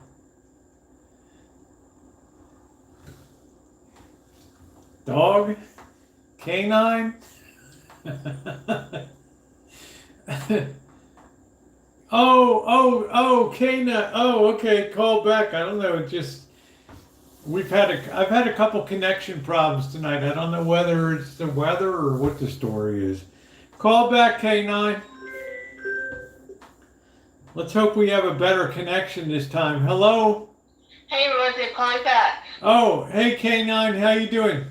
This is Naomi. Oh, no, okay, no, I don't know. You know, what the heck? Okay. K9 call. I don't know. What's going on, girl? I just called you back, like you said. Yeah. What did you? For me How would you rate my shrimp tacos? They look delicious. I Probably could. like a 9. Yeah, I was going to say thank you for suggesting the chili powder and the cumin. I also put a little bit of Old Bay, some salt, pepper, and cayenne, and they turned out to be delicious. All right, Jamie, thank you. I hope you feel better, Jamie. They were really, really. I would make them in a heartbeat, and you know I like corn tortillas anyway. So, what do you think about a strawberry pie with whipped cream? For tonight? I'm not gonna make it tonight. I'm too buzzed to have it. I'm a few beers in. I'm thinking about making it tomorrow for. That sounds delicious. Sounds yummy. Because you know it's strawberry season now. All the strawberries are coming in from Watsonville and over in Salinas and all that. I wish I could have strawberries. Oh, I wish. Are you allergic to them? Yes, I am. Oh no! What are you allergic to? You have a lot of allergies. I'm allergic to strawberries, peanuts, and anything that has fins that can breathe in the water. Wow! And what first happened? I had a reaction. My throat closed up, my eyes swelled shut. Like an anaphylactic shock or something? Something like that. So did they give you an epinephrine shot? My mom had Benadryl. She gave me a Benadryl. Wow. You know, when I was a kid, there was no such thing as peanut allergies or strawberry allergies. Isn't that amazing? I wish I didn't have any of those allergies. It'll sure make life a whole lot easier. So you're saying strawberries also? Yep. Wow. So you can't have like a strawberry milkshake or something unless it's artificially flavored? Yep. Wow. Well, make popovers. Popover, what, with strawberries? I don't know, Cheryl. I think a glazed strawberry pie is tremendous with... What about a strawberry tart? Well, you know what a glazed pie is? It has it's almost like it has a covering of jelly on. I don't know what it is. I don't know how to describe it, but it's very shiny and it's very, very delicious. It's like a strawberry syrup. Yeah, it's like a strawberry syrup, but it's very shiny and it has like a glaze to it. It's amazing. It's good. So I got a pound of strawberries. I got to do something with them, guys. It's either that or make jam with them. A ton of sugar. I don't know. Make a cake and then make like cut the strawberries up, put some sugar in them, and put that on top of the cake, and then put some Cool Whip on it. Well, I want to put the whole berries in and have that glaze on top of it. I just think it's a great looking presentation when you have the whole like half berries that are sitting on top and stuff. I don't know. It's like I want to celebrate the first berries of the season. That sounds delicious. I think it's gonna be. I think it's gonna be deliscable.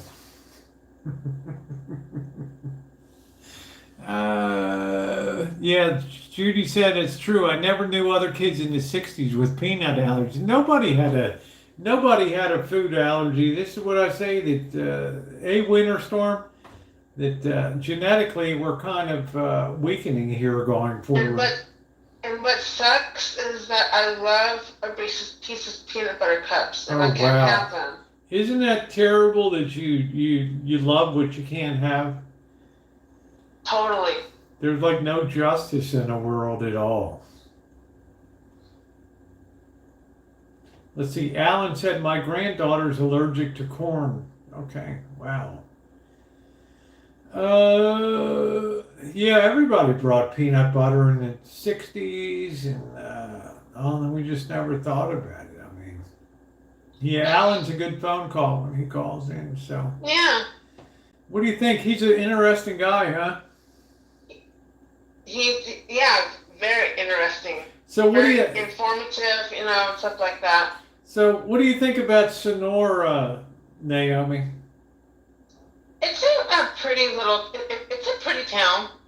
I think it's just an amazing town for being up at the foothills of the Sierras and stuff there. I think it's It always feels hotter up there than it does down here in Oakville for some reason. I don't know. You know, the place I stayed, there was no heat, so I was eating breakfast. You could see your breath in in the morning. It was so cold. It was like a 1846 hotel or something. It was so weird the way it was laid out and everything. And the poor Indian guy that was running it, he's like bringing the coffee in, and it was just like crazy. And I was really mad at that time because I lost all my video footage of Jamestown and all that. And I had to go back and reshoot How did that happen?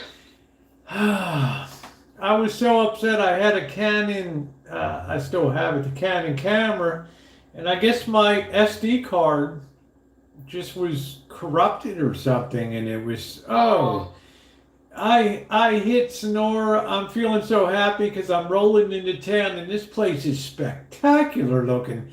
Sonora is just beautiful, right? And I'm coming in here, and I'm checking into the hotel. Of course, nobody's around. I could have stolen half the hotel. Nobody, there's no, be back in 3 hours or something, right? And I'm checked in, and I said, okay, I'm going to sit here out front. I'm going to offload my video.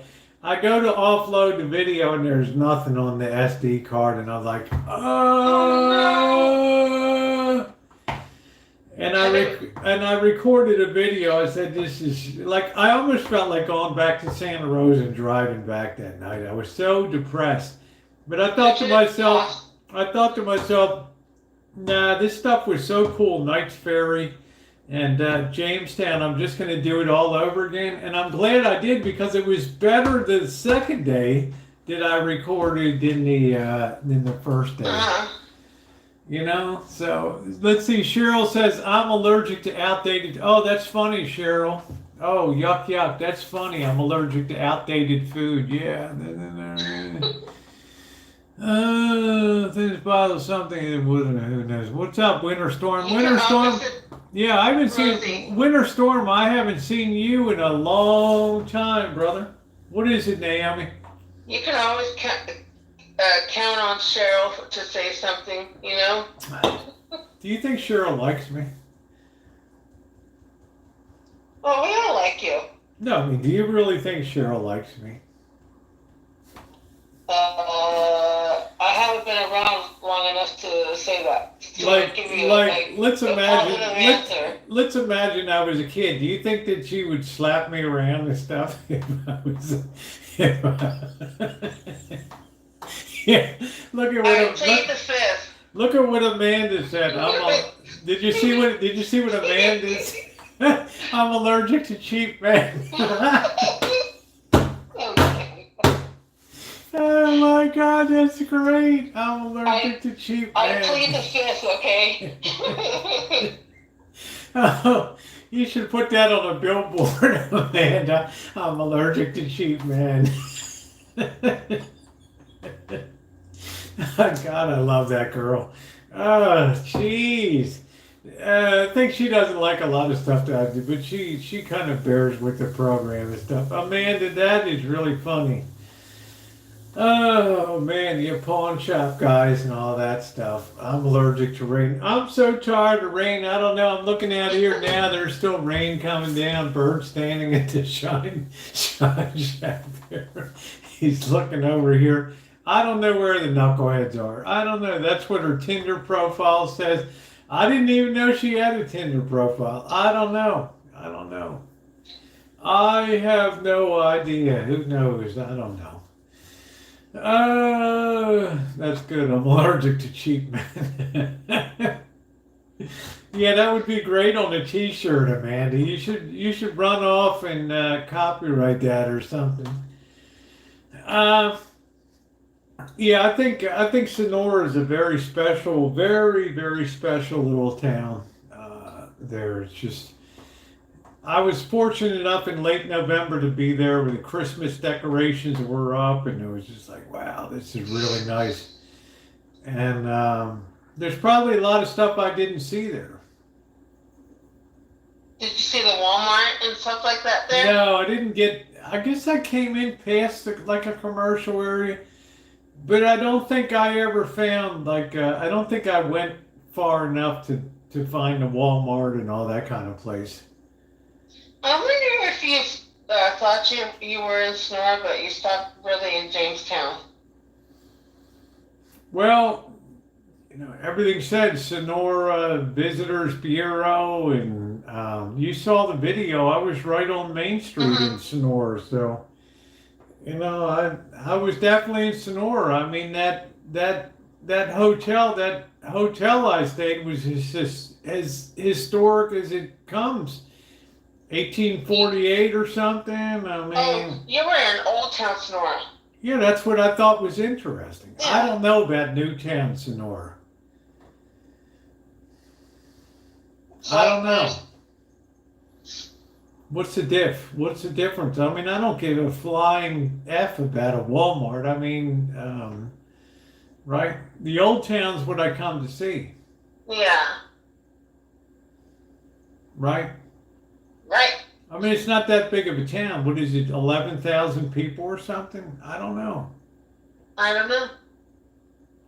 Alan Gentry, how many people, how big is Sonora? I don't know. But I think everybody in California should visit Sonora and drive 395 with Lone Pine. It's such a beautiful drive to see Mount Whitney and stuff. It's just amazing. Absolutely amazing. So you thought my tacos looked pretty good tonight for first time shot? Yeah. They look delicious. They were so doggone good. Delicious. Well, I'm happy they turned out good for you. Yeah, I still have like 5 or 6 shrimp left. I'll have to figure out what to do with that. So, but I really want to do something with these strawberries tomorrow. I really want to have a glazed strawberry pie. That's what I really want to have. Well, there's 5,000 people in 2021. Okay. Yeah, it's just a really cool, I don't know what people do to make a living down there. I don't know. I guess tourism. I don't know. Like Oakdale's an agricultural town. Yeah, coconut 5,033. Thank you. Alan Thank you, Cheryl, for answering. did Alan actually say that you can actually commute to San Francisco from Sonora? Did he say that? Could you imagine getting up like 3:30 in the morning? People do that. God, it's insane. People commute to the Bay Area from here as well. Yeah, and what's the distance from you to Sonora? It's probably like an hour away. Yeah, so you're talking about you got to get up at 3 o'clock in the morning to be there like 6 a.m. or something. Yeah. Because the traffic is terrible coming in 580 across the Altamont Pass and stuff. I've been out there at 5 a.m. in the morning. Out here we have bedroom communities where people like live, you know, and then work out in the Bay Area.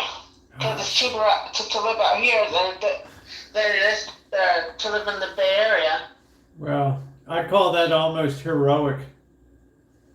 No, I've never made strawberry rhubarb pie, Judy, because rhubarb is something you really don't see on the West Coast here. That's more of an East Coast sort of phenomenon. But do you know what I mean by, Naomi, do you know what I mean by glazed strawberry pie? Yeah. It actually looks shiny. It's kind of like a clear glossy. Yeah, it's clear, exactly. Yeah. It's clear and glossy, and you like cut the strawberries in half. Maybe I'm thinking about a galette or something like that you do it, but you would want to leave the strawberries whole if you're going to do like a glazed well, like pie. a half. Cut them in half and put half side, flat side down, and put them all over. Oh yeah. Yeah. I don't know. In California, I don't see rhubarb. Do you see rhubarb, Naomi? Not really. Yeah, I don't think in Sonoma County I've ever seen rhubarb. I don't think so. Maybe like at farmers markets, but not really at supermarkets, you know? No, it's very red. It almost looks like a reddish celery, doesn't it? It's like it looks like a celery to me a little bit. Yeah, but it's reddish, right? It has Yeah. So yeah. And it's poisonous if it's not cooked, right? I You can don't buy know. jars of strawberry glaze. It's wonderful. Can I make my own? No, Catherine. That's the thing. I mean, I can buy a strawberry pie, honey, but I want to make my own. Boom, right? My own signature glaze on top of that. So. But tomorrow, look for recipes online, you know? Yeah, I'm going to look tomorrow before I get going. I'm going to record a video on that. I don't know what the weather is tomorrow. I haven't had the guts to look today. I'm just so sorry. Sick of rain. It's just depressing. Like what is that? Like a flan. Okay, thank you, Amanda. Thank you for the best laugh of the night tonight. We love you. I ice made my own. It was too sweet, so I can back off the sweetness then, right? So, but that's the only way. I don't want a straight strawberry pie. That's not going to cut it. No, not interested. Not interested. Glazed, right? That's what I want it to be. Good night, Barry. Thank you. Yeah, had a great time tonight. 12,000 people in Sonora, Alan? Really? In the area around there, maybe? I don't know. They were saying inside the city limit is like 5,000. Oakdale has over 20,000, and there ain't no Walmart here. And 5,000 up there for a Walmart? Yeah, that's weird. There's no Walmart in Santa Rosa, and it's 200,000 people. Isn't that weird? Totally weird, you know. I think they fought to keep them out of, out of town. They just didn't want to have We have some very powerful retailing interests here, like Montgomery Village and other places. They don't want them in here. Yeah, we have a disagreement in population here. 2 large Walmarts here at 50,000. Yeah, I think Wisconsin, Ronnie, there were probably less issues. The glaze is perfect. Strawberry Jello. I don't know.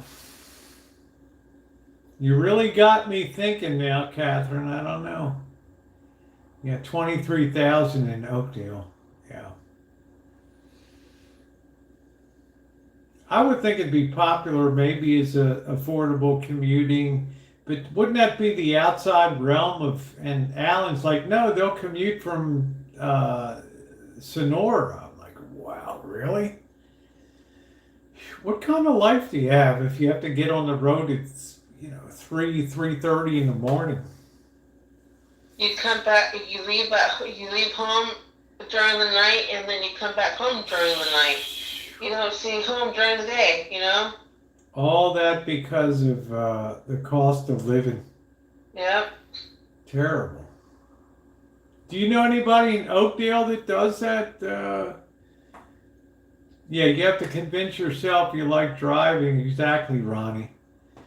I had an uncle that commuted to Milpitas every day for work.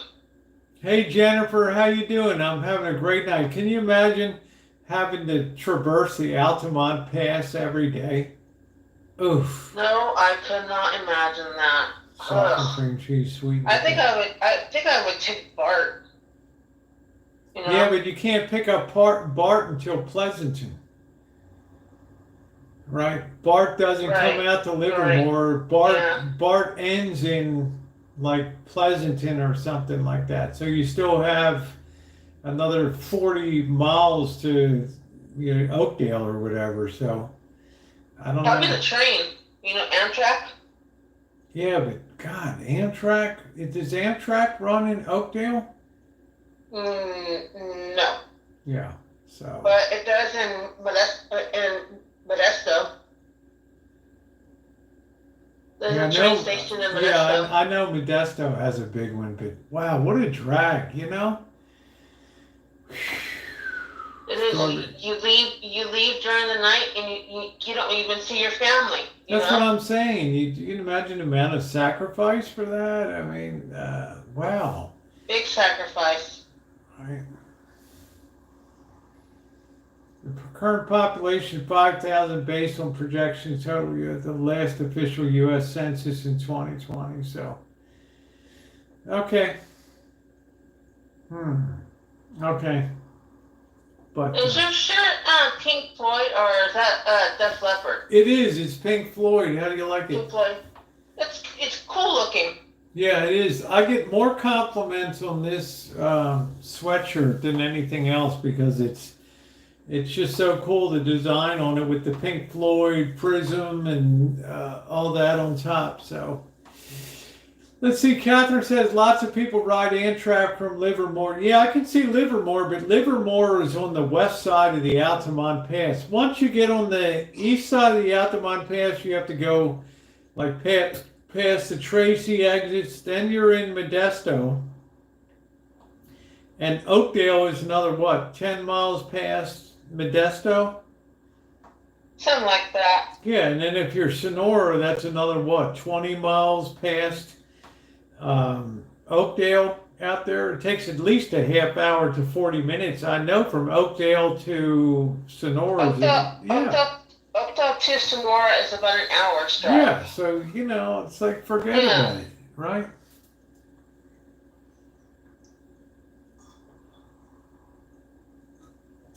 Better than me. I wouldn't do it, I'll tell you that.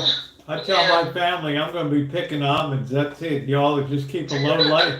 Yeah, it'd be like y'all have a low lifestyle, all right? I'm not going to kill myself out here. They drive and park. I don't know, Catherine. Just be glad your old man works at C&H, right? Like, that's right, Rosie. And I'm always happy when, they call him into work.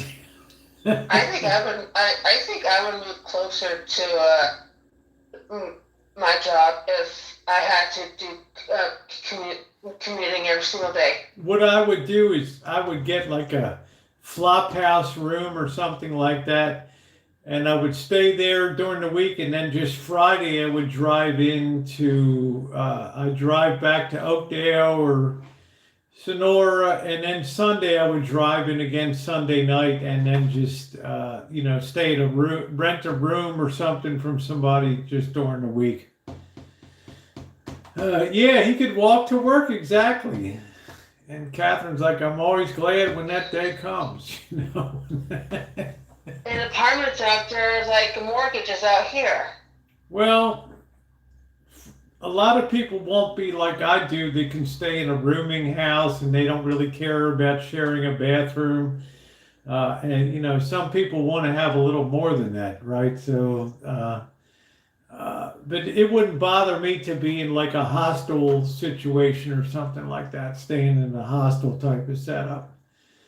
Because there ain't no way I'm getting up at 3 a.m. in the morning to go and no. Oh, heck no. I'll pick almonds off trees. No way, man. I'm not going to do that. Would you ever move out here? Yeah, I love that area out there. I absolutely love that area. It's like a different world than I'm in. I'm in this urban, blighted, terrible, crappy, noisy, terrible stuff. I'd move there in a heartbeat. Are you kidding me? I went out there, I thought I died and went to heaven. It is probably cheaper out here too to live. Yeah, do you see the area I live in with all the density and the people and the cars and just the noise? You get, Naomi, literally, you get from 2 a.m. to 4 a.m. is the quiet time here. Oh my goodness. Yeah, that's it. You just get used to it, right? Until people are racing down or there's emergency vehicles and fire engines and crap. It's just like anything else, you just get used to it. But I came out to Oakdale and Modesto and Sonora, and I thought I died and went to heaven. Except for seeing my breath, it was so cold eating breakfast in Sonora at that. What did you think of that old school? I'd stay there again because the guy was really cool. What did you think of that old school place out there, It was pretty neat. Wasn't it weird? I mean, it was kind of cool, but you had to walk up and down and then this and that. And it was like a really old, it was like a Spanish style ranch house, it was kind of wild. Yeah, it's got the wall in it too here. That's it. That's it. That's it.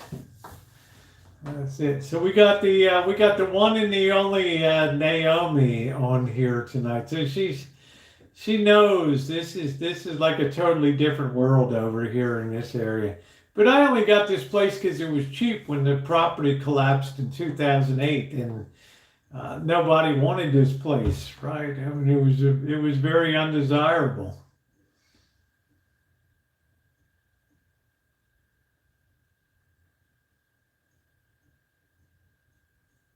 It's a cute little bungalow house, Yeah, it's a big land, but it's I'd like to expand this sometime. But then if you expand it, you got to fill it all up with stuff, right? And I don't. I'm at the point in my life I want to get rid of stuff. I don't want to. You want to downsize? Yeah, I want to downsize. I don't like stuff. I'm not a materialistic person. I don't want things. I want to get things out of my life.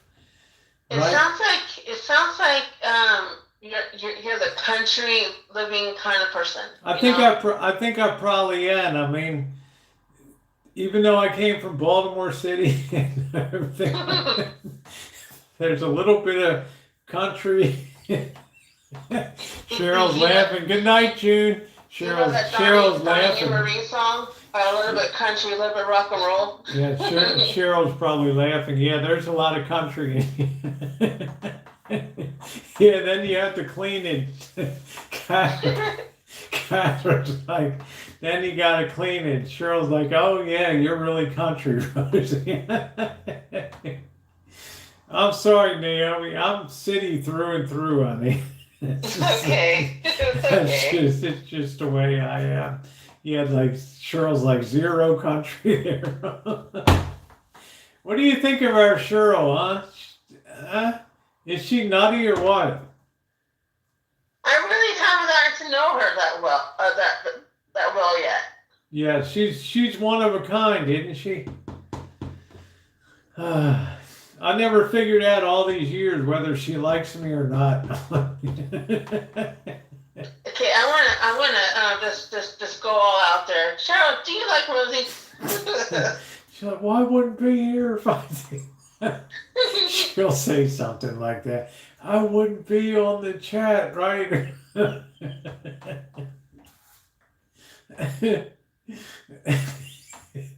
See what she said, unique. I know, Catherine, it's so clean now. I can't believe I'm not embarrassed if the door's open now and people see. Before I was like, oh, wow, this is really, really bad. Yeah, Cheryl's not for everybody. Oh, wow. Yeah, it's a nice place, Alan. I like the huge amount of land here. But I guess it's a blessing in one way because I don't have a big place, so I never feel like I have to fill it up with crap. So that's one good thing. So it's like Naomi said, you reach a certain stage, you don't want a lot of stuff in your life. You want to feel very free and very light without a lot of stuff to take care of. So. All right. Well, look, Naomi, it's 10 o'clock, honey, so I'm going to let people go tonight. It's been a really, so I want to thank you for calling in, sweetie. It's always an honor to talk to you.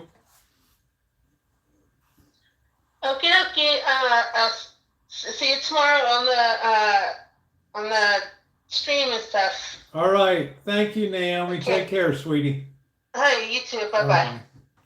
That's a good kid. So, guys, don't forget to move your clocks ahead. Last year, I had people moving the clocks the other way, and then they were yelling at me you told us to set the clocks backwards. Did I? No, spring forward, right? All right, guys, we're going to do something with these strawberries tomorrow. To my wonderful moderators, the very best in the business, Jody, Cheryl, Ronnie, Shemay, thank you for everything that you guys do. You are the wind beneath the wings here, and not a day goes by that I don't appreciate you guys for everything that you do. Thank you. I cannot stress that enough, how I have the very best moderators on planet Earth, and I love them to pieces.